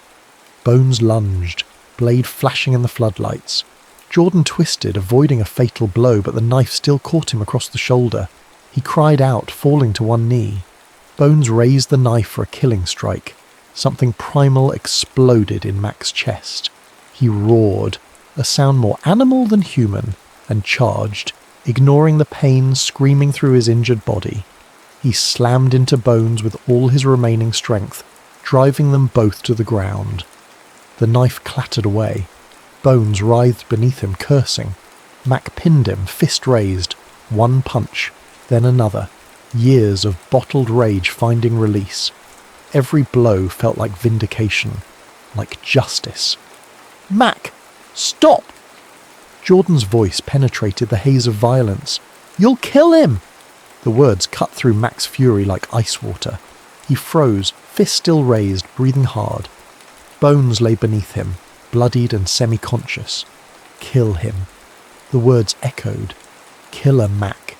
The monster he'd been. The monster he'd sworn never to be again. Slowly, Mac lowered his fist and stood on shaky legs. Around them, the fight had stopped. The other gang members stared, uncertain, many already backing toward exits. It's over, Mac said, voice raw. Jordan's out, we both are. Andre laughed weakly from where he'd fallen. Nobody gets out. You know that better than anyone, killer. Watch us. Mac helped Jordan to his feet, examining the knife wound. Not too deep, but bleeding steadily. We need to get you to a hospital. As they limped toward the exit, Bones' voice, slurred but venomous, followed them. This isn't finished, Mac. You're dead. The kid's dead. His mother too. Mac paused, turned. You come near either of them again, and I'll go back to prison for something worth doing. The cold certainty in his voice silenced even Bones. Outside, the night air was sharp with coming snow. Jordan leaned heavily against Mac, both supporting each other. Why'd you come? Jordan asked, wincing as they navigated the uneven pavement. Couldn't let you throw your life away, Mac answered simply. Not when mine's already wasted. It's not wasted, Jordan said fiercely. You saved me. Mac didn't respond.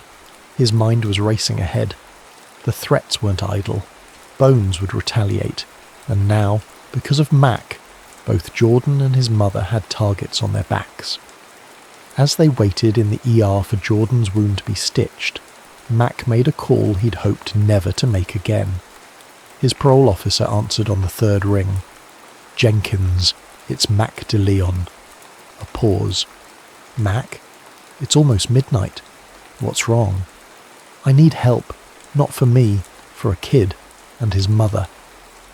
Briefly, Mac outlined the situation, leaving out his own involvement in the warehouse fight. Jenkins sighed heavily. Jesus, Mac. You know I can't. Please, Mac interrupted. I'm begging you. This kid deserves a chance. Another long pause. There might be something. a witness protection program for juveniles involved in gang activity. But it would mean relocating, new city, new identities. Would his mother be included? Yes. But Mac, this is serious. There's an extensive vetting process, and the kid would need to testify against the gangs, names, operations, everything. Mac looked across the waiting room where Jordan sat, shoulder freshly bandaged, eyes hollow with exhaustion. He'll do it. I'll make sure of it. The next morning they picked up Mrs. Cruz and drove to the police station in Jenkins' car. Jordan was quiet, working through the implications of what lay ahead. His mother alternated between tears and stoic determination. Detective Ramirez, a veteran of the gang unit, listened impassively as Jordan detailed everything he knew about the Diamonds and Diablos. Names, drug houses, territory, the merger between the gangs, the attempted forced initiation. "And you're willing to testify to all this?" Ramirez asked when Jordan finished. The boy glanced at Mac, who nodded encouragingly. "Yes," Jordan said firmly. "I'll do whatever it takes to get my mum somewhere safe." "It won't be easy," Ramirez warned. "New city, new names, no contact with anyone from your past." "I understand." Mrs. Cruz gripped her son's hand. "We'll be together. That's what matters." After hours of statements and paperwork, Jenkins drove them to a hotel where they would stay until the formal arrangements were made. As Mac prepared to leave, Jordan pulled him aside. "What about you?" the boy asked. "Bones will come after you too," Mac shrugged. "I can handle myself." "Come with us," Jordan urged. "Start fresh somewhere too." The offer touched something deep in Mac's soul, but he shook his head. "Can't. Parole terms. Besides," he managed a small smile, "someone's got to keep those school hallways clean." Jordan's eyes filled with tears. "I won't even get to say goodbye." "This isn't goodbye," Mac said firmly. "It's just the beginning of your real life." He pulled the boy into a careful hug, mindful of his injured shoulder. "Remember what I taught you," Mac whispered. "Not just the fighting, the living, head up, eyes forward, one good choice at a time." As he walked away, Mac felt lighter than he had in years. For the first time since prison, he had a purpose beyond mere survival. He had made a difference. Just one life. But maybe that was enough. Lincoln Heights felt empty without Jordan. 3 months had passed since he and his mother had entered the witness protection program. 3 months of Mac jumping at shadows, waiting for Bones' retaliation. But nothing had come. The silence was almost worse than an attack. Mac continued his routine. Arrive before dawn, clean the halls, avoid unnecessary interaction. But now there was a hollow space in his chest where purpose had briefly resided. Ms. Reyes caught him in the east hallway one afternoon. "You miss him," she observed. "Not a question." Mac grunted non-committally. "He left something for you." She handed over a folded piece of paper. Found it in his locker after he transferred. Mac waited until his lunch break to read it in the privacy of the boiler room. "Mac, by the time you read this, I'll be gone. Mum and I are getting a fresh start somewhere thanks to you. Detective Ramirez says I can't tell you where, but it's far from here. Somewhere I can finish school without looking over my shoulder. I wanted to say thank you, not just for saving my life that night, but for showing me I had one worth saving. Before you, all I saw was dead ends. Now I see possibilities. I'm going to do something good with this second chance. Maybe become a counsellor or something. Help kids like me, like you helped me. Stay safe. I wish you could come with us. You deserve a fresh start too. Minus JPS. I left something in the gym equipment room. Bottom locker, combination 18723. That evening, Mac found a small wooden box in the locker. Inside was a handmade bracelet, simple cord with wooden beads, and another note. Made this in art class. Ms. Reyes showed me how. Something to remember me by. Stay strong, killer. Just kidding about the killer part. Mac slipped the bracelet on, throat tight with emotion. 2 days later, Principal Simmons called him to her office. Her expression was grave. "Mr. DeLeon, I've received some concerning information." She shuffled papers on her desk uncomfortably. "A detective came by, asking questions about you and Jordan Cruz." Mac's heart sank. "He mentioned gang activity, a warehouse incident, said you were involved." "I was helping Jordan," Mac said quietly. "He was in trouble." Principal Simmons sighed heavily. "You put yourself at risk. You put the school at risk." She looked genuinely regretful. "I'm sorry, but I have to let you go. Effective immediately." Mac nodded. He'd been expecting this. "For what it's worth," she added, "the detective also said Jordan and his mother are safe now because of you, that you likely saved his life." A pause. "I've spoken with your parole officer, explained the circumstances. He's agreed not to report this as a violation." "Thank you," Mac said, surprised. Jordan was doing better. His grades, his attendance, his attitude. She met Mac's eyes directly. "You were good for him. I just wish you'd done it differently."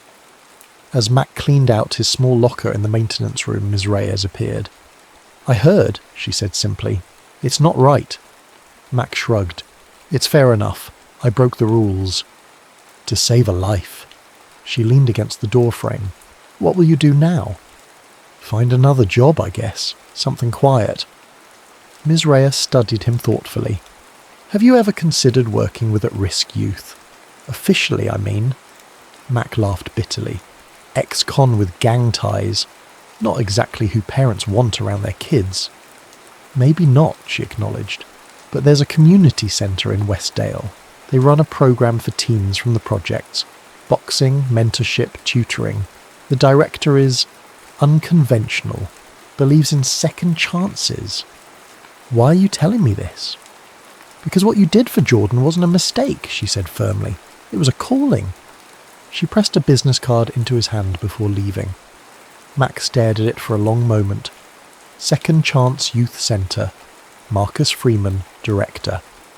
He pocketed the card. Something to think about, at least. That night, walking home from the bus stop, Mac sensed he was being followed. He ducked down an alleyway, pressing himself against the wall, waiting.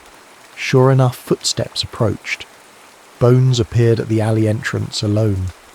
"Been looking for you, Mac." "Here I am," Mac replied calmly, though his heart hammered against his ribs. "Let's get this over with." To Mac's surprise, Bones laughed. Always ready for a fight. Some things never change. He pulled out a pack of cigarettes, offered one to Mac, who declined. "Heard you got fired." "News travels fast. I got eyes everywhere." Bones lit his cigarette, the flame briefly illuminating his scarred face. "The Cruz kid. He's gone.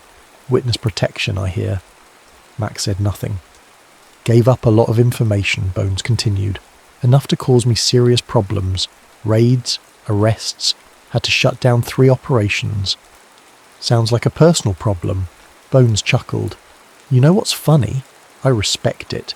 Kid had balls, standing up like that." He blew out a stream of smoke. "Reminds me of you back in the day."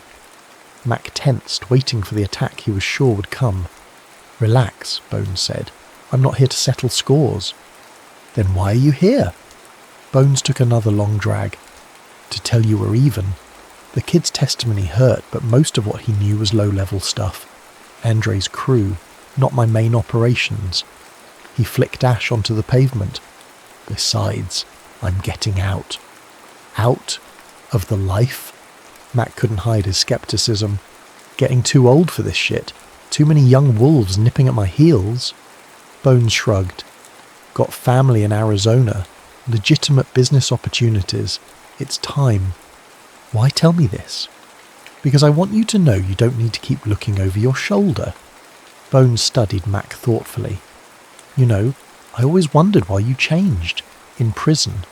What made Killer Mac turn into—" He gestured vaguely. "Whatever you are now." Mac considered the question. "I got tired," he finally said. "Tired of the fear, the anger, tired of hating myself for the things I'd done." He met Bones's gaze directly. "Aren't you tired, Hector?" Something flashed across Bones's face. Recognition, perhaps. Understanding. Yeah, he admitted quietly. I am. They stood in silence for a moment. Two men who had walked similar paths now finding themselves at different crossroads. One more thing, Bones said, reaching into his jacket. Mac tensed, but Bones merely pulled out an envelope. From the cruise kid's mother. Found its way to me. Thought you should have it. Mac took the envelope cautiously. We're done, Mac, Bones said, dropping his cigarette and crushing it under his heel. Live your life, I'll live mine. Far away from each other. After Bones left, Mac opened the envelope with trembling fingers. Inside was a photograph and a short note in unfamiliar handwriting. Mr. De Leon, I know I shouldn't be sending this, but I had to thank you. Jordan is doing well. We both are. He's on the honour roll at his new school. Talks about becoming a counsellor someday. He still practices those moves you taught him. Says they help him focus. Remind him of what matters. I don't know if anyone's ever thanked you for turning your life around, for becoming the man you are now instead of the man you were. So I'm thanking you. Not just for saving my son's life, but for showing him how to live it with dignity. Maria Cruz. The photograph showed Jordan in what looked like a school gymnasium, proudly holding up a certificate of some kind. His smile was wide, genuine, free of the shadows that had haunted him in Lincoln Heights. Mac traced the image with his fingertip, then carefully folded the note and photo, tucking them into his wallet. The next morning Mac called the number on Ms. Reyes's card. Marcus Freeman agreed to meet him that afternoon at the Second Chance Youth Centre. The building was nothing special. A converted warehouse with fresh paint and a small basketball court out front. Inside, teenagers practiced boxing in a makeshift ring. Others worked at computers along one wall. In a corner, a group sat in a circle, talking quietly with a counsellor. Marcus Freeman was not what Mac expected. Mid-50s with greying dreadlocks and glasses, he had the build of a former athlete gone slightly soft with age. His handshake was firm. Ms. Reyes told me about you, Freeman said, leading Mac on a tour. Said you helped a kid get out of the game, at considerable personal cost. I just did what needed doing, Mac replied. Freeman studied him thoughtfully. You know what we do here? Work with at-risk kids, keep them out of gangs. That's part of it. Freeman stopped, gesturing around the centre. But our real work is redemption, theirs and ours. Yours? Freeman rolled up his sleeve, revealing a faded prison tattoo. 10 years for armed robbery. Got out, got educated, got purpose. He smiled slightly. Most of our staff have similar stories. We believe those who've walked through the fire are best equipped to lead others away from it.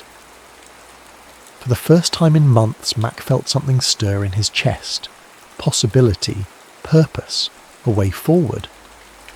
I'm not a counsellor, he warned, not educated. But you know the streets, know the life, know how to leave it behind. Freeman handed Mac an application. Start as a volunteer, 3 months probation.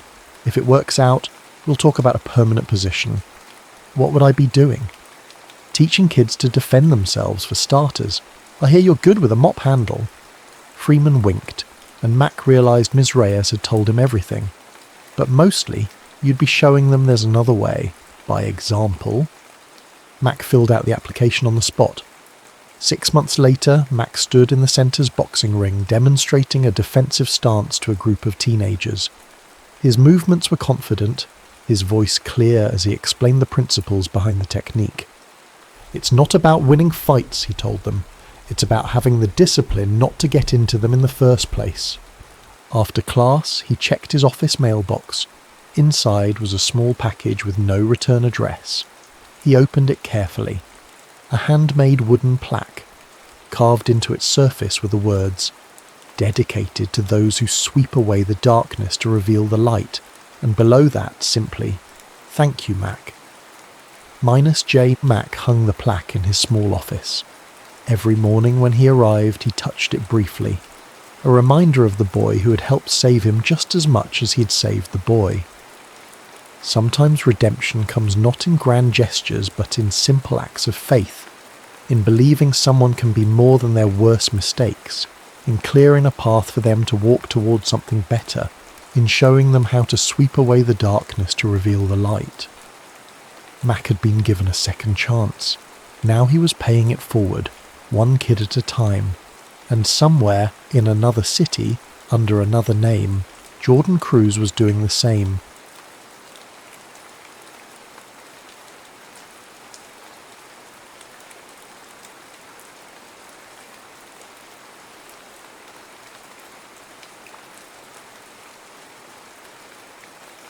Endgame Revival, a chess odyssey. Rafael Velez squinted through his loupe at the intricate gears of the vintage Patek Philippe, his fingers steady despite the phantom tremor that sometimes haunted his left hand on anniversary days. 20 years since Moscow, 20 years since the match that had dismantled not just his chess career, but the architecture of his identity. Outside his small repair shop in San Antonio, rain pelted the windows in erratic patterns. Not unlike the unconventional opening he'd pioneered, the Velez counterattack, now relegated to dusty chess journals and obscure online forums. He'd chosen horology as his second act with deliberate irony.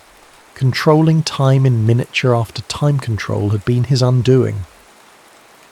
The bell above the door jangled and Raphael didn't look up.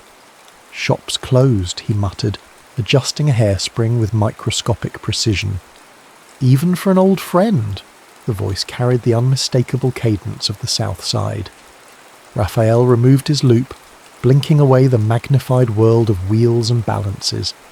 Damon Watts stood before him, greyer, heavier, but with the same calculating eyes that had once made him the terror of Washington Square Park's chess tables.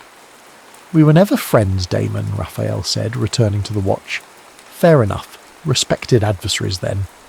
Damon pulled out a phone and placed it on the counter. "You've gone viral, old man." Raphael frowned at the device as if it might bite. On screen, a compilation video played, The Forgotten Genius of Rafael Velez. His younger self moved pieces with liquid confidence, dismantling grandmasters with bewildering combinations that had commentators stammering. The video had 3 million views. "Internet nostalgia," Raphael dismissed. "Next month they'll resurrect some other relic." "My kids at the centre won't shut up about you. They analyse your games like religious texts." Damon pocketed the phone. "I run a chess program at Southside Community Centre now. These kids, they've got talent but no direction. No real mentor." Raphael snorted. "I repair watches, Damon. I don't repair people." "Just one session. The district championship is next month. They're good, but they're raw. Find another grandmaster. There are plenty in Texas. None with your particular experience of falling from grace and surviving it." Damon's words cut through Raphael's practiced indifference. "These kids come from nothing. They need someone who understands that sometimes the board takes everything." After Damon left, Raphael returned to the Patek Philippe, but his focus was fractured. The video had awakened something, not ambition or regret, but a cognitive itch. The tactile memory of ivory beneath his fingers, the gravitational pull of 32 pieces waiting for animation. He'd vowed never to return to chess after Viktor Karpov and Raphael's own manager, Alessandro, had orchestrated his unravelling. Feeding his opponent information about Raphael's preparation, exploiting his insomnia, arranging accidental disturbances before crucial games. The betrayal had been so complete, so precisely targeted at his psychological vulnerabilities, that when Raphael finally understood the depth of their collusion during Game 7, something fundamental had broken inside him. 2 days later, Raphael found himself standing outside the community centre, watching through a window as a girl with tight braids and intense concentration demolished her opponent with ruthless efficiency. Her technique was undisciplined but fearless. She sacrificed material with the confidence of someone who'd already calculated 10 moves ahead. Inside, Damon introduced him. "This is Isabella Ruiz. Izzy, meet Rafael Velez." The girl's eyes narrowed. The one who quit. Raphael felt a surprising sting. The one who moved on. Is there a difference? She gestured to the board. Show me something worth learning or don't waste my time. The other teens, Marcus with his nervous energy, Deshawn with his sceptical eyebrow, Lucia with her careful notebook, watched as Raphael sat. He hadn't touched a chess piece in public for 2 decades, but his fingers found the familiar contours of the knight without hesitation. Reset the board, he said quietly. I'll show you how to see 3 moves deeper than you currently do. After the session, Damon walked him out. You're rusty, but still brilliant. They're underprepared for the district championship, Raphael replied. Izzy especially. All intuition, no discipline. She telegraphs her attacks. So you'll come back Thursday? Raphael hesitated. I'll bring some books on endgame theory. That night, for the first time in years, Raphael dreamed not of his defeat, but of the Velez counterattack. The opening he'd created but never fully explored, abandoned when he'd abandoned everything else. In the dream, the pieces moved with newfound patterns, revealing variations he'd never considered. He woke at 3 a.m. and did something he'd sworn never to do again. He set up a chessboard. By morning, his apartment floor was littered with papers covered in notation. The Velez counterattack had evolved, adapted to modern theory. It was no longer just a surprise weapon, but a viable, sophisticated opening system. That Thursday, he brought no books to the community centre. Instead, he showed Izzy and the others the evolved counterattack. This isn't in any book, Izzy said, studying the position. Because I created it yesterday, Raphael replied, and now I'm giving it to you. Something changed in Izzy's expression, skepticism giving way to wary respect. Why would you give away your secret weapon? Raphael moved a pawn, creating an asymmetrical structure that violated conventional wisdom, yet contained hidden harmonies. Because the board gives back what you put into it, he said, surprising himself with the answer. 20 years ago, I forgot that. Over the following weeks, Raphael found himself drawn deeper into the team's preparation. He arrived earlier, stayed later. He created personalised training regimens for each student, identifying their unique strengths, Marcus's defensive brilliance, Deshawn's tactical vision, Lucia's positional instinct, and Izzy's raw, untamed genius. The district championship approached, and Raphael realised with alarm that he'd begun to care about the outcome. He'd begun to care about these kids. When had the protective numbness started to recede? The night before the tournament, Raphael received an email from an address he didn't recognise. The subject line, "Long time, old friend." The message was from Viktor Karpov, still world champion after all these years. "I've seen the videos of your protégé," Karpov wrote. "Reminds me of you before Moscow. Raw, undisciplined, but touched by fire. I'll be in San Antonio next month for an exhibition. Perhaps we could provide these young players some inspiration with a friendly game, for old time's sake." Raphael's hands trembled as they hadn't in years. The last time he'd seen Karpov was across the board in Moscow, the moment he'd realised the depth of the betrayal. Karpov's eyes had held not triumph but pity, somehow worse than gloating. The district championship arrived, and Raphael watched his team perform beyond expectations. Izzy blazed through her matches, the evolved counterattack bewildering her opponents. When they took the championship, Raphael felt something crack open inside him. Not the breaking of 20 years prior, but a fissure letting light into long dark places. After the celebration, he showed Izzy the email. "You have to do it," she said immediately. "You don't understand what he took from me." Izzy's eyes hardened. "I understand that as long as you're afraid to face him, he still has it." The truth of her words resonated in chambers of himself Raphael had long sealed off. That night he replied to Karpov with a single word. Yes. The community centre buzzed with nervous energy as Raphael arranged pieces on the demonstration board. Marcus fidgeted with a knight, repeatedly setting it down and picking it back up. while Lucia transcribed openings into her notebook with such force that her pencil tip broke twice. Only Izzy maintained outward calm, though Raphael recognised the tightness around her eyes, the same tension he'd carried before important matches. The Millennial Championship starts in 3 weeks, Raphael reminded them. District was just the beginning. Now you'll face teams with actual coaches, structured training programs. And wealthy parents who hire personal grandmasters, Deshawn added bitterly. Raphael moved a bishop across the board, which is precisely why we'll focus on unorthodox positions, force them out of book preparation into actual thinking. This had become Raphael's coaching philosophy, avoiding mainstream theory in favour of complex double-edged positions where intuition and calculation mattered more than memorization. It wasn't just strategic, it was practical. His students couldn't compete with the resources of private school teams, but they could disrupt expectations. After practice, Damon lingered. "The kids are transforming under your guidance," he said, "especially Izzy." Raphael nodded, distracted by the notification that had just appeared on his phone. Another email from Karpov confirming the exhibition match details. "You're afraid?" Damon observed. "I'd be a fool not to be," Raphael replied quietly. "Karpov hasn't lost a classical match in 6 years. I'm not talking about losing. I'm talking about what happens if you win." Damon's insight cut too close to the bone. Victory means possibilities. It means choices. That's more terrifying than defeat. That night, Raphael visited his sister Imogen for the first time in months.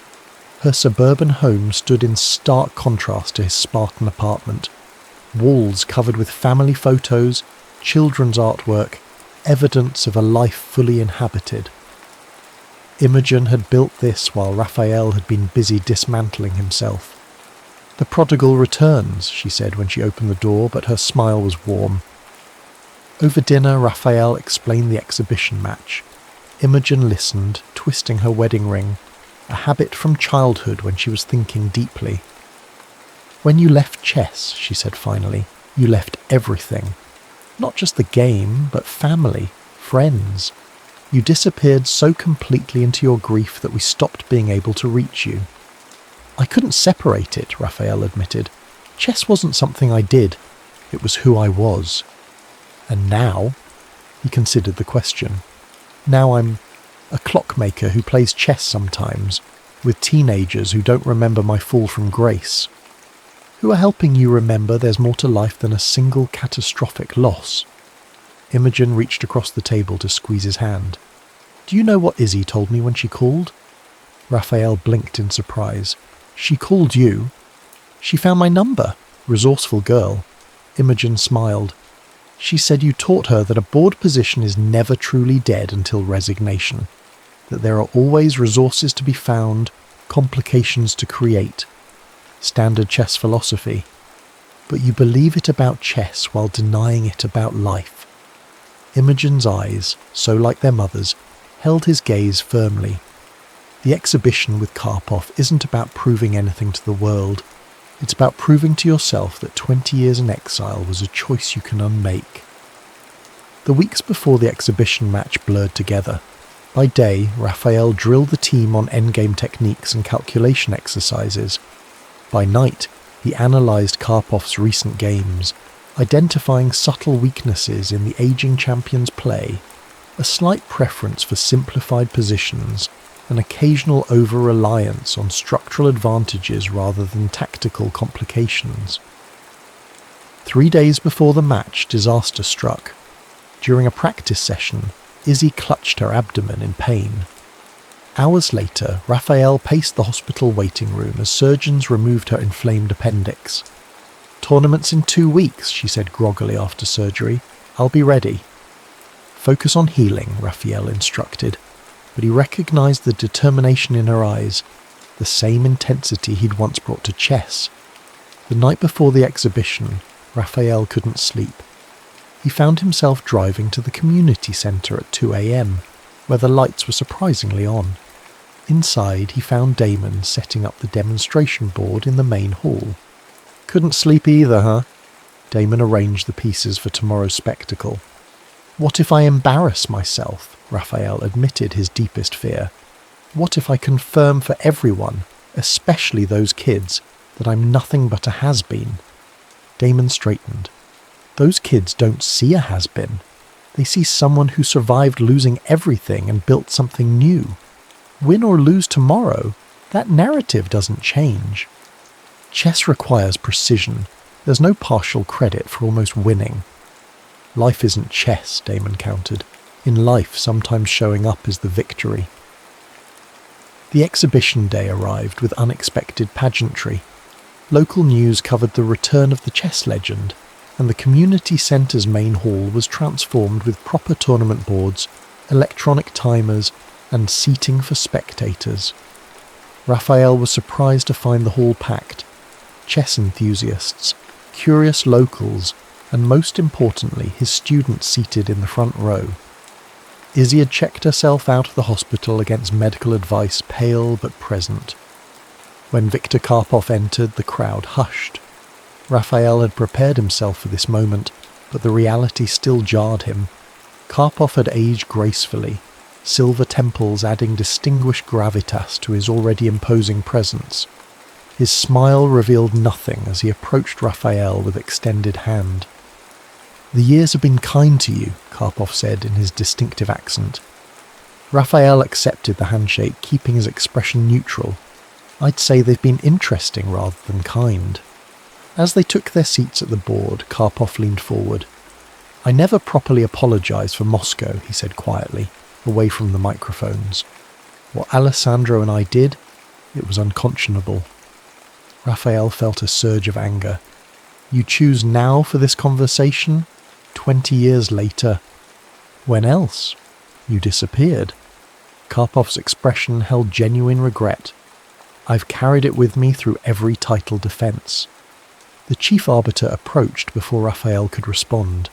The exhibition would be a single game with classical time controls, 90 minutes each with 30-second increments. Raphael drew white. His hand hovered over the e-pawn, the standard opening move expected by all. Then, with deliberate calm, he moved his knight instead. The first move of the evolved Velez counterattack, typically a black defense but adaptable as white with transposition. Across the board, Karpov's eyebrow raised fractionally, the chess equivalent of open astonishment. The game unfolded like a conversation between two master sculptors, each move adding meaning and complexity.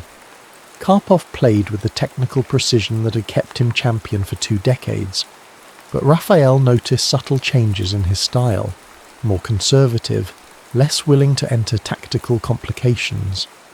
In the middle game, Raphael sacrificed a knight for positional compensation, creating imbalance and forcing Karpov into time-consuming calculations. The spectators murmured as the position grew increasingly double-edged. Raphael glanced at his students. Lucia was taking notes furiously. Marcus watched with wide-eyed concentration. Deshawn nodded slightly at Raphael's sacrifice, seeing the purpose behind it. And Izzy leaned forward in her chair, eyes bright with understanding. 4 hours into the game, Raphael found himself in a complex endgame, down material but with dynamic possibilities. His hand hovered between 2 moves, the solid, safe continuation or a speculative sacrifice that could either win brilliantly or lose spectacularly. 20 years ago he would have chosen safety. Today, with the eyes of his students upon him, Raphael chose fire. The sacrifice sent ripples through the audience. Karpov spent 15 minutes calculating before accepting the material. 3 moves later, the champion's expression shifted as he recognized the trap he'd walked into. Raphael's sacrifice had created unstoppable passed pawns, while his remaining pieces coordinated perfectly. Karpov studied the position, then extended his hand in resignation. The hall erupted. Raphael sat motionless, the magnitude of what had just occurred washing over him in waves. He had defeated the world champion in front of his students, his community, and most importantly in front of the ghosts of his past. When he finally stood to acknowledge the applause, his eyes found Izzy's. Her expression held no surprise, only vindication, as if she had known all along what he was capable of, waiting patiently for him to rediscover it himself. The morning after the exhibition, Raphael's phone wouldn't stop buzzing. Chess blogs, news outlets, even international media requested interviews about his victory over Karpov. He silenced the notifications and walked to his repair shop, seeking refuge in the familiar precision of gears and springs. He hadn't expected Izzy to be waiting outside, perched on the steps despite her recent surgery. "You should be resting," he said, unlocking the door. "I've been offered a scholarship," she announced, following him inside, "to the Wagner Chess Academy in New York. Full ride, including living expenses."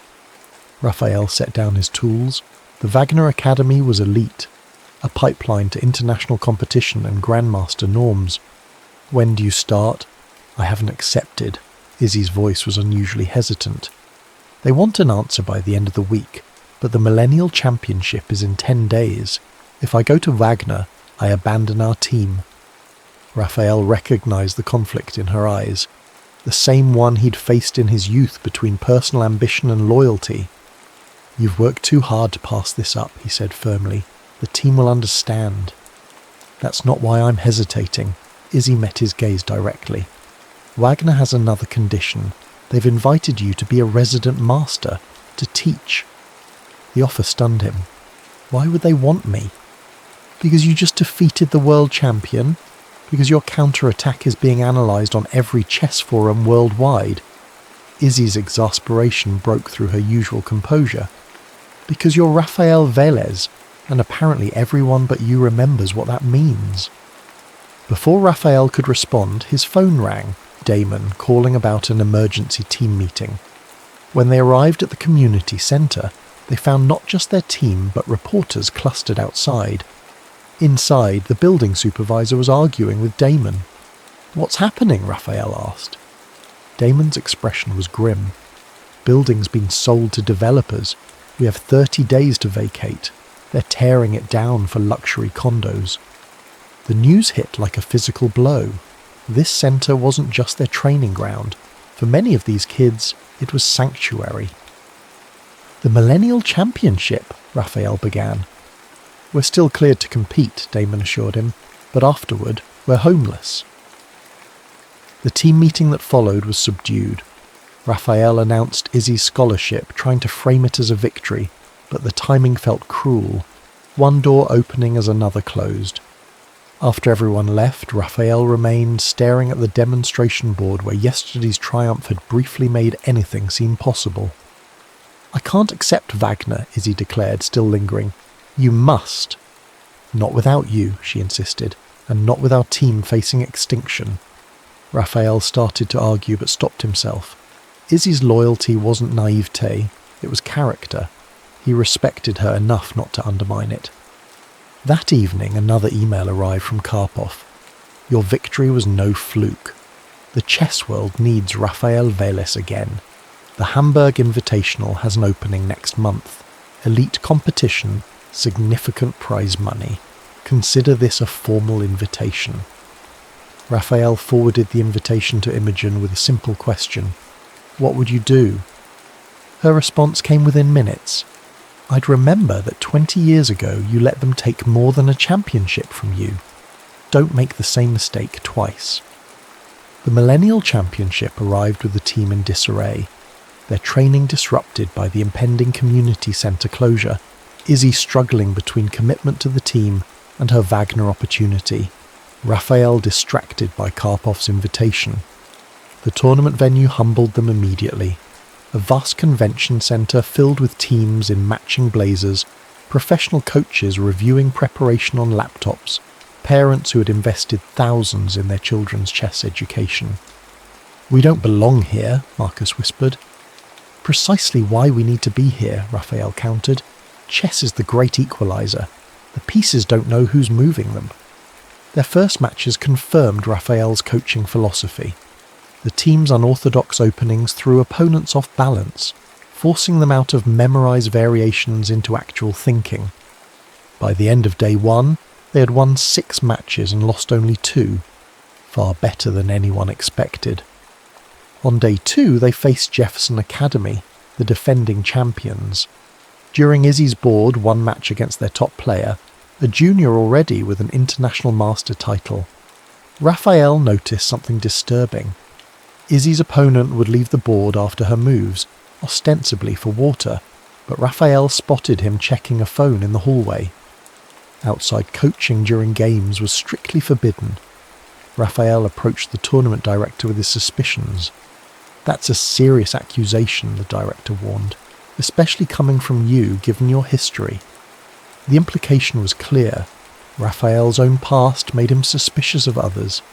He almost backed down, then thought of what such cheating would teach these kids about fairness and integrity. "Check the bathroom," Raphael insisted.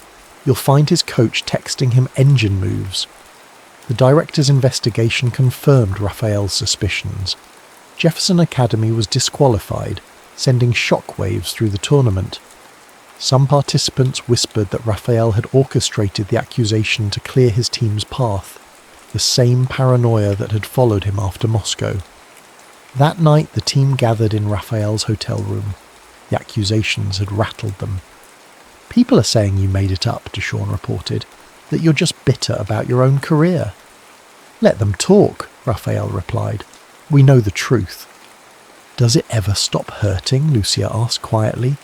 "Being misunderstood like that?"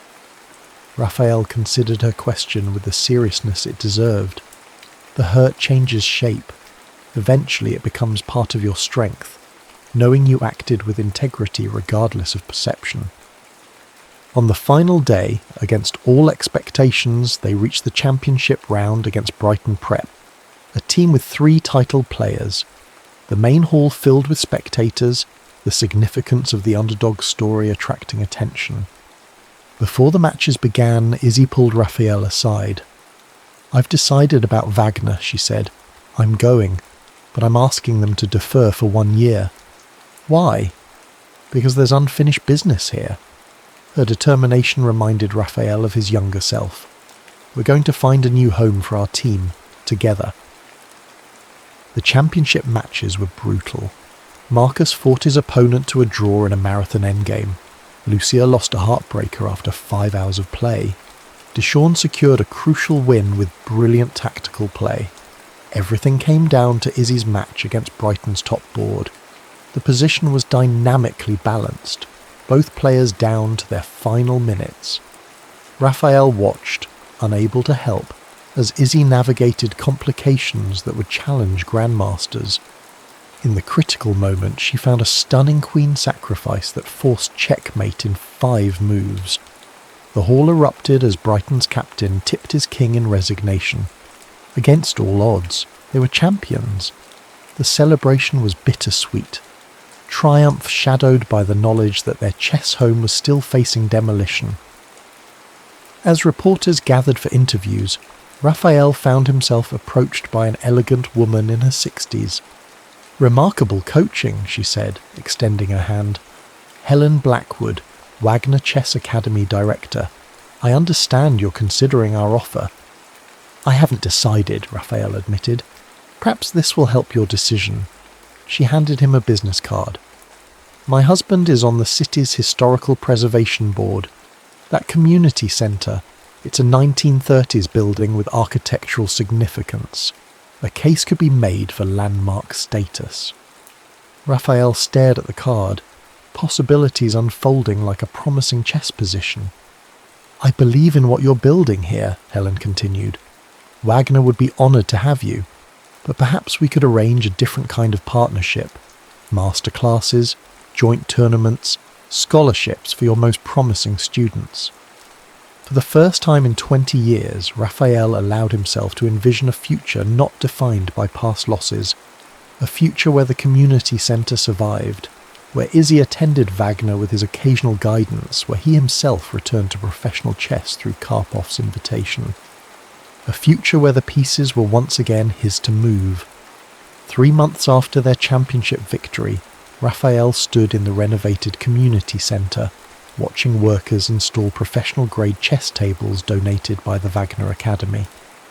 The landmark preservation effort had succeeded, transforming crisis into opportunity. Not only had the centre been saved, but it had received grant funding for expansion. The phone in his pocket vibrated. His sister, Imogen. "Have you seen the latest chess informant?" she asked without preamble. "Your counterattack has its own chapter. They're calling it the Renaissance of Hypermodern Theory." Raphael smiled. "Academic interest doesn't win tournaments." "No, but winning Hamburg did." Imogen's pride radiated through the connection. "The footage of your final combination against Petrosian has over 2 million views. You're trending, big brother." The Hamburg Invitational had indeed been a watershed. Raphael's return to elite competition after 2 decades. He'd finished clear first, ahead of players half his age, his revitalised counterattack proving devastatingly effective. The chess world had responded with fascination to this unprecedented comeback. "How's the preparation for Weekend Z coming?" Imogen pressed. "It's not," Raphael admitted. "I'm still not certain I'll accept the invitation." His sister's exasperation was palpable. "You finished first at Hamburg. You've qualified for the Grand Prix series. What are you waiting for?" Before he could answer, Damon entered with a group of new students, elementary schoolers drawn by the publicity of their championship win. "We'll finish this conversation later," Raphael promised, ending the call. As Raphael began the introductory lesson, Izzy arrived, dropping her travel bag by the door. She'd been in New York for a month-long intensive at Wagner, returning on weekends to help coach. After the lesson, she confronted him. "Imogen texted me. You're hesitating about Weekend Z." Raphael sighed. "It's complicated." "It's fear," Izzy countered, her directness unchanged by her recent exposure to elite training. "You're afraid of fully committing to your comeback because that means accepting the possibility of another fall." Her assessment cut too close to truth. The Hamburg victory had been exhilarating but terrifying, opening doors Raphael wasn't sure he wanted to walk through. Professional chess meant returning to a world of ranking anxiety, political manoeuvring, and financial instability. His watch repair business provided modest but reliable income. Chess offered only the gambler's promise of feast or famine. "There's more at stake now," he explained. "The centre, the team, your development. Don't use us as an excuse." Izzy's eyes flashed with the fierce clarity that made her such a formidable player.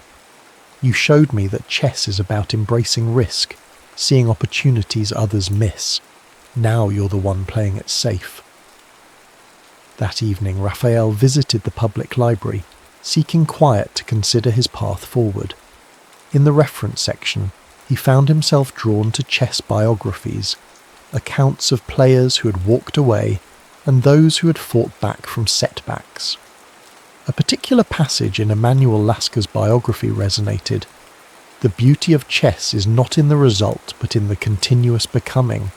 The player, like the pieces, transformed through struggle." Raphael had experienced this transformation twice now, first in his original rise, then in his recent resurrection. But Izzy was right. He was hesitating at the threshold of full commitment, one foot still anchored to his safe harbour. His phone chimed with an email notification. Wagner Academy again, this time offering a hybrid arrangement, resident master with flexible scheduling to accommodate tournament play. Helen Blackwood had crafted a proposal allowing him to coach at Wagner when not competing, with provisions for remote instruction during tournaments. The offer solved his practical concerns but not his deeper hesitation. Raphael closed his eyes, finally confronting the truth. He was afraid not of losing, but of caring too much again, of returning to a state where his identity was so entwined with chess that defeat could shatter him. At home, he found Karpov waiting outside his apartment building. "You're avoiding my calls," the champion said without preamble. "I've been busy." "You've been hiding."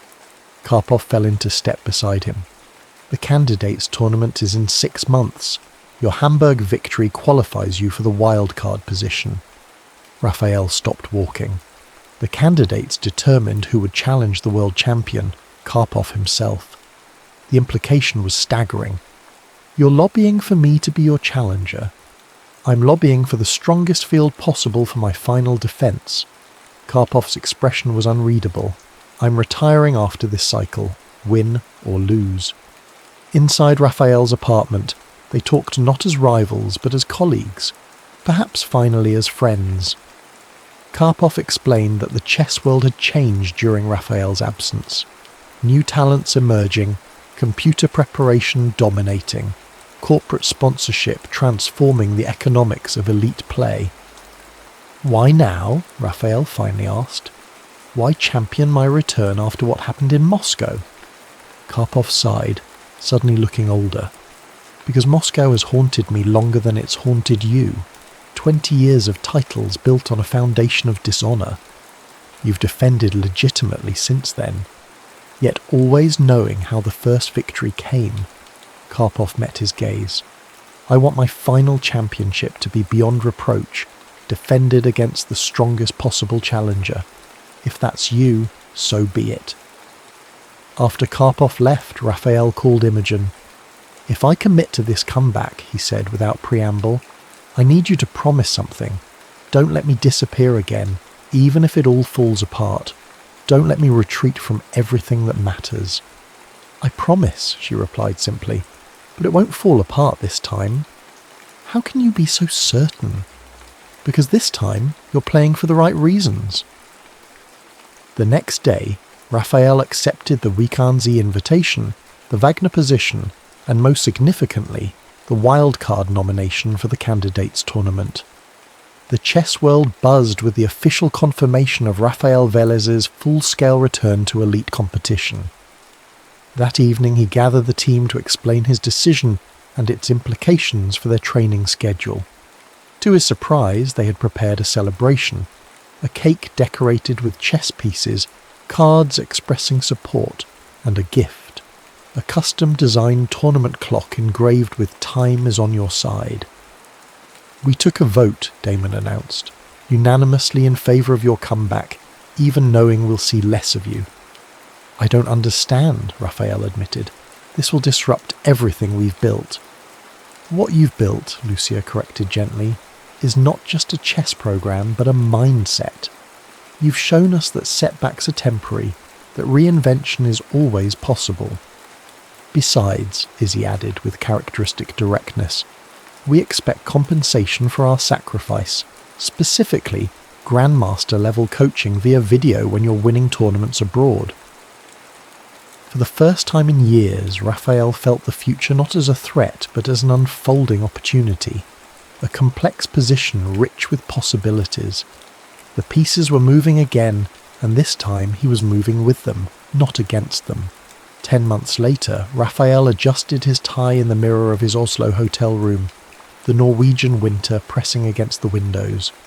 Outside, snow fell in thick curtains, muffling the city sounds. Inside, the candidates' tournament final round awaited. Raphael tied for first with Dmitry Sokolov, the young Russian prodigy who many considered Karpov's natural successor. A knock at the door revealed Imogen, who had flown in for the final games.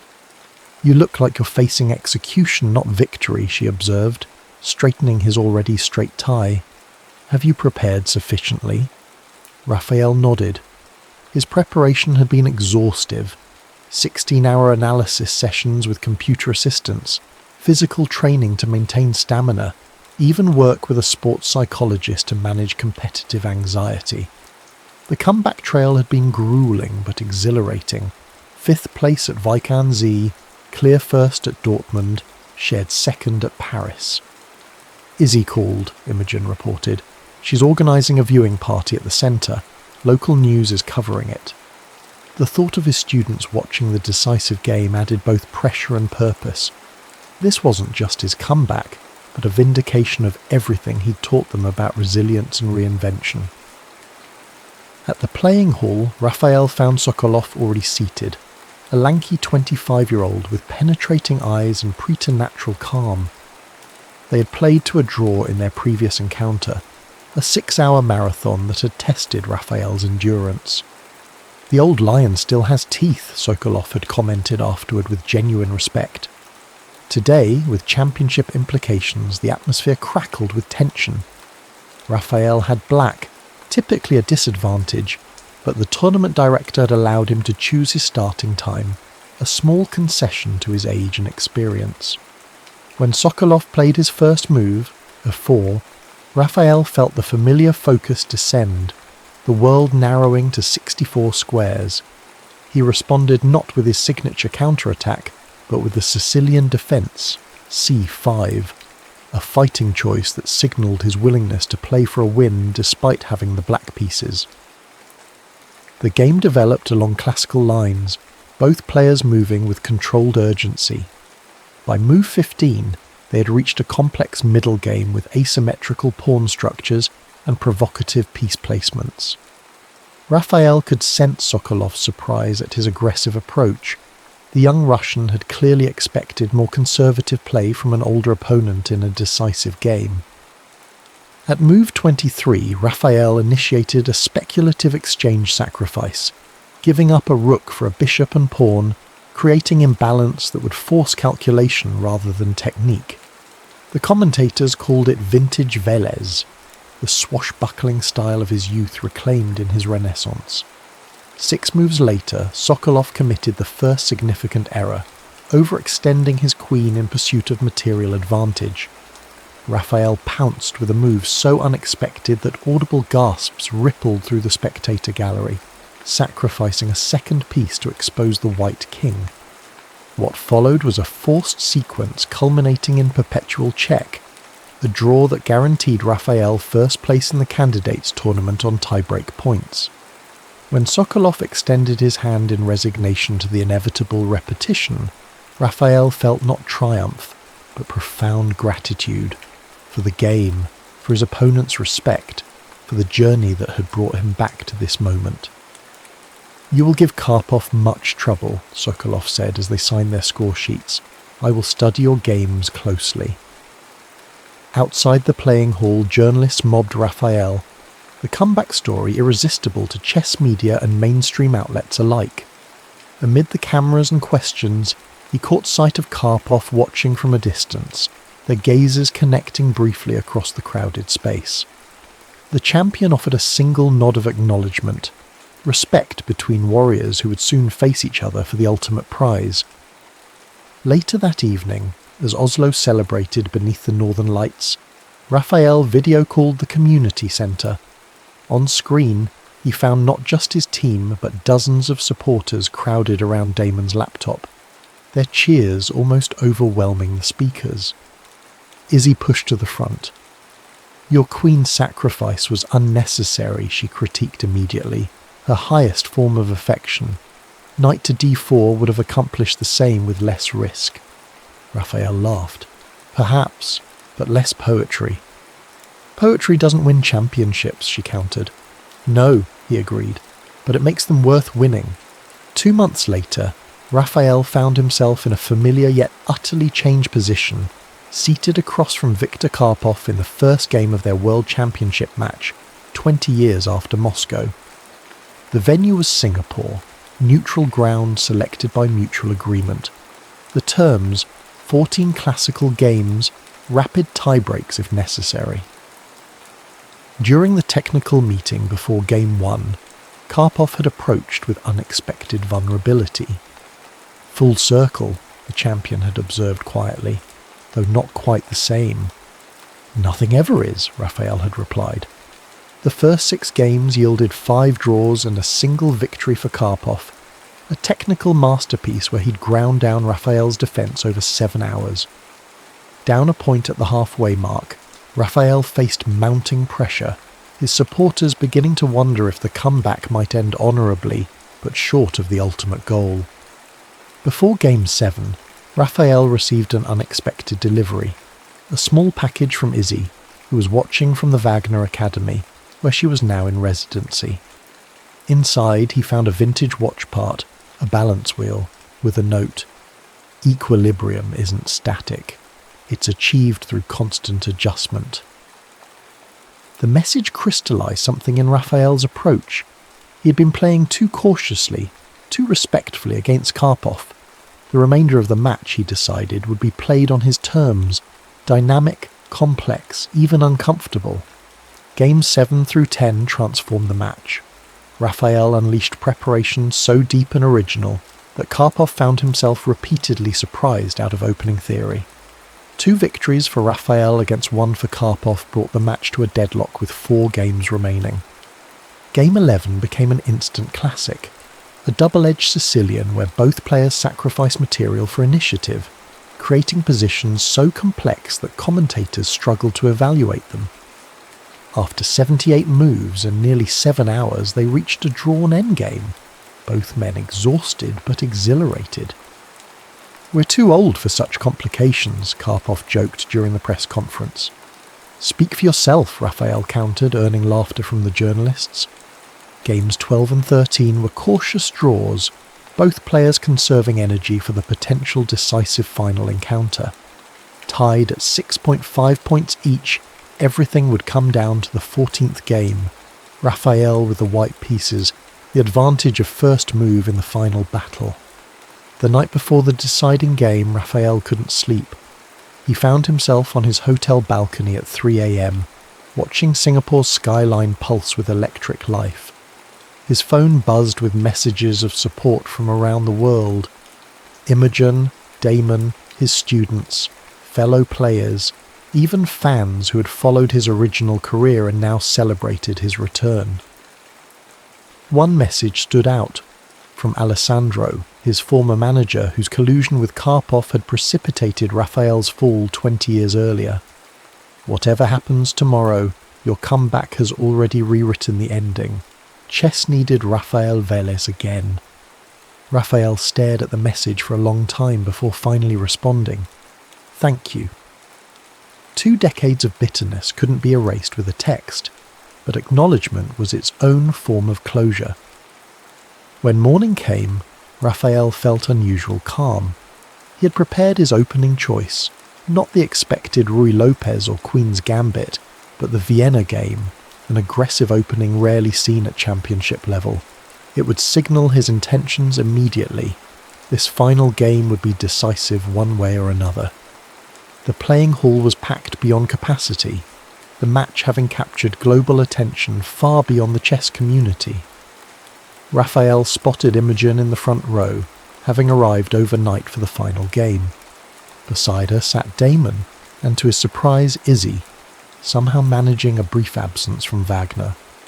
When the arbiter started the clock, Raphael played 1e4 followed by 2 nc3, the Vienna game as planned. Across the board, Karpov's expression remained impassive, but a slight tension in his shoulders betrayed recognition of the gambit. The champion responded with solid but uninspired moves, seeking to neutralize White's initiative rather than embrace complications. By move 15, Raphael had established a spatial advantage, his pieces controlling key central squares, while Karpov's position, though solid, lacked counterplay. The critical moment came at move 22, when Raphael launched a speculative knight sacrifice that computer analysis would later pronounce equal but human intuition found deeply challenging to navigate.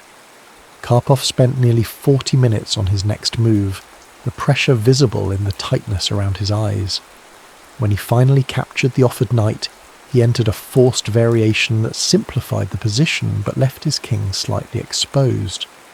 What followed was an endgame masterclass from Raphael, patient, precise, exploiting microscopic weaknesses until Karpov's position began to crumble. At move 56, facing inevitable defeat, the champion extended his hand in resignation. Viktor Karpov, after 20 years as world champion, had been dethroned by the very man whose career he had once derailed. The moment of victory felt surreal. Applause thundering through the hall, cameras flashing, Imogen rushing the stage despite security. Raphael stood somewhat dazed as the tournament director placed the championship trophy in his hands. Across the table, Karpov offered a genuine smile of congratulation. The better player won today, the former champion said simply. Later, after the press conferences and celebrations, Raphael found a quiet moment with Izzy, Damon and Imogen in his hotel suite. "What happens now?" Izzy asked, uncharacteristically uncertain. "You've reached the pinnacle. Where does the story go from here?" Raphael considered the question. The championship brought financial security, invitations to elite tournaments, exhibition opportunities, a completely transformed landscape from his watchmaker's existence of just 18 months prior. "The story goes wherever we choose," he replied finally. "For me, that means defending the title, certainly, but also returning to what started this journey. The community centre, Wagner, developing young talent." "Including preparing your successor," Izzy said with familiar ambition. "I'm coming for your title in 5 years. Consider yourself warned." Raphael laughed. "I would expect nothing less." Later that night, alone with his thoughts, Raphael opened his laptop and began analysing the championship games, not for publicity or posterity, but for the pure beauty of the ideas they contained. The Veles counter-attack had evolved again through the crucible of championship play, developing variations he was eager to share with his students. As Singapore's dawn broke outside his window, Raphael realised he had come full circle, not to where he had been 20 years ago, but to a new integration of all he had become since: competitor and mentor, champion and teacher, master of the board and student of its endless possibilities. The pieces were set up before him, waiting as they always had for the next move.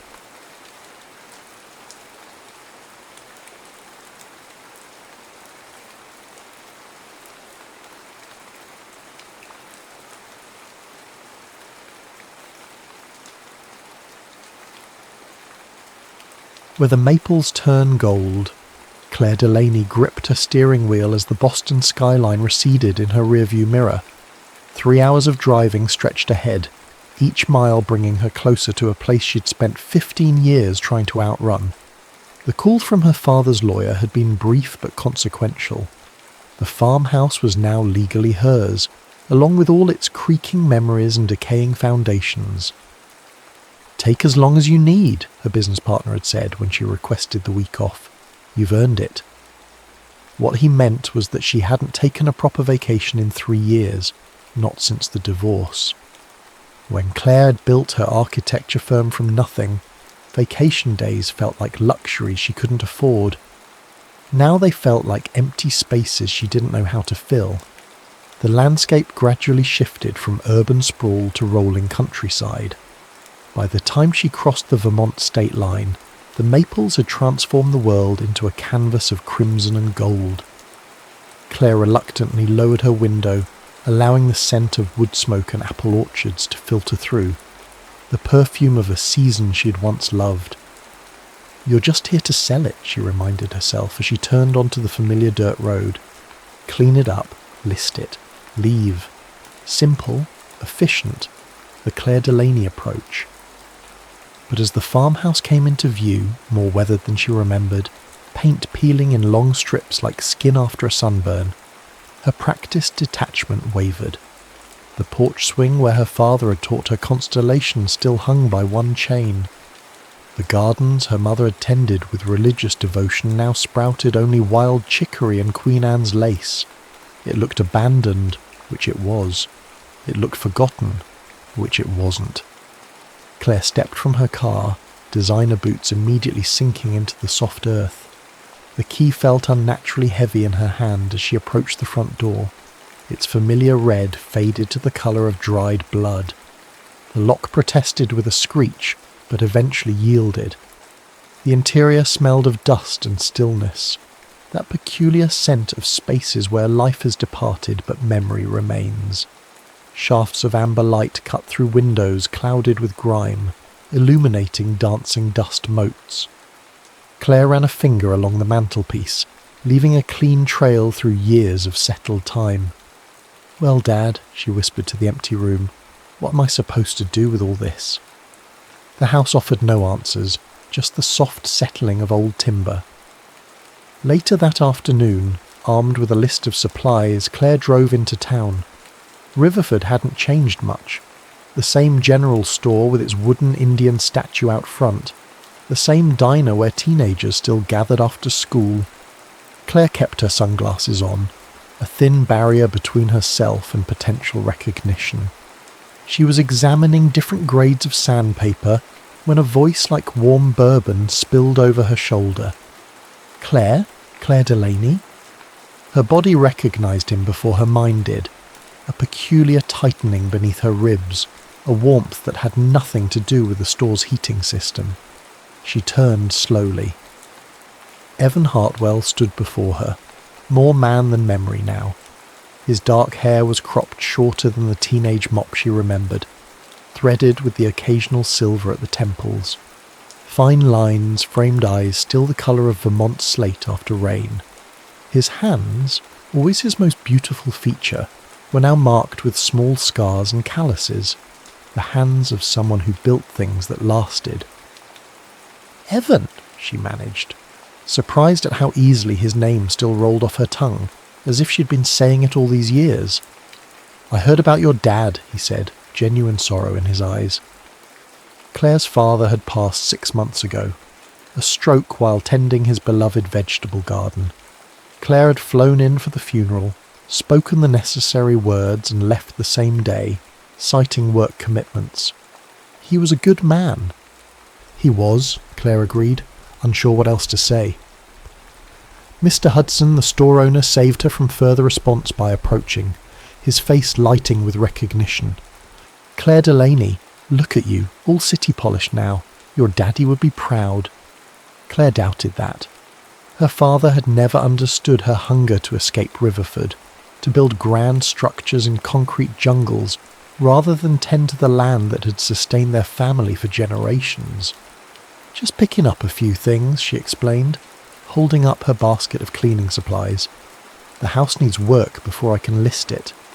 Something flickered across Evan's face. Disappointment maybe, or resignation. "You're selling." "That's the plan," she confirmed, keeping her voice neutral. "I don't belong here anymore." "Never did convince you otherwise, did we?" Evan's smile held no judgment, just a wistfulness that mirrored the season outside.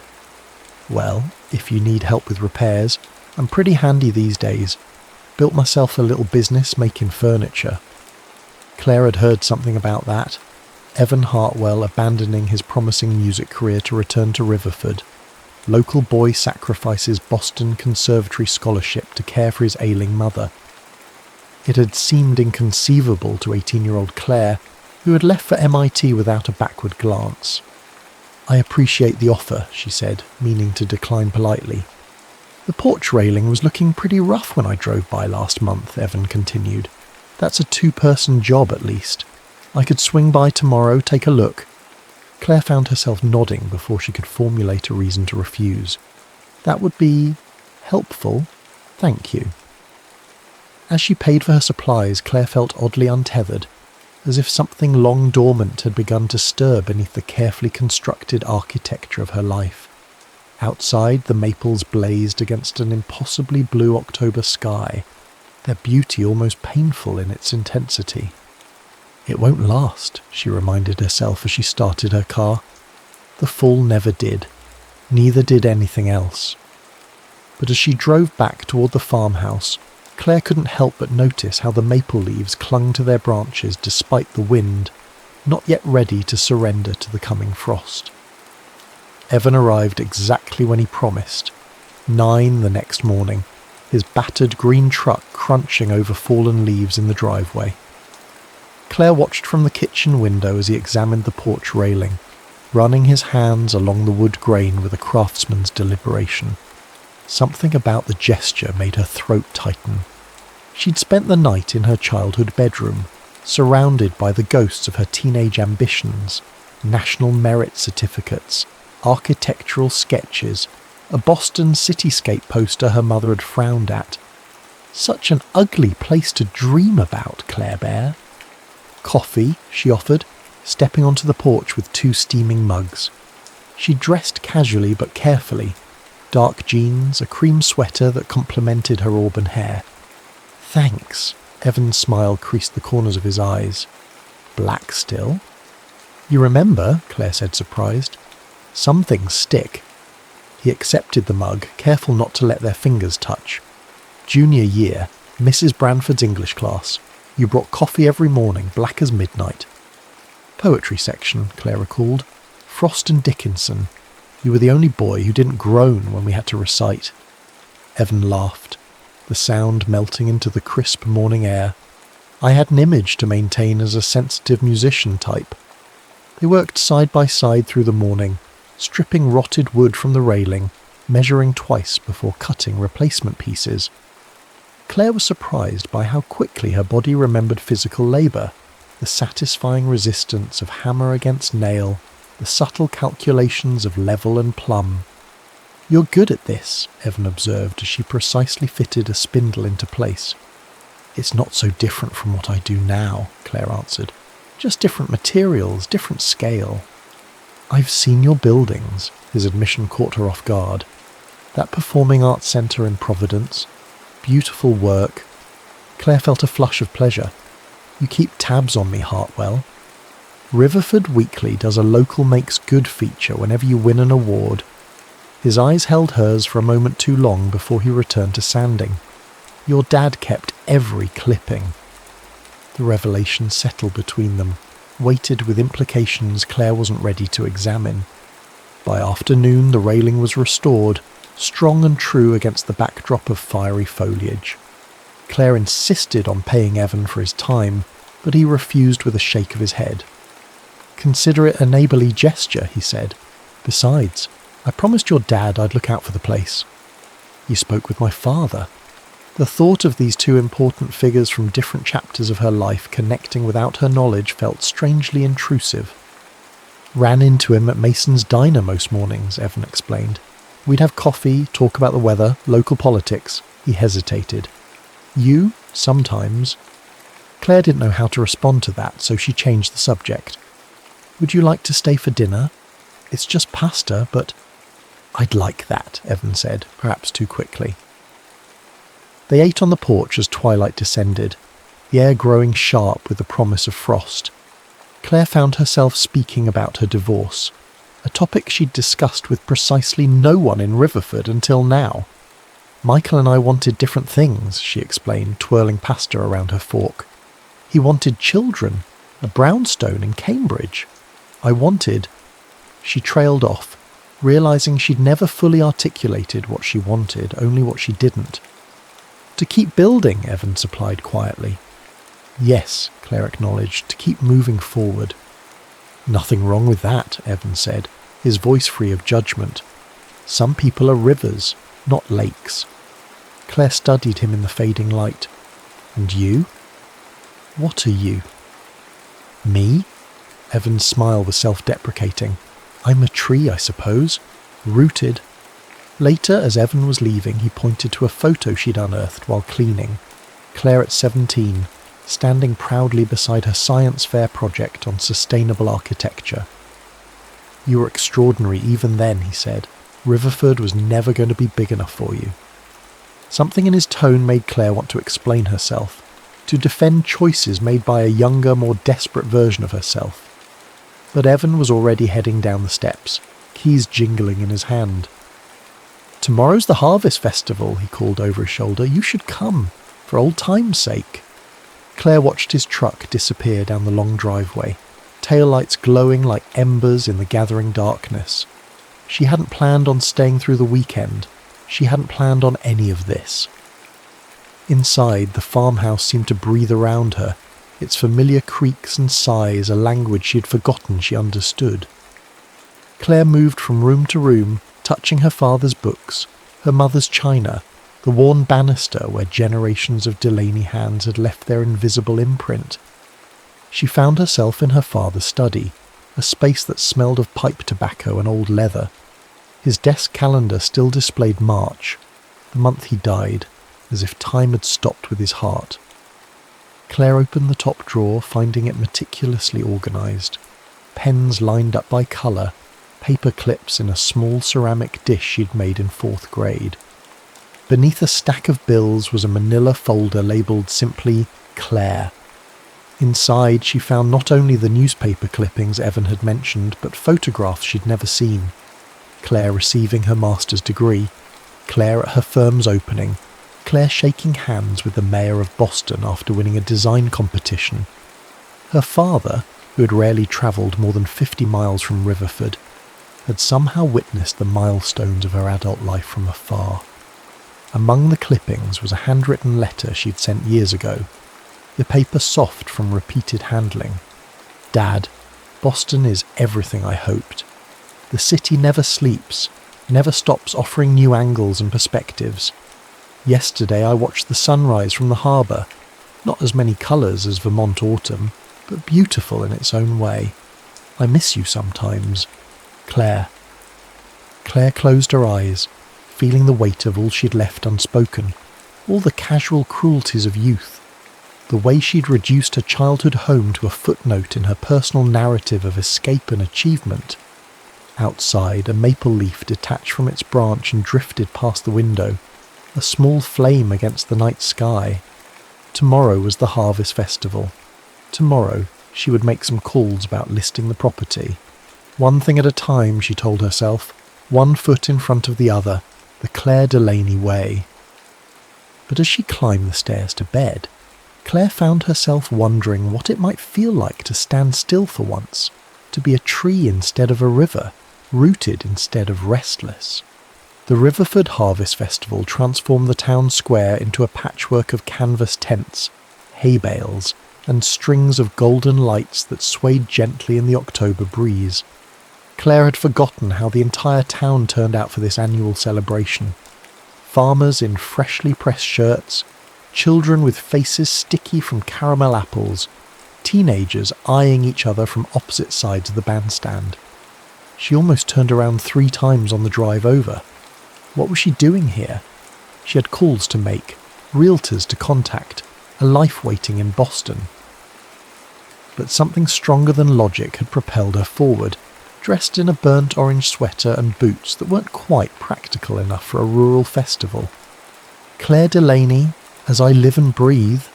Mrs. Patterson, her former English teacher, enveloped her in a lavender-scented hug. It's been years, dear. How's city life treating you? Before Claire could answer, others appeared. Her father's poker buddies, her mother's garden club friends, classmates who had stayed and built lives in the spaces between Riverford's maple-lined streets. They greeted her with genuine warmth, asking about her work, expressing condolences about her father, never once making her feel like the prodigal who had abandoned them. Your daddy was so proud, Mr. Jenkins told her, his weathered face earnest beneath his cap. Showed everyone that article about your firm winning that green building award. Sustainability award, Claire corrected automatically, then felt foolish for the precision. I didn't realise he followed my career so closely. Oh, honey, Mrs. Patterson said gently, you were his North Star. Claire excused herself, suddenly needing space. She wandered through the festival, past apple-bobbing stations and pumpkin-carving contests, her mind a tangle of contradictions. Had she misunderstood her father's silence as disapproval? Had her own ambition blinded her to the quiet ways he'd expressed his pride? Cider? Evan stood beside a copper kettle, steam rising from its spiced contents. He wore a flannel shirt the colour of forest moss, his hair slightly tousled as if he'd run his hands through it. Thanks, Claire accepted the warm cup, grateful for its weight between her palms. It's exactly as I remember. Some traditions are worth preserving. Evan's voice carried a weight she couldn't quite decipher. Walk with me. They strolled away from the festival's hub, following a path that wound toward the old covered bridge. Silence stretched between them, not uncomfortable but laden with potential energy, like the pause before a symphony begins. I'm surprised you came, Evan finally said. So am I, Claire admitted. I was supposed to be making calls about listing the house today. And instead you're drinking cider with a guy who never left town. There was no bitterness in his tone, just a statement of fact. The guy who builds beautiful things with his hands, Claire corrected. I saw your work in town. The new library circulation desk, the mayor's podium. They're stunning, Evan. He looked pleased but embarrassed by her praise. Different kind of creation than I planned on, but it satisfies something in me. They reached the bridge, its weathered red timbers framing the river beyond. Claire remembered summer afternoons spent dangling feet from its edge, watching water flow endlessly towards some distant, imagined ocean. You never told me why you didn't go, Claire said softly, to the conservatory. Evan leaned against the railing, looking out at the ribbon of water below.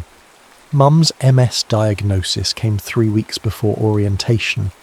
Dad had been gone 2 years by then. He shrugged, a gesture that carried the weight of a life redirected. There wasn't really a choice to make. But your music still happens, Evan said. Just in a room above my workshop instead of concert halls. I play at the nursing home on Sundays. His smile was genuine. Not every dream needs applause to be worthwhile. Claire felt something shift inside her chest. Admiration mixed with an emotion dangerously close to envy. How had Evan found peace in limitation while she still hungered, still reached, still measured herself against impossible yardsticks? I didn't know about your divorce, Evan said after a moment. I'm sorry. Don't be. It was... Claire searched for the right word. Necessary. Still hurts though, doesn't it? When necessary things break. Claire nodded, unexpectedly moved by his perception. From the festival grounds, music drifted toward them, a local band playing something slow and sweet. Without discussion, they turned back toward the celebration. The town square was transformed in their absence, strung lights now glowing against the darkening sky. Couples swayed on the makeshift dance floor, from silver-haired pairs who moved with the synchronicity of decades to awkward teenagers finding their way into adulthood through tentative touches. Dance with me? Evan asked, extending his hand, for old time's sake. We never danced before, Claire pointed out, even as her hand found his. Another tradition worth starting, then. As Evan drew her into the circle of his arms, Claire realised with a start that they fit together perfectly, as if their bodies remembered a connection their minds had forgotten. His hand at the small of her back was both anchor and invitation. They moved together with surprising grace, two people finding common rhythm despite years spent dancing to different songs. You know what I remember most about you in high school? Evan asked, his voice close to her ear. My terrible fashion choices? That unfortunate perm junior year? Your laugh, he said. You didn't do it often, but when you did, it was like watching someone set themselves free just for a moment. Claire looked up at him, struck by the accuracy of his memory, by the way he'd seen parts of her she thought she'd kept hidden. I haven't laughed like that in a long time, she confessed. That's a shame, Evan said simply. You were magnificent when you did. Later, as the festival wound down, they found themselves beside the enormous bonfire that traditionally closed the celebration. Children roasted marshmallows while their parents chatted in hushed tones, everyone's faces gilded by the dancing flames. I got offered a partnership, Claire said abruptly. Back in Boston. It would mean bigger projects, international clients. Congratulations, Evan said, and she could tell he meant it. When do you start? Next month, if I accept. Claire poked at the fire with a stick, watching sparks rise toward the star-scattered sky. I should be excited. But you're not? I don't know what I am anymore, Claire admitted, the confession burning her throat like strong whiskey. I've spent so long becoming this version of myself that I'm not sure I remember the original blueprint. Evan didn't offer platitudes or solutions, just the steady presence of someone who understood that some questions weren't meant to be answered immediately. They watched the fire together, shoulders almost touching, as embers rose and faded like abbreviated lives against the darkness. Marshmallow? A small girl approached, offering them skewers with puffy white confections. Thank you, Claire said, accepting one with a smile.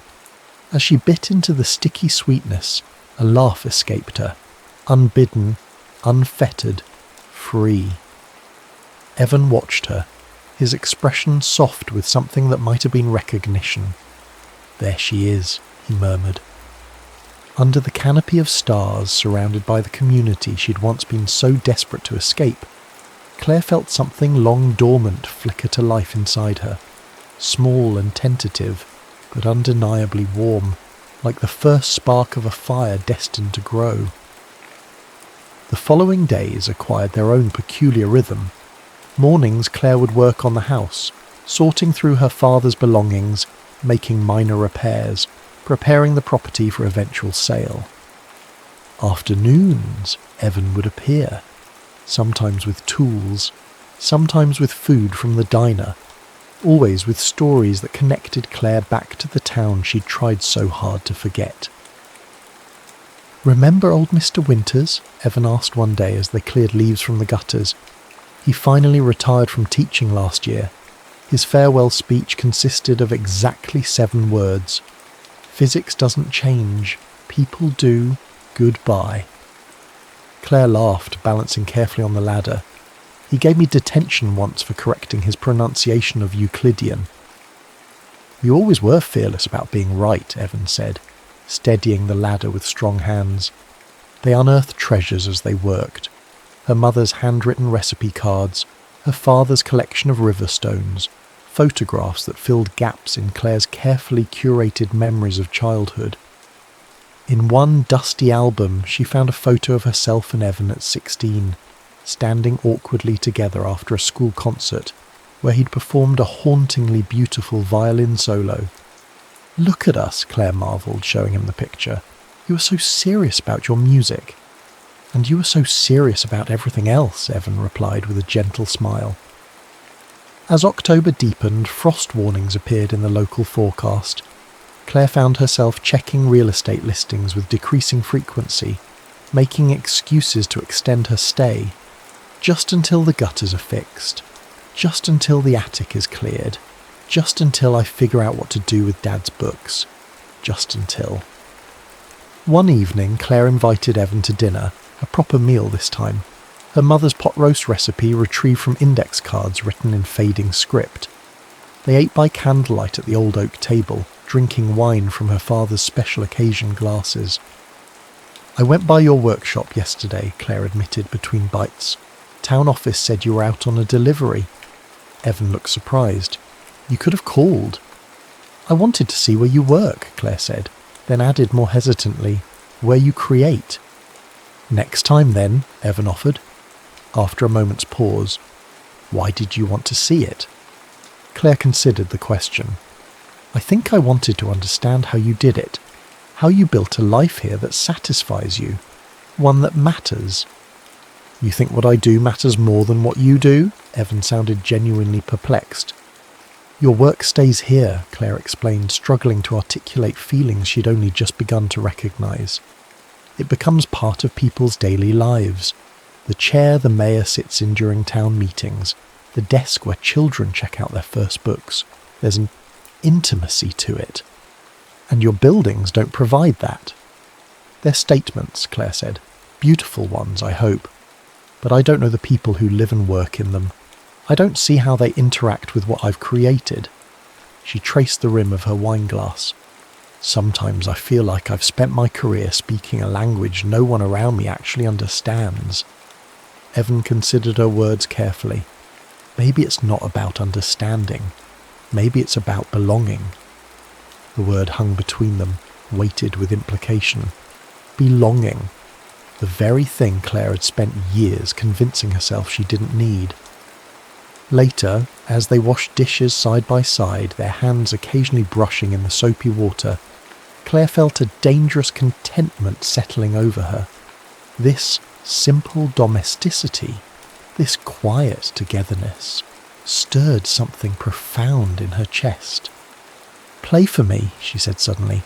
"You brought your violin the other day. I saw it in your truck." Evan hesitated, then nodded. "Let me get it." He returned with a case more scuffed than she remembered from their school days. The instrument inside, however, gleamed with the patina of regular use and loving care. Evan positioned it under his chin with practiced ease. and as the bow touched strings, Claire felt the air around them transform. He played something she didn't recognise. Not classical, not quite folk either. It contained elements of both, but transcended easy categorisation. The music filled the old farmhouse, seeping into cracks and corners, bringing warmth to spaces long gone cold. Claire closed her eyes, letting the sound wash over her. There was longing in the melody, but also acceptance, sorrow, but also profound joy. When the final note faded, she opened her eyes to find Evan watching her, vulnerability etched across his features. "That was beautiful," she whispered. "What was it?" "Something I wrote." Evan carefully returned the violin to its case. "A long time ago." "What's it called?" "Where the river meets the shore." His gaze held hers. "It's about places of intersection, transition, choice." Claire felt the weight of unspoken words between them, heavy as autumn fruit ready to fall. They stood in silence, the distance between them charged with possibility. Her phone shattered the moment, its clinical ring intrusive in the warm quiet they'd created. Claire glanced at the screen, her business partner's name flashing insistently. "I should take this," she said apologetically. Evan nodded, already gathering his things. "I'll head out. Early delivery tomorrow." Claire answered the call as Evan slipped through the door with a quiet wave. "James, hi." "Claire, finally." Her partner's voice was brittle with tension. "Where have you been?" "The Westbrook presentation is in 2 days and the rendering team needs your sign-off on the final changes." Reality crashed back like a cold wave. "I thought we weren't presenting until next week." "They moved it up." "Didn't you get my emails?" James sounded exasperated. "Claire, this is the biggest project we've bid on this year. We need you back in Boston. Tomorrow." "Tomorrow," Claire repeated, the word feeling foreign on her tongue. Through the window, she watched Evan's truck disappear down the driveway, tail lights glowing against the gathering darkness. "I'll book you on the first flight," James was saying. "Just wrap up whatever you're doing there and come home." "Home?" The word caught in Claire's throat. Where exactly was that now? After hanging up, Claire stepped onto the porch, the night air sharp with the promise of frost. The maples stood sentinel around the property, their leaves trembling on the edge of surrender. Soon they would fall, leaving branches bare against winter skies. Inside her chest, something similar was happening, a letting go, a recognition of seasons changing. Boston waited with its concrete and glass, its projects and deadlines, its familiar rhythms of ambition and achievement. But here in Riverford, something else waited too, something both old and new, forgotten and remembered, something with Evan's steady hands and quiet wisdom at its centre. Tomorrow she would have to choose. Dawn broke over the farmhouse in shards of amber and rose, illuminating frost that had settled overnight like diamond dust across the lawn.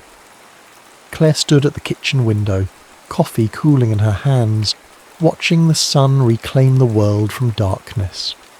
Her suitcase waited by the door, packed with the essentials for her return to Boston. The partnership offer sat heavily in her thoughts. It represented everything she'd worked toward: recognition, security, the professional pinnacle she'd oriented her entire adult life around achieving. 6 months ago she would have signed without hesitation. Now uncertainty clouded what had once seemed crystal clear. Claire's phone buzzed with a text from James. "Car confirmed. We'll pick you up at 11:30. She had 3 hours before she needed to leave. Bundling into her jacket, Claire stepped outside. The morning air burned her lungs with its crispness, the kind of cold that clarified rather than numbed.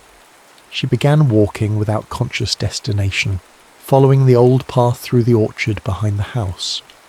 The apple trees stood in orderly rows, their harvest already collected, branches now empty against the brightening sky. Beyond them lay a gentle slope leading down to a small pond her father had built decades ago, its surface now misted with early frost. Claire found herself at the pond's edge, watching her breath form clouds in the still air. This had been her thinking place as a child, where she'd come after arguments with her mother, where she'd sketched her first building designs, where she'd sat alone the night before leaving for college, wondering if she was making the right choice. "I thought I might find you here." Claire didn't turn at Evan's voice, unsurprised somehow by his appearance. "How did you know?" "Your dad mentioned it once," Evan said, coming to stand beside her. "Said you always came here when you had big decisions to make." They stood in silence, watching the sun's rays begin to dance across the pond's surface, melting the thin crust of ice at its edges. "You're leaving," Evan said finally, not a question. "My firm needs me back," Claire replied. "Important presentation tomorrow." "I see." Another pause. "And after that?" Claire closed her eyes briefly. "There's a partnership offer waiting for me. International projects. Everything I thought I wanted." "Thought?" Evan caught the nuance in her phrasing. "The past week has complicated things." Claire turned to face him directly. "You've complicated things, Evan." His expression remained carefully neutral. "I didn't mean to." "Yes, you did," Claire said, but without accusation. "You wanted me to see what I left behind, what might still be here." "Is that so terrible?" A muscle worked in Evan's jaw. "To want you to make a fully informed choice this time?" "No," Claire admitted softly. "It's not terrible at all. It's actually incredibly kind." The tension in Evan's posture eased slightly. He reached into his jacket pocket and extracted a small wooden box, offering it to her without explanation. Claire accepted it, running her fingers over the smooth maple surface. The craftsmanship was exquisite. Dovetail joints so precise they were nearly invisible, the wood polished to a warm glow. When she opened it, music began to play, the same haunting melody Evan had performed for her the previous evening. "How did you—" "I recorded it years ago," Evan explained. "Built the music box last night." Inside, on a bed of velvet, lay a silver pendant shaped like a maple leaf, its veins traced in gold. Claire lifted it with trembling fingers. "It's beautiful," she whispered. "I made it from one of your father's cufflinks," Evan said, "and some scrap silver I had. Something old, something new, something that belongs in both worlds." Claire felt tears threatening. "Evan—" "I'm not asking you to stay," he interrupted gently. "I would never ask that of you. Your dreams matter, Claire. Your ambitions aren't something to apologize for or abandon." "Then what are you saying?" Evan took a deep breath. "I'm saying that whatever you decide, part of me goes with you, and if you want, part of you can stay here." "That's not a solution," Claire pointed out, still holding the pendant. "That's just geography." "Maybe," Evan acknowledged. "Or maybe it's a beginning. Different from what either of us planned, but real all the same." In the orchard beyond, a flock of geese rose suddenly from among the trees, their wings catching the morning light as they formed a perfect V against the sky. Claire watched them until they disappeared, envying their certainty of direction, their instinctive knowledge of when to leave and where to go. "I have to be on a plane in 3 hours," she said. "I know." Evan's hand found hers warm against the morning chill. "Go give your presentation. Consider your partnership. I'll be here, working on commission orders, playing at the nursing home on Sundays." His smile held both sadness and hope. "Living my life, just as you should live yours." "And then what?" Claire asked, needing more than beautiful gestures and open-ended promises. "And then we see," Evan said simply. "We take the time we didn't take before. We write letters, make calls. I visit Boston, you visit here. We figure out if what we're feeling is real enough to build something on." "That's a lot of uncertainty," Claire observed. "All the best designs start that way," Evan countered. "Possibility before precision. Isn't that what you always say to your clients?" Claire smiled despite herself. Using my own professional philosophy against me, that's playing dirty, Hartwell. Whatever works. He stepped closer, one hand rising to brush a strand of hair from her face. I'm not above fighting for what matters. In that moment, with the rising sun turning the maples to gold around them, Claire felt something settle within her. Not certainty exactly, but a kind of clarity. The kind that comes not from absence of doubt, but from the courage to move forward despite it. I have to go, she said softly. I know. Evan's fingers lingered against her cheek. But this time, you know the way back. They walked together to her car in silence, the frosted grass crunching beneath their feet. When Claire opened the driver's door, Evan gently took the pendant from her hand and fastened it around her neck. For luck, he said, or remembering, or whatever you need it to be. Claire touched the maple leaf where it rested against her collarbone. Thank you. Safe travels, Claire Delaney, Evan said, stepping back. Go build beautiful things.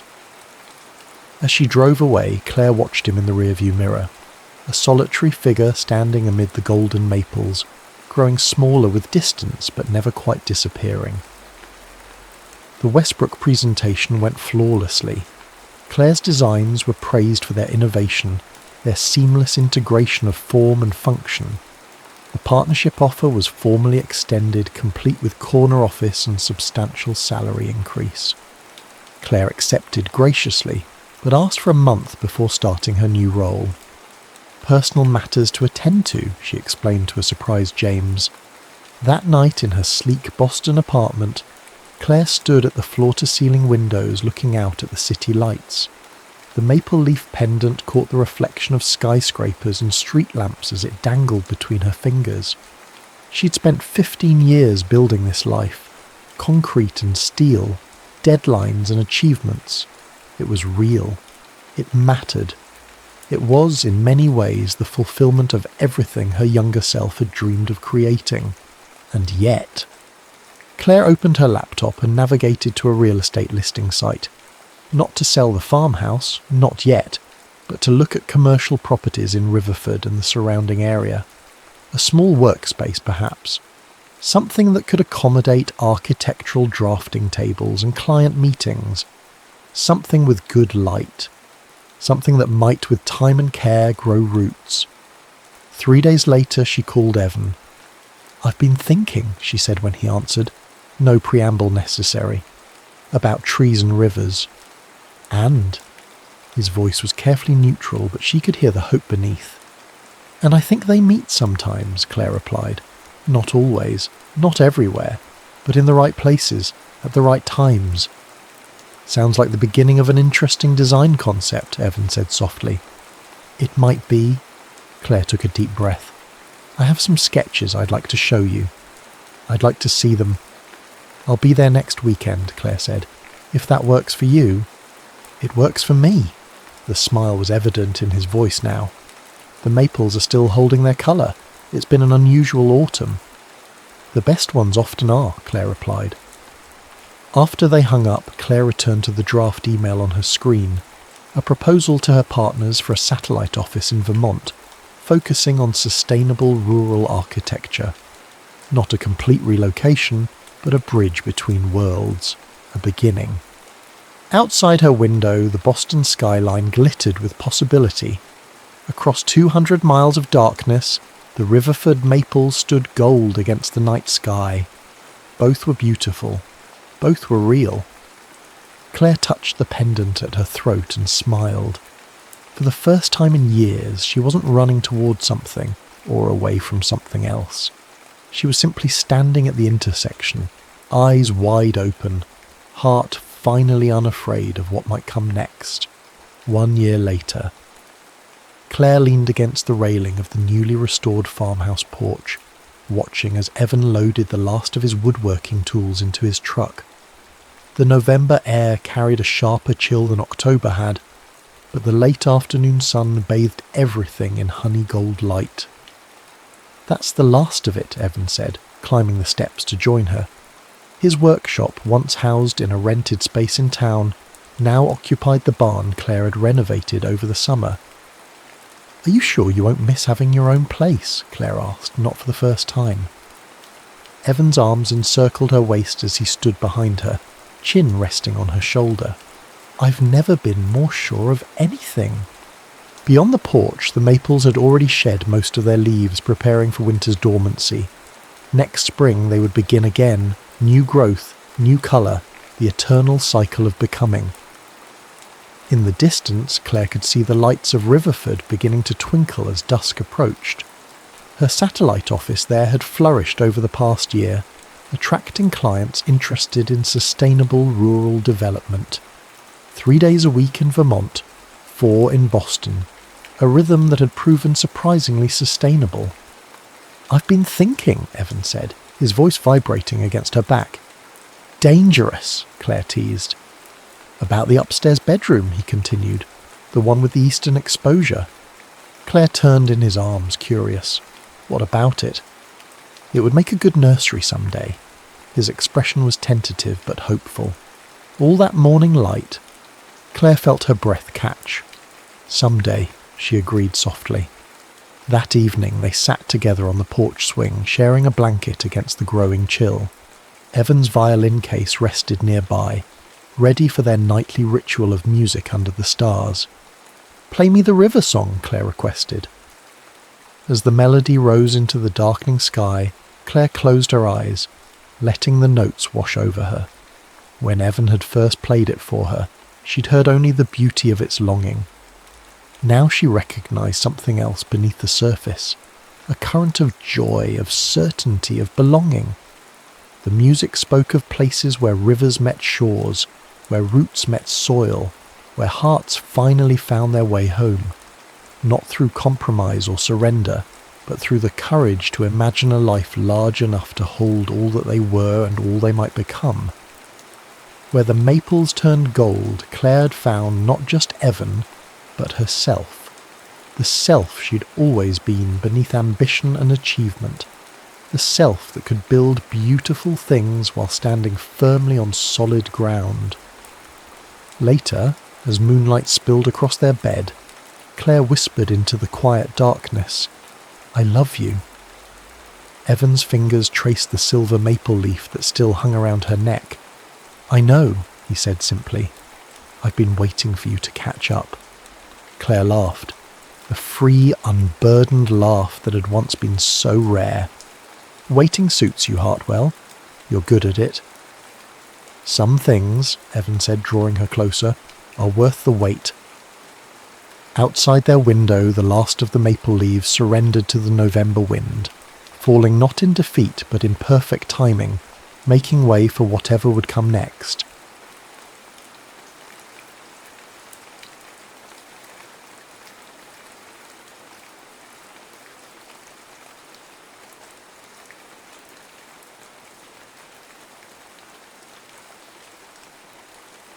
Gold harvest.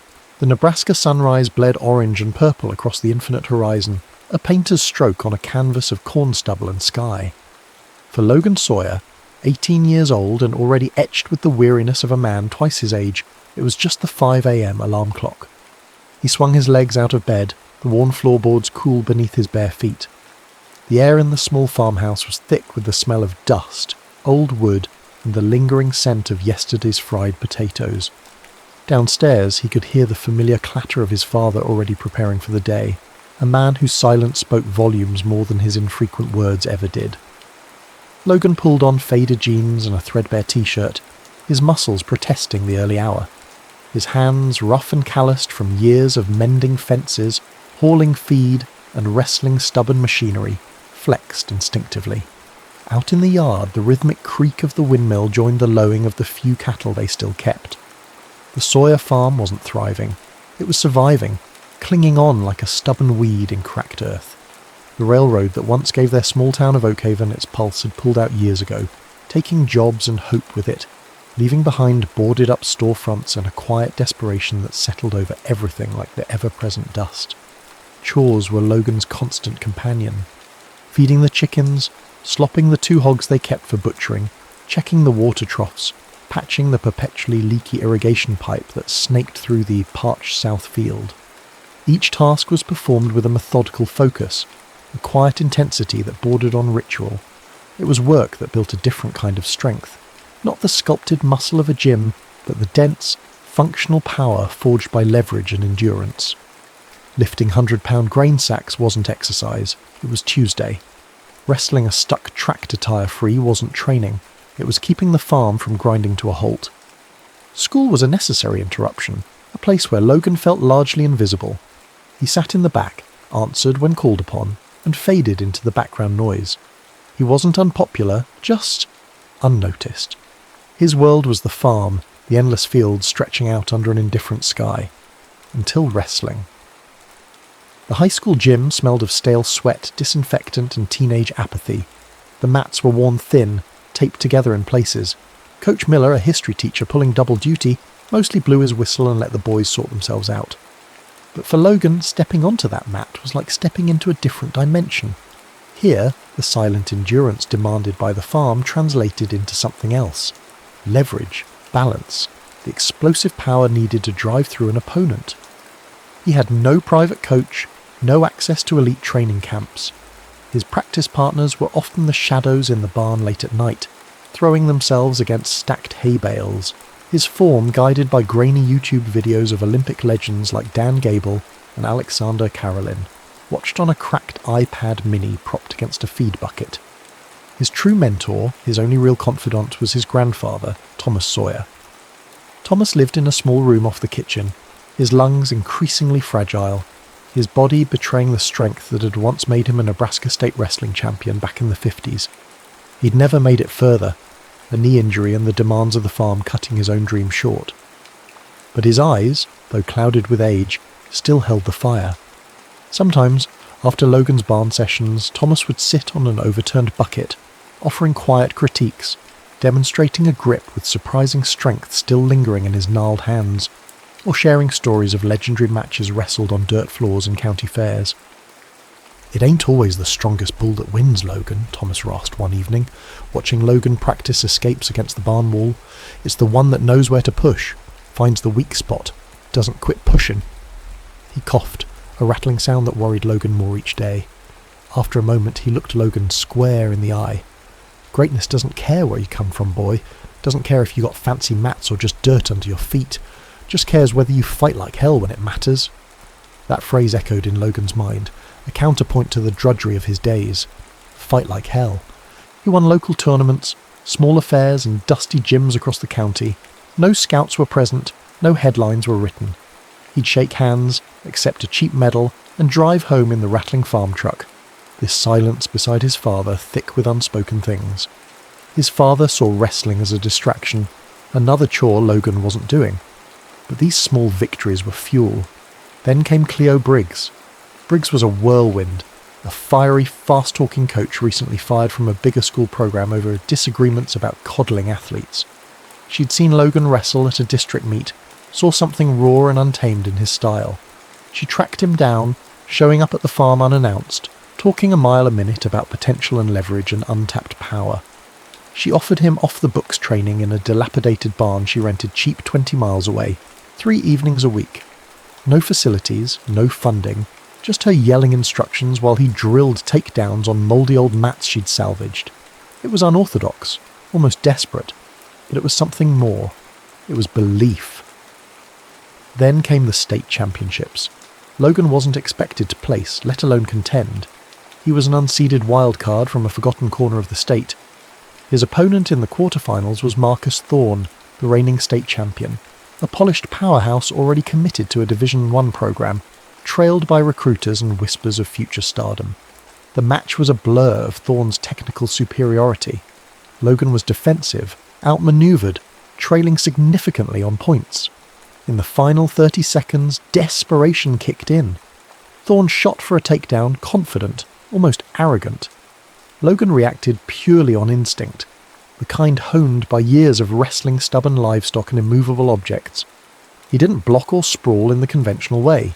He twisted, hooked Thorne's attacking arm with a grip forged by hauling feed sacks, used Thorne's own momentum against him, and drove forward with a low, powerful lift. more akin to rolling a fallen calf than a textbook wrestling move. Thorne hit the mat with a surprised grunt, Logan immediately clamping down, pinning him with ferocious, unrefined pressure. The referee slapped the mat. Silence, then an explosion of stunned noise. Someone had filmed it on their phone. Within hours, the clip was rocketing across social media. Farm boy annihilates state champ. Nebraska nightmare, unknown, pins #1 recruit. Logan Sawyer, the quiet kid from the cornfields, was suddenly terrifyingly visible. The aftermath of the state championship pin was a disorienting storm. Logan's phone, usually silent save for texts from Cleo or reminders about chores, buzzed incessantly with notifications from platforms he barely used. People from school who'd never spoken to him slapped him on the back. Local news reporters showed up at the farm, trampling the edge of the winter wheat field to get a shot of him, standing awkwardly by the barn, microphones thrust towards his face. They called him the Farmhand Flash, a nickname that felt absurd, like a costume someone else had forced him into. He hated it. The attention felt like sandpaper on raw nerves. He wasn't a flash. He was slow, methodical work personified. He wasn't a farmhand in some romanticised storybook sense.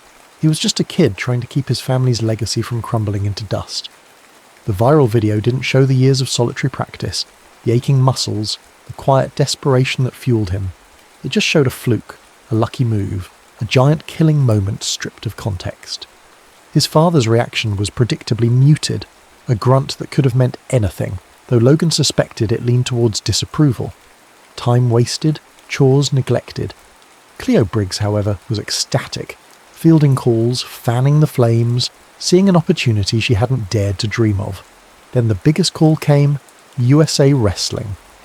Due to the sheer viral impact and the unexpected nature of his win against a top recruit, they were offering Logan Sawyer a last-minute wildcard spot in the upcoming Olympic trials training camp and qualifying tournament. Not in the main bracket, of course, but in the preliminary wildcard round, a long shot's long shot, a pool of underdogs and hopefuls fighting for a chance to even compete against the seeded athletes. The offer hung in the air like summer heat lightning. The Olympic trials? It was ludicrous. It was a world away, populated by athletes who had trained for this moment their entire lives, supported by sophisticated programs, nutritionists, sports psychologists. Logan ate canned beans and leftover casserole. His training facility was a drafty barn, and his main coach argued with him about borrowing gas money. The town of Oakhaven buzzed with the news, but mostly with disbelief. "That Sawyer boy? Olympics? Must be a slow news day," mumbled old Mr. Henderson at the feed store. Others saw it as a quaint novelty, a local boy getting his 15 minutes of fame before reality set in. His father was blunt. "Olympics don't pay the bills, Logan. That tractor needs a new clutch, and harvest ain't gonna wait." The weight of the farm, of duty, pressed down on him. Was he delusional? Was it just luck? Could a kid who learned wrestling from YouTube and grain sacks possibly compete on that stage? Doubt gnawed at him, a cold counterpoint to the unwanted heat of the spotlight. He retreated to the barn, hitting the hay bales harder than ever.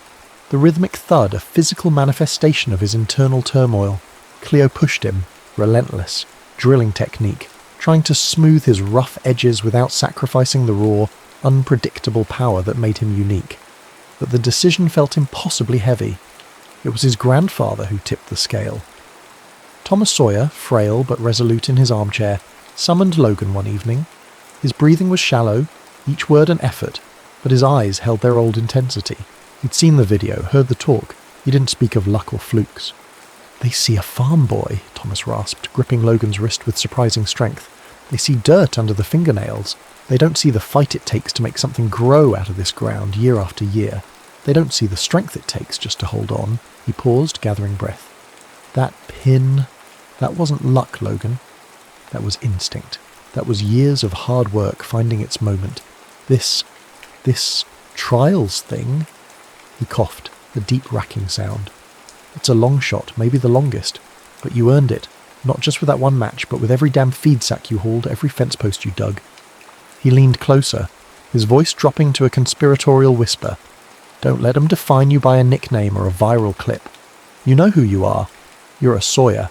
We wrestle, we fight, we harvest what we sow, even when the yield looks thin." He tapped Logan's chest lightly. This isn't just your shot, grandson. It's ours. It's for every time I fell short, for every dream this town forgot it had. Go on now. Go reap what you've sown." The words settled something deep inside Logan. It wasn't about proving the doubters wrong or chasing the fleeting glare of the media. It was about honouring the legacy, the quiet strength passed down through generations, the fight his grandfather embodied. It was about finishing something that had started long before him. He looked at his calloused hands.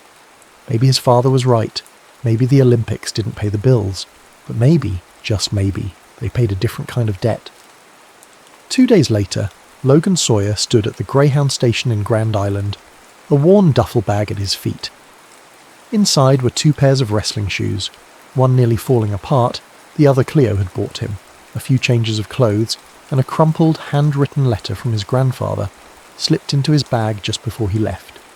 He climbed the steps onto the bus, the door hissing shut behind him, leaving the familiar flatness of Nebraska behind. Ahead lay Colorado Springs, the Olympic Training Center, and a world filled with sharks circling waters he couldn't yet fathom. He was terrified. He was determined. He was on his way. The Olympic Training Center in Colorado Springs was less a facility and more a self-contained universe dedicated to the pursuit of physical perfection. Gleaming buildings housed state-of-the-art gyms, nutrition centers, recovery suites, and dormitories filled with athletes whose bodies looked like they were sculpted from granite. Logan, stepping off the dusty Greyhound with his single duffel bag and the lingering scent of diesel fumes clinging to his clothes, felt like he'd landed on an alien planet. He was assigned a small, sterile room shared with another wildcard hopeful, a chatterbox wrestler from Florida who seemed unfazed by the surroundings. Logan barely spoke, overwhelmed by the scale of it all. The cafeteria offered scientifically balanced meals charted by nutritionists. Logan stared blankly at the array of lean proteins, complex carbohydrates, and vitamin-optimized vegetable medleys, longing for his mum's meatloaf and the simple predictability of canned beans. The wrestling room itself was intimidating. Acres of pristine mats lay under bright lights, surrounded by banners of past champions. Dozens of wrestlers drilled with ferocious intensity, their movements sharp, efficient, honed by years of elite coaching. Logan watched, feeling clumsy, raw, out of place. The coaches, experienced and discerning, observed the wildcard arrivals with critical eyes, looking for sparks of potential amidst the unpolished hopefuls. His first few practices were brutal. The pace was relentless, the technique clinics filled with terminology he'd only vaguely heard on YouTube. He was strong, undeniably so. His farm-forged power surprised sparring partners, his grip strength like a vice, his endurance seemingly bottomless. But his technique was unorthodox, filled with habits born of necessity and isolation rather than formal instruction. He relied on instinct, leverage learned from wrestling machinery, and explosive bursts of power that often caught opponents off guard, but left him vulnerable in other ways. The coaches were initially dismissive. "Raw power, zero finesse," one muttered after Logan used sheer brute force to escape a hold. "He telegraphs everything." But Cleo, who had somehow scraped together enough money to follow him out, renting a room in a cheap motel off base, was his constant advocate, arguing with the assistant coaches, reminding them of the thorn pin, pushing Logan relentlessly in extra sessions held discreetly in a corner of the vast wrestling room late at night. Then came the wild card mini-tournament, a grueling round-robin designed to weed out the hopefuls. Logan wrestled like a cornered animal. He lost his first match on points, out-techniqued by a slick wrestler from Pennsylvania. Doubt surged, but in the second match, facing a bigger, stronger opponent, something clicked. He weathered the initial storm, felt his opponent's rhythm, and then, in a flash of instinct, executed a modified version of the move he'd used on Thorn. A powerful, unexpected lift and throw that drew gasps from the few coaches watching. He won by fall. He won his next match too, grinding down his opponent with relentless pressure. He didn't win the wildcard tournament outright, but he won enough matches, showed enough raw potential and sheer grit to secure one of the final coveted spots in the main Olympic trials bracket. He hadn't just survived, he'd earned his place among the nation's best. And that's when the Farm and Flash narrative exploded. Regional reporters who had picked up the story after the state championships were now joined by national sports media outlets. Logan Sawyer, the Nebraska farm boy who trained by lifting hay bales and learned wrestling from YouTube, was the ultimate underdog story. Cameras followed him. Reporters shouted questions about life on the farm, about his grandfather, about his impossible journey. He became a viral sensation, his matches drawing unexpected crowds and online viewership. Sponsors, sensing a marketable folk hero, started calling Cleo, offering deals for shoes, supplements, even pickup trucks. Logan ignored them all, uncomfortable with the commodification of his life. Interviews were excruciating. He mumbled short answers, shifted awkwardly, his quiet nature clashing painfully with the myth being constructed around him. Amidst this whirlwind, he found an unlikely ally. Maria Reyes was a young sports therapist assigned to the wrestling team, a former Greco-Roman wrestler herself whose own Olympic dreams had been cut short by injury, leaving her with a silver medal and a deep understanding of the physical and mental toll of the sport. She saw past the farmhand flash hype. She saw the exhaustion in Logan's eyes, the tension in his shoulders, the way he isolated himself. She wasn't starstruck, she was pragmatic. She started working with him on injury prevention, flexibility and recovery, her approach grounded in her own experience. But more than that, she started talking to him, not as a media sensation, but as an athlete under immense pressure. She challenged his self-doubt, questioned his tendency to rely solely on brute strength, and pushed him to think tactically. "Power is good, Logan," she said one afternoon, stretching his tight hamstring. "But power without purpose is just noise. Why are you really here?" Her quiet intensity pierced through his defences in a way the shouting coaches couldn't. She was becoming his anchor in the storm, someone who saw him, not the caricature. Training became a relentless cycle. Grueling practices, physiotherapy with Maria, awkward media sessions, late-night calls home where he tried to sound upbeat for his grandfather, whose health seemed increasingly fragile. He advanced through the early rounds of the trials, each match a war. He wasn't winning elegantly. He was winning ugly, through sheer willpower, conditioning, and those unpredictable bursts of farm-honed instinct. He took down a seasoned college champion with a desperate scramble in the final seconds. He outlasted a technical wizard by simply refusing to break, his relentless forward pressure wearing the other man down. With each victory, the pressure mounted, the spotlight grew brighter, and the weight of expectation heavier. He was no longer just a novelty, he was a contender. The crescendo of the Olympic trials arrived with the force of a summer thunderstorm. Logan found himself in the final match, wrestling for a spot on Team USA, a scenario that had seemed utterly fantastical just weeks before. His opponent was Ryan Davison, a technically brilliant wrestler from a powerhouse program, the kind of athlete Logan had only watched on grainy videos in the barn. The arena buzzed with anticipation, the media narrative reaching a fever pitch, the farmhand flash versus the technician. The match was a brutal 6-minute chess game played out with muscle and sweat. Davison scored early, his movements precise, clinical. Logan defended doggedly, looking for an opening, relying on his strength and conditioning to weather the storm. He was down on points entering the final minute.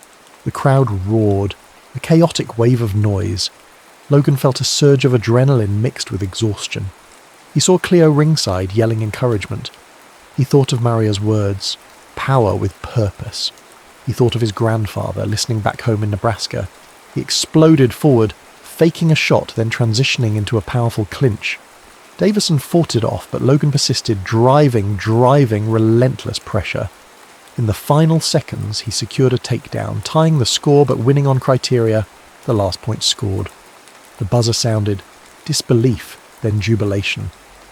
Logan Sawyer, the kid from the cornfields, had won the Olympic trials. He was going to Paris. He collapsed onto the mat, chest heaving, the roar of the crowd washing over him.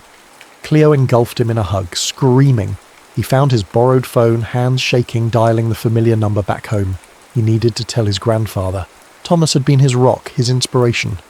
This victory was as much his as Logan's. The phone rang once, twice. A woman answered, her voice unfamiliar, hesitant. "Sawyer residence?" "Yeah, can I speak to Thomas Sawyer? It's Logan." There was a pause. "Logan, oh, honey, this is Nurse Evans from Home Care. Your grandfather, He collapsed during the match. We had to take him to the hospital in Kearney. He's stable, but..." The world tilted. The cheering crowd faded into a dull roar. The victory, so monumental seconds before, felt hollow, distant. He mumbled thanks, hung up, and stumbled away from the celebration, the bright lights suddenly feeling harsh and cruel. Cleo found him slumped against a wall in the corridor, the colour drained from his face. She arranged the flight immediately. Back in Nebraska, the contrast was jarring. He traded the sterile, high-tech environment of the training centre for the hushed quiet of a small regional hospital room. His grandfather lay pale and still against the white sheets, hooked up to monitors that beeped softly. He was breathing, but unresponsive. The doctors called it a stress-induced event, likely a minor stroke, exacerbated by his underlying lung condition. He'd slipped into a coma. Logan sat by the bedside for days, the silence thick with unspoken words. He held his grandfather's frail hand, the same hand that had taught him grips, that had steadied him on the tractor, that had represented unwavering strength his entire life. He felt a crushing weight of guilt. Had the stress of watching his match done this? Was his dream costing the person who inspired it most? His father visited, awkward and uncomfortable in the hospital setting. They spoke little, the old silences stretching between them. But Logan saw a flicker of something new in his father's eyes. Concern, maybe even a grudging respect. The farm work waited, but his father didn't push him to come home immediately. The Olympic training committee called, wanting him back in Colorado Springs for final preparations. He felt adrift, disconnected from the whirlwind he'd been swept up in. Training felt meaningless with his grandfather lying silent. Self-doubt, a familiar shadow, crept back in, colder and more pervasive than before. He wasn't the farmhand Flash. He was just a scared kid who felt responsible for hurting the person he loved most. He felt like a fraud, his victories tainted. He trained distractedly back at the facility, his movements sluggish, his mind elsewhere. The elite coaches, focused on refining Team USA for Paris, grew frustrated. They wanted him to change his style, to become more orthodox, less reliant on those hay bale throws, as one coach dismissively called them. They worried his unpredictable approach wouldn't hold up against international competition, especially the Eastern European powerhouses. Logan resisted, stubbornly clinging to the style that had gotten him here, the style rooted in his identity. Maria Reyes became his lifeline. She didn't offer platitudes. She listened. She pushed him physically in therapy, helping him work through the tension knotting his shoulders and back. More importantly, she helped him reconnect emotionally. "Your grandfather wouldn't want you to carry this guilt, Logan," she said quietly during a stretching session. "He believed in your fight. Collapsing wasn't your fault. It was his body giving out. But quitting now, that would be wasting the fight he instilled in you. You fight for legacy, remember? His legacy. Your legacy. Not for the medals, not for the media. For the harvest." Her words resonated. He started training with renewed, albeit sombre, focus. He visualized his grandfather's face, heard his raspy voice. Fight like hell. Then the Olympic brackets were announced. His path in Paris was a minefield. To even reach the medal rounds, he'd have to go through wrestlers with multiple world and European championships to their names. And looming in the potential final, Magomed Ibragimov, the undefeated Dagestani titan, a silent, relentless wrestling machine who hadn't lost a match in 3 years. The odds felt insurmountable. Just days before the team was scheduled to fly to Paris, the call Logan had been dreading finally came. His father's voice was heavy, strained. Thomas Sawyer had passed away peacefully in his sleep, never regaining consciousness. Logan felt a profound, shattering emptiness. The anchor was gone. The reason he fought, the person he wanted to make proud, was gone. He packed his bags, numb. He told Cleo he couldn't go. He was done. Wrestling felt insignificant, painful. Cleo didn't argue. She just sat with him, silent. Later that evening, as he was emptying his training bag, intending to leave it behind, his fingers brushed against a worn, folded envelope tucked deep in a side pocket. It was the letter his grandfather had slipped into his bag before he'd left for the trials, the one Logan had forgotten about in the chaos. His hands trembling, he opened it. The handwriting was shaky but clear. "Logan, if you're reading this, things are probably tough. Maybe you lost. Maybe you won and feel lost anyway. Doesn't matter. Remember Oakhaven? Remember that stubborn patch of ground behind the barn where nothing wanted to grow? We worked it, didn't we? Broke up the clay, hauled manure, kept the weeds out. Took years. Most folks said give it up, but we kept at it. And then one year, best damn tomatoes you ever tasted. Life's like that patch, son. Wrestling's like that. You work, you bleed, you doubt. But you don't stop fighting for the harvest. Winning medals? That's gravy. Getting in the fight, giving it everything you got when the world tells you to quit. That's the real prize. You already made it, Logan, just by getting in the ring. You made an old man proud. But if you still have fight left in you, go finish the harvest. Love, Grandpa Thomas." Tears blurred the words. He clutched the letter, the thin paper a tangible link to the man who had shaped him. Go finish the harvest. It wasn't about winning gold anymore. It wasn't about proving anyone wrong or living up to a nickname. It was about honouring a legacy of quiet persistence, of fighting through hardship, of reaping what you sow, even through grief. He wiped his eyes, took a deep breath, and zipped up his bag. He had a flight to catch. Paris was a sensory overload. The cacophony of languages, the grandeur of the architecture, the electric buzz of the Olympic Games. Logan moved through it like a ghost, insulated by his grief but anchored by a quiet resolve forged in loss. He wasn't here for the spectacle or the glory. He was here to finish the harvest. The crushing weight of expectation had lifted, replaced by a simpler, more profound purpose, to fight with everything he had left, for himself, for his grandfather. He kept to himself in the Olympic Village, skipping the social events, focusing on training, therapy with Maria, who was there with the team, and rereading his grandfather's letter. The media still clamoured for the farmhand flash, but Logan gave them little, his terse responses and sombre demeanour, confusing those expecting a triumphant underdog narrative. Cleo ran interference, shielding him as much as possible. The preliminary rounds began. Logan wrestled with a cold, brutal efficiency he hadn't possessed before. The grief hadn't broken him. It had focused him. Gone was the nervous energy, the desperate need to prove himself. He stepped onto the mat each time with the grim determination of a man with nothing left to lose. Round 1, his opponent, a skilled Iranian, tried to control the pace with technical setups. Logan absorbed the pressure, then exploded with a devastating body lock, driving the Iranian straight to his back for a quick pin. No wasted energy, just raw, focused power. Quarterfinals. He faced a seasoned veteran from Turkey, known for his suffocating defence and grinding style. The match was a war of attrition. Logan suffered a bloody nose early on, then felt a sharp pain in his shoulder after an awkward scramble. Blood streamed down his face, mat officials cleaning him up during injury time. He ignored the pain, ignored the blood dripping onto the mat. He dug deep, pulling strength from memories of endless farm chores, of pushing through exhaustion when quitting wasn't an option. In the final period, sensing an opening, he executed a wild, high-amplitude suplex, a move Cleo had drilled with him, harnessing his raw lifting power. It wasn't textbook, it was pure instinct. He scored big, securing the victory on points, walking off the mat, battered but advancing. Semi-final. The opponent was Jackson the Hammer Cole, a cocky, heavily favoured American teammate from the main bracket, who had openly dismissed Logan's chances throughout the trials process. The tension was thick. Cole tried to intimidate Logan, pushing the boundaries of the rules, talking trash under his breath. Logan remained impassive, his face a stony mask.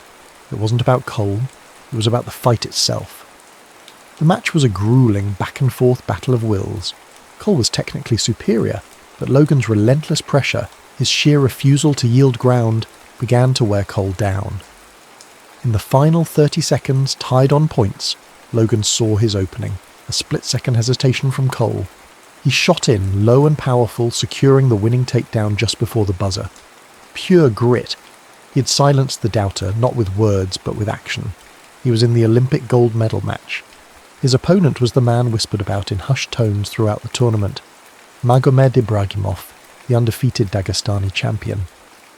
Ibragimov wrestled with the chilling efficiency of a predator, technically flawless, incredibly strong, seemingly impervious to pressure or pain. He hadn't surrendered a single point in the entire Olympics. The final was billed as David versus Goliath, the farmhand Flash versus the Dagestani machine. Logan walked out into the blinding lights of the finals arena, the roar of the crowd a physical force. He felt strangely calm. He saw Cleo pacing nervously. He saw Maria in the stands, giving him a small, encouraging nod. He thought of the barn, the scent of hay and dust, the feel of grain sacks heavy in his arms. He thought of his grandfather's words, "Fight like hell." The first period was a tense, scoreless stalemate. Ibragimov controlled the centre of the mat, probing Logan's defences with surgical precision. Logan met force with force, his strength surprising the champion, refusing to give ground, blocking every takedown attempt. The intensity was palpable. In the second period, Ibragimov shifted gears. He secured a quick takedown, then transitioned immediately to a gut wrench, turning Logan twice for exposure points. 4-0, Ibragimov. The Dagestani seemed impenetrable, his technique suffocating. Doubt flickered, cold and sharp. Logan felt the energy draining from his limbs, the shoulder injury screaming in protest. The clock ticked down. Less than 30 seconds remained. He looked up, catching a glimpse of the clock. He saw the score, 4-0, insurmountable against a wrestler like Ibragimov. He felt the familiar weight, not of grain sacks this time, but of exhaustion, of impossibility. Then, another image flashed. His grandfather, sitting on the overturned bucket in the barn, demonstrating a leverage technique using a fence post. Find the weak spot. Keep pushing. Ibragimov engaged again, looking to control to run out the clock. Logan felt the pressure, the position. It was almost checkmate. But in that clinch, Logan felt something. A subtle shift in Ibragimov's weight. A slight overcommitment. An opening.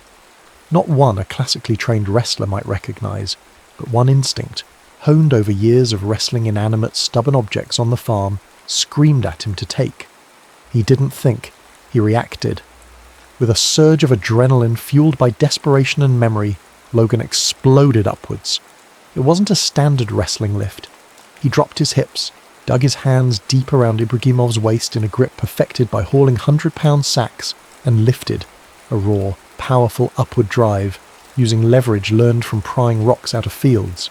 He twisted, arching his back, putting every ounce of his farm-forged strength into it. He launched the seemingly immovable Ibragimov through the air in a high arcing throw, a modified farm lift born of Nebraska soil. The Dagestani crashed onto the mat, landing flat on his back. 5 points. The referee signalled the score, the arena erupted.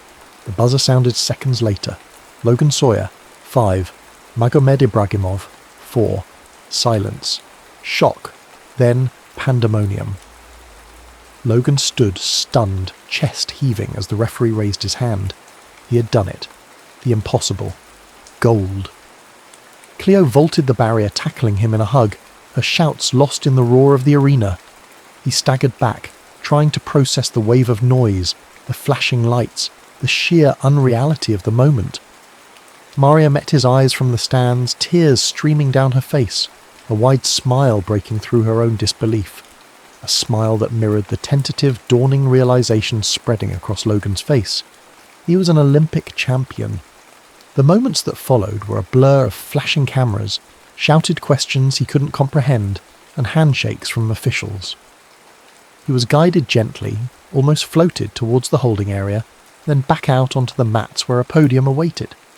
The silver medalist, Ibragimov, stood stoic, disbelief etched subtly on his features. The bronze medalist beamed, waving to the crowd. Logan, still feeling detached, was helped onto the top step. It felt unnaturally high. An Olympic official approached, holding the gold medal. It gleamed under the intense lights, heavier than he could have imagined. As the official looped the ribbon around his neck, the weight settled against his chest, a tangible, solid confirmation of the impossible feat. It wasn't just metal. It felt like the culmination of every drop of sweat shed in the barn, every ache endured, every doubt overcome. It felt like the weight of his grandfather's dreams finally realized. Then The first notes of the Star-Spangled Banner echoed through the arena. The massive American flag began its slow ascent towards the rafters. Logan automatically placed his hand over his heart, his eyes fixed on the rising colours. The anthem, a song he'd heard countless times, resonated differently now. Each note seemed to vibrate deep within him, loosening the knot of shock and grief, allowing a profound sense of pride to well up. He thought of his father back in Nebraska, likely watching on the grainy television in the living room. He pictured him leaning forward in his worn armchair, the usual stoic mask cracking, perhaps a rare tear tracing a path through the ingrained farm dust on his cheek. Would he finally understand? Would he see the value in this fight, so far removed from the tangible demands of the land? Logan hoped so. He felt a surge of love and longing for that quiet, complicated man. And then, overwhelmingly, he thought of Grandpa Thomas. Not the frail man in the hospital bed, but the vibrant storyteller, the wrestler demonstrating holds with surprising agility, the steady presence offering quiet wisdom. He remembered Thomas showing him how to use leverage to move a stubborn rock, saying, "It ain't about being the strongest, Logan. It's about being smarter than the problem." He remembered the glint in his grandfather's eye when Logan won his first local tournament, a silent acknowledgement that the fire had been passed on. He remembered the words from the letter. "You already made it, Logan. Go finish the harvest." This gold medal wasn't just his. It belonged to the lineage, to the hard Nebraska soil, to the enduring spirit of his grandfather. Standing there, bathed in the anthem's crescendo and the crowd's adoration, Logan felt an ache of loss mingle with a fierce pride. His grandfather wasn't here to see it, but somehow Logan knew he was aware. This victory was their shared harvest, finally brought home. The music ended. The crowd roared again. Logan blinked, bringing himself back to the present, the weight of the gold medal a solid anchor. He managed a genuine, albeit small, smile for the flashing cameras, a silent promise echoing in his heart. A promise to honour the journey, the sacrifice, and the man who inspired it all. Weeks later. The Nebraska sun beat down on the Sawyer farm. Dust motes danced in the afternoon light filtering through the barn slats. Logan Sawyer, dressed in worn jeans and boots, stood on the front porch, the Olympic gold medal heavy in his hand. It felt unreal, disconnected from the familiar creak of the windmill and the smell of the earth. A group of kids rode past on their bikes, skidding to a stop at the end of the drive. "Look, that's him," one shouted, pointing. "That's the Olympic guy." Logan offered a small, tired smile, a gesture that didn't quite reach his eyes. He watched them pedal away, their excited shouts fading down the dusty road. He turned, the medal cool against his palm. He didn't hang it around his neck. Instead, he walked towards the barn, the place where it all began. The door groaned open. Inside, the familiar scent of hay, old wood and hard work greeted him. He placed the gold medal carefully on a dusty workbench next to a rusty wrench and a coil of baling wire. Then he picked up a feed sack, hoisted it onto his shoulder and began his chores. The harvest wasn't truly finished. It was just beginning.